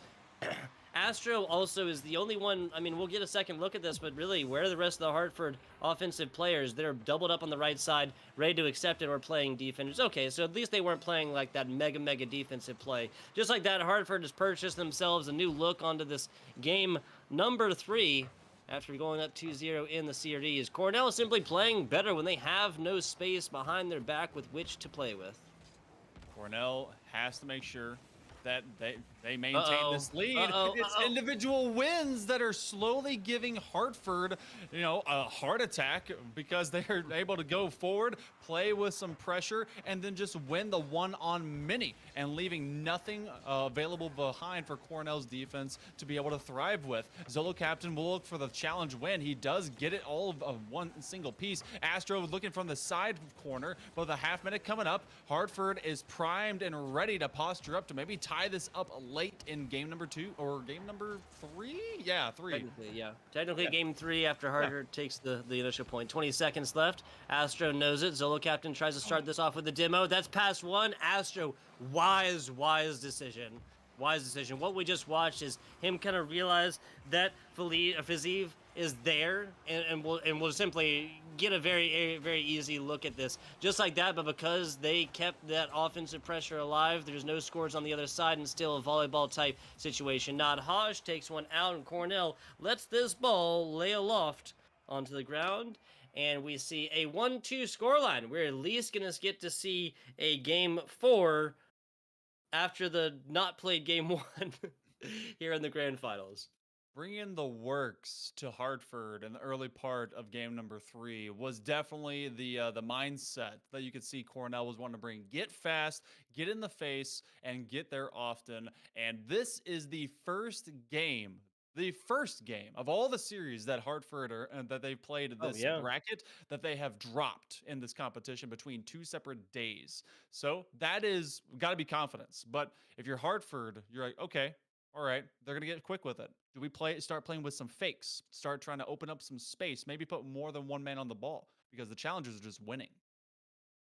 Yeah, and the pressure right here, I do think is gonna be enough. Hartford went down early. I think if Hartford goes down early again, we might look at a full 5-game series here, Monkey Man. I'm not sure if it was the nerves. I'm not sure if it was pressure. I'm not sure what it was that took so long for Hartford to just simply change up their game plan.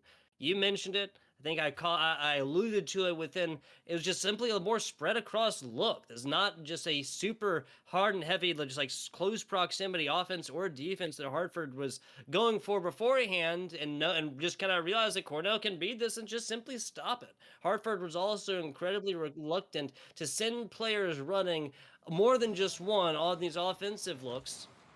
Now we'll see how this one shakes out. Cornell wins this one. Yeah, that's going to be a reset. One of their players not there, I believe. Yeah, it looks like he's kind of just dead on the track. So I believe, yeah, he DC'd. All right, so we'll have a restart. Bring it back. Yeah. We saw that in the the winter major for RLCS. So it's got to be fair, right? Yeah, I believe. Yeah. So it's 5 times for our HCS Raleigh, different esport, but Oh gosh, true. Yeah. Flycam, I appreciate that.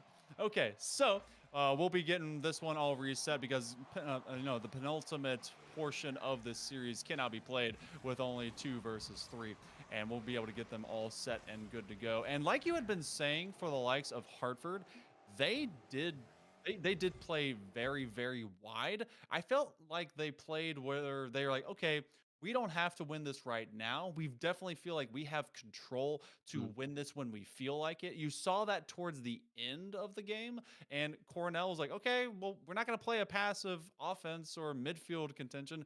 We're going to go up and we're going to strike in your face. And so I don't know if that was Hartford really giving themselves a disadvantage on purpose or otherwise, but I think they're going to get a lot more aggressive in this game. Yeah, I think that they realize the value with which they can put pressure onto Cornell simply by doing that and having more spread apart players that can take demos, that can field balls off of walls, or can get bumps onto defenders when, of course, they're trying to take that offensive look on this one. And at the end of the day, I don't think that this is going to be an incredibly high-scoring Game 4 situation. Obviously, the first actual game played between these two, only 1 score. Second game, Cornell putting up a 2-1 scoreline to, again, like you mentioned, take the first map off of Hartford. No overtime situation there as well either, so not technically as close as it could possibly get. Now I'm fraught to predict anything but a type of overtime situation here in game number 4. Cornell, unless this is a situation that just gets out and away from them, I think they're going to keep it close to the very, very end, and I do think we'll be going to that game 5. Now, how that game 5 will go, I got nothing. There's been so much gameplay change, again, in the most important parts of these matches, which is right now, the time in between these games where there's no pressure, there's no play. They can calm down. They can figure out what it is that they did wrong, what they want to do again, and what they want to not allow their teammates to go forth and get done themselves. I gotta wonder how much that plays into the favor of Hartford, because obviously being on the winning stretch, the side that does have the current match point, they can play with a little bit of extra time and mindfulness of like, okay, we have the confidence to be able to back this up. We can be able to get this moving concertedly. We gave up one, no big deal. And I feel like that they're going to take this extra time. And now as we move into this true game 4, to be ready for Cornell and their stiff attack. But got to see how much they're going to be bringing it to it. We didn't have that acute passing play style out of Hartford. I'm sure they're going to be bringing it back to us now. Okay, I tried to count those 4 different players that came in with hot and heavy and didn't even get so much as a taste of this ball. 5th one finally does. Is literally just rolled from center kickoff all the way onto left corner with nobody really touching it. Maybe something, what is it? Preempting what we might see in the rest of this game.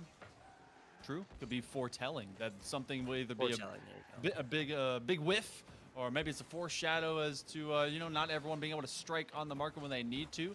Maybe things will be off pace. Right now, Cornell being met with something stingy at the midfield, and I think that the first to win the midfield contention may be able to get our best strike in order. Trying to go physical again as Cornell and the Rams trying to ram their way through. Once again, Astro Flux both looking super wonky at this one, just simply trying to get it. That's going to be side and inside, a technical own goal. But that one was, I think, just going a little bit too fast to really be able to redirect. Let's take a look. It's going to go off that post. Yep. Oh, yeah, that one's rough because you're coming. If he wasn't there. Yeah, it's like coming out, so you knew it's going to hit that 45, but it's like a 50-50, right? Because it hit just enough inside the post. It's either going to go from there and in, or it's going to go in and then 45. So tough read. Tough read. Well, is it 45 or is it 50? Like the Seinfeld comedy coming out.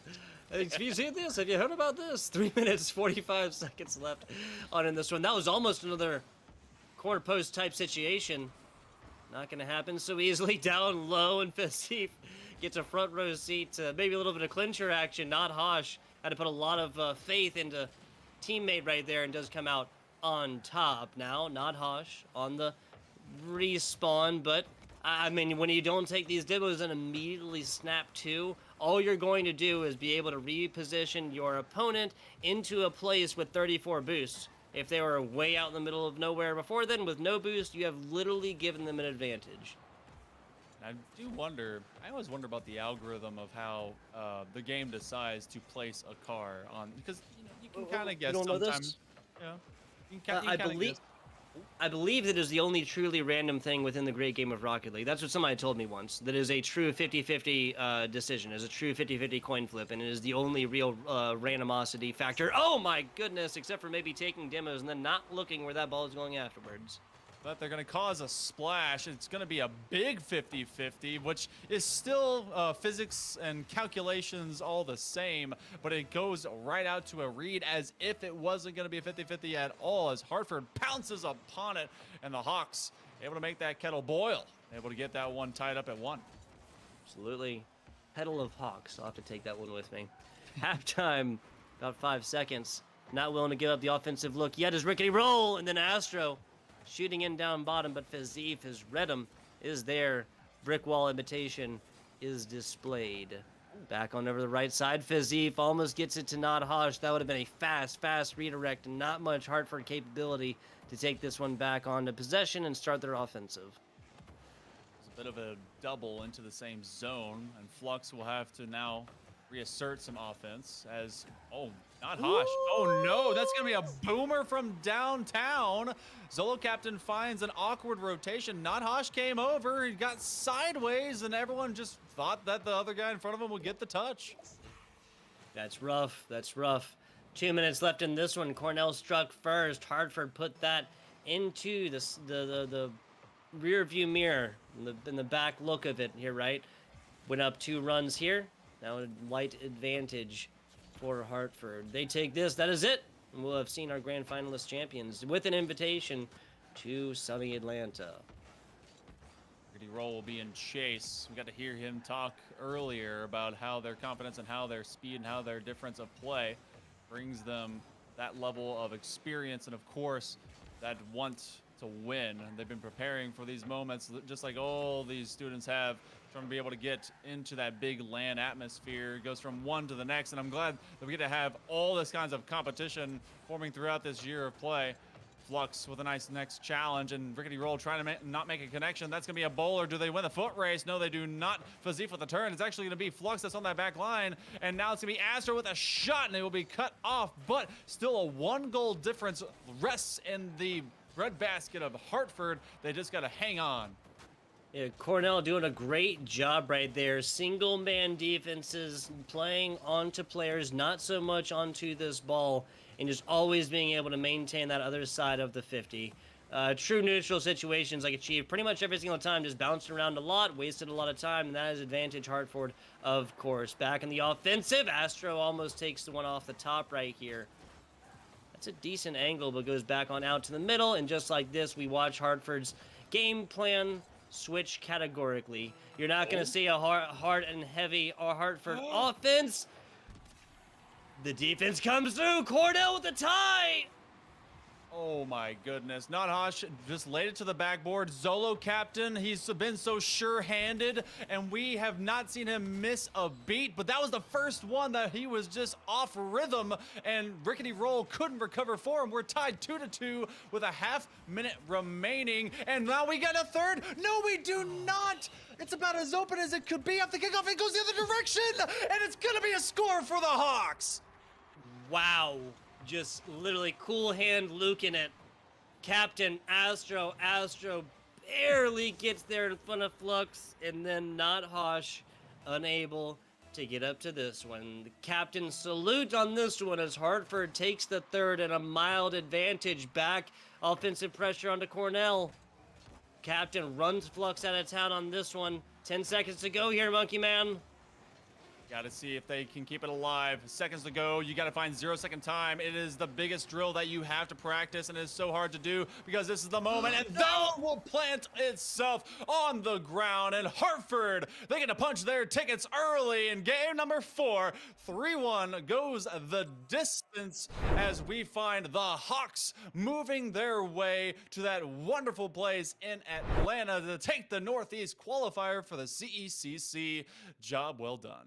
Fantastic stuff. All of these games going down to a 1-score difference as well, Monkey Man. That also includes Hartford dropping the only map of this competition. Everything on paper ended up kind of printing out to what we may have expected based on how teams were performing through this seeding, or not seeding, excuse me. Take that finger, cut it off. Seeding was far and away the least good indicator, the worst indicator of performance within this competition. We see Hartford come in. That was the 4th seed. They started off with a big banger of a match over the 5th seed, go through and do battle. That was posted, put down Champlain number 1, and then still go all the way in to take number 3 within this competition. Seeding having nothing, and it was just pure performance, offensive pressure here from Hartford. They took it all the way, and again, 1-0, 1-2, 3-2, all of these going as close as they can get without actually going into overtime, Monkey Man. Oh my goodness. And you love to be able to see the one step that we didn't have to complete a great grand final for our Northeast qualifiers, of course, going to a game 5 and maybe even a great OT for it. But you had these teams playing with a lot of heart, a lot of soul, and a lot of want to be able to win. And Hartford, they only dropped one single game, which shows the efficiency of coming out of the Northeast. They're going to be a great representative. We're going to get to talk to one of the representatives from this awesome Hawks team in just a moment. Don't go anywhere. The final bits of interviews and, of course, with that wonderful winner will be up right after this.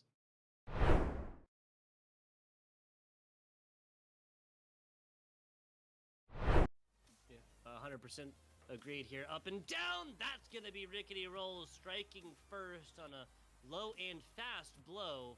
51 seconds into this one. 96 miles per hour, people. That's hands down. What? A pop-off, Fazif, a chance, it will go wide. Will it be able to catch up to it? No! It was a last-ditch effort defensively, and that litmus test, well, this one's more about online dating. They've already seen their profile. They know who they're coming up against, but Flux is going to show a new characteristic, and it's a great challenge off of another from Nothosh to him. And ferocity out of Cornell, and they have another attempt. It will go low, and it will go in. Flux plays with off pace and plays with a great placement shot. The Flux fix. That's a number 2 right there. 2 shots up, 2 shots. Sending it away. Interesting. Hartford striking back now. That's exactly what we wanted to see. A little bit more of a separation in play from your offenders. Astro also is the only one, I mean, we'll get a second look at this, but really, where the rest of the very easy look at this. Just like that, but because they kept that offensive pressure alive, there's no scores on the other side and still a volleyball-type situation. Nothosh takes one out for wonky at this one, just simply trying to get it. That's going to be side and inside, a technical own goal, but that one was, I think, just going a little bit too fast to really be able to redirect. Let's take a look. It's going to go off that post. Yep. Oh.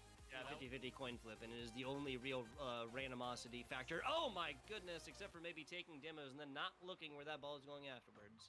But they're going to cause a splash. It's going to be a big 50-50, which is still physics and offense as, oh, not Hosh. Oh, no, that's going to be a boomer from downtown.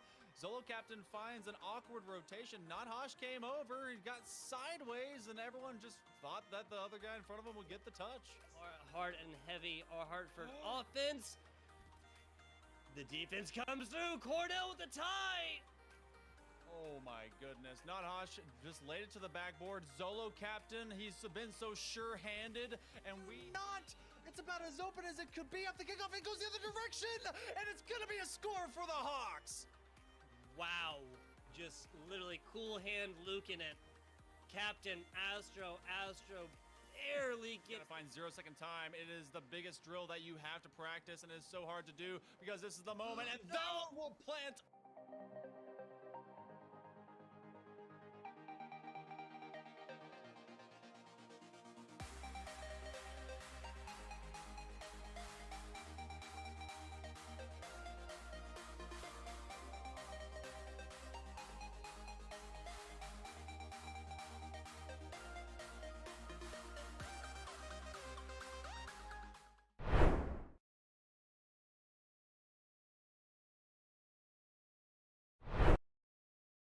And we are back, and we are here, and we are live. FBI Tugboat with my man, Monkey Man. We just watched Hartford take down Cornell in 3-1 fashion. Grand Finals action, a run made through that upper bracket there, Monkey Man. It was a wild one. It was great. And it was one that we get to now introduce the player that we will get to interview. It is Astro of the three-headed Hydra of awesome talent coming out of Hartford. You know what, Astro, congratulations. You got the squad behind you. It's a lot of high blood energy. Yes, oh my goodness. They're not going to let anyone touch Astro. That is some talent right there that is untouchable. So thank you for being with us first off, and congratulations on your fantastic Grand Finals win. Thank you so much. You know, we got to see you guys just be awesome throughout the entirety of this bracket. This was the one time, the only time that we got to see you guys drop a game. And of course, you had one in your back pocket coming from the winners finals into the grand finals. I need to know, how'd you feel as you kind of, you got that extra in game number 2, quote unquote, and then how to really kind of find Cornell and then respond to them? I think for us, it's just about not panicking. We're all very excited players, and so sometimes we just need to slow down and think about the game instead of just chasing the ball. And so once we were able to do that, kind of reset between the second and third games, we were able to find our footing, I think. I mean, you definitely all seem like you're very excitable. And we got to talk to Rickety Roll a moment ago. Who actually, as a part B to that question, is there any one person that like is the dad of the group that recomposes everyone? Gets back in order. I think it's a group effort for the most part. Okay. I think Rickety does a good job of it, but I think there are times when, we all have to work together to kind of recompose. Gotcha. Okay. And so then continuing on so you guys obviously won the grand finals. You're getting ready for that LAN environment. How do you feel individually just about getting to go to a LAN, having that set up for yourself in May? Are you excited for that moment? Absolutely.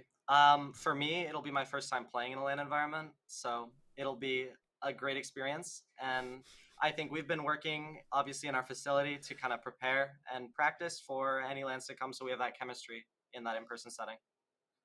That's really cool. And Tugboat, these guys did a great job just preparing for today, too. Yes, they did. The coordination, too.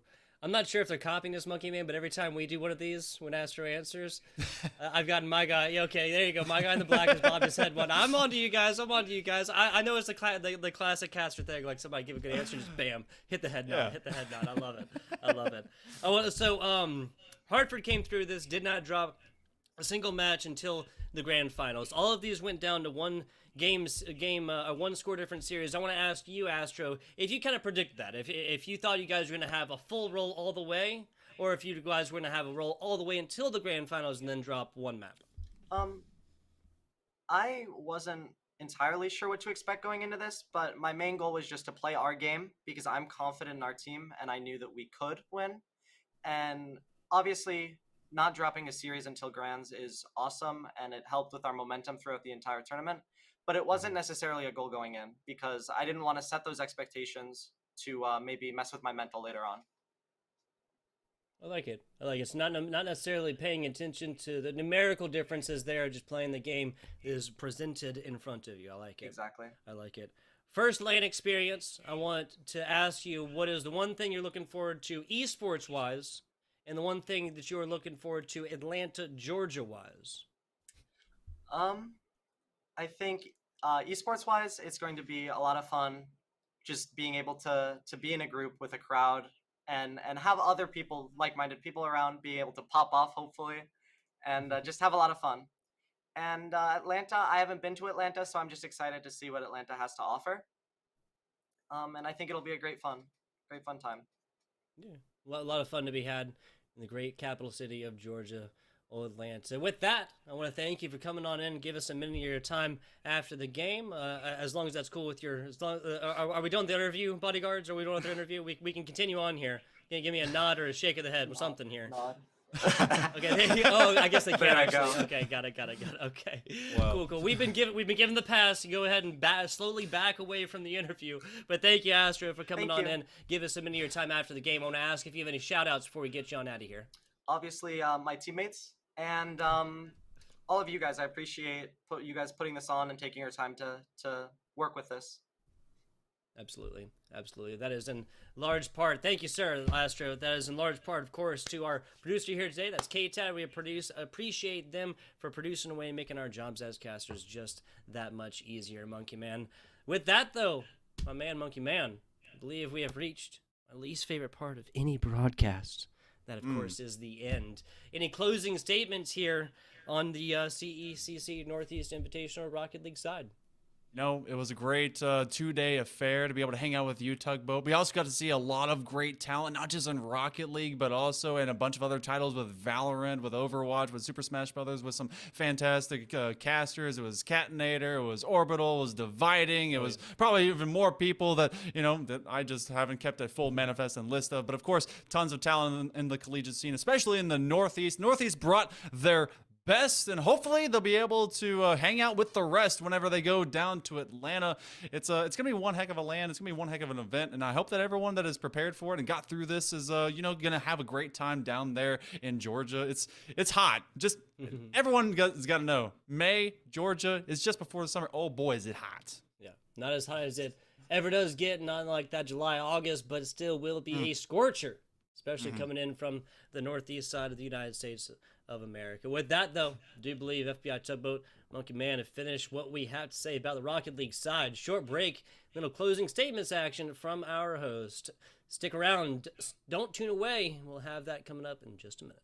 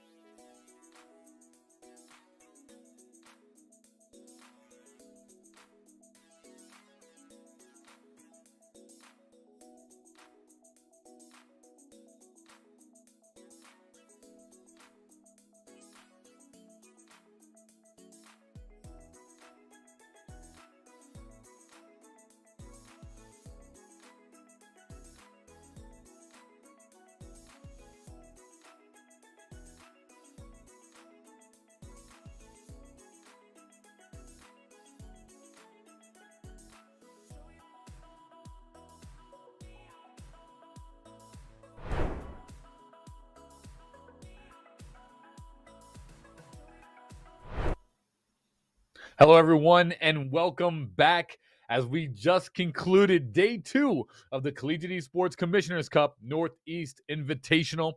This has been such an amazing weekend. I just want to take a quick moment and sincerely thank every single member of the CSMG staff, the Esports U staff, Esports Foundry, and especially all the players, coaches, schools involved with this weekend. It has been such a phenomenal show of action from the Northeast region here. We have some exciting events coming up next. We have the Collegiate Esports Commissioners Cup West. That's going to be April 9th and 10th. We have the Mid-Atlantic weekend, which will be the following weekend of the following week, rather, of 4/11 to 15. And then there'll be the Last Chance Qualifier, which if you know any school that wants to compete in esports and try to win a bid by qualifying through competition, the Last Chance Qualifier will be April 18th to 22nd. So some fantastic action there. We listened to Hail Monkey Man as well as Tugboat on the Rocket League action to close out day 2. You guys did a fantastic job. To round out Rocket League, Hartford is going to be the winner there. They won it 3-1 with Cornell coming in second place. Congratulations, Hartford. We will see you in Atlanta May 6th to 8th. Going down the line, Valorant, it was Farmingdale State College to take number 1 and St. John's to take number 2. That was an amazing game set. Farmingdale State College has been on a tear as of late in the Valorant game mode in the collegiate space. Overwatch, Bay State takes number 1 with Johnson and Wales University taking number 2. And then for SSBU and Super Smash Bros. Ultimate, it was the same placing of Bay State in number 1 and St. John's in number 2. So amazing showing from St. John's. 2 number 2 finishes. Bay State walking away with 2 number 1 finishes across the board. That is fantastic stuff. But just like always, that's going to do it from us here at Esports U. This was the Collegiate Esports Commissioners Cup Northeast Invitational. And when we see you next time, it's going to be on April 9th and 10th for the West region. So I'm pulled out. We'll see you next time right here. Enjoy the rest of your evening. Have a good one.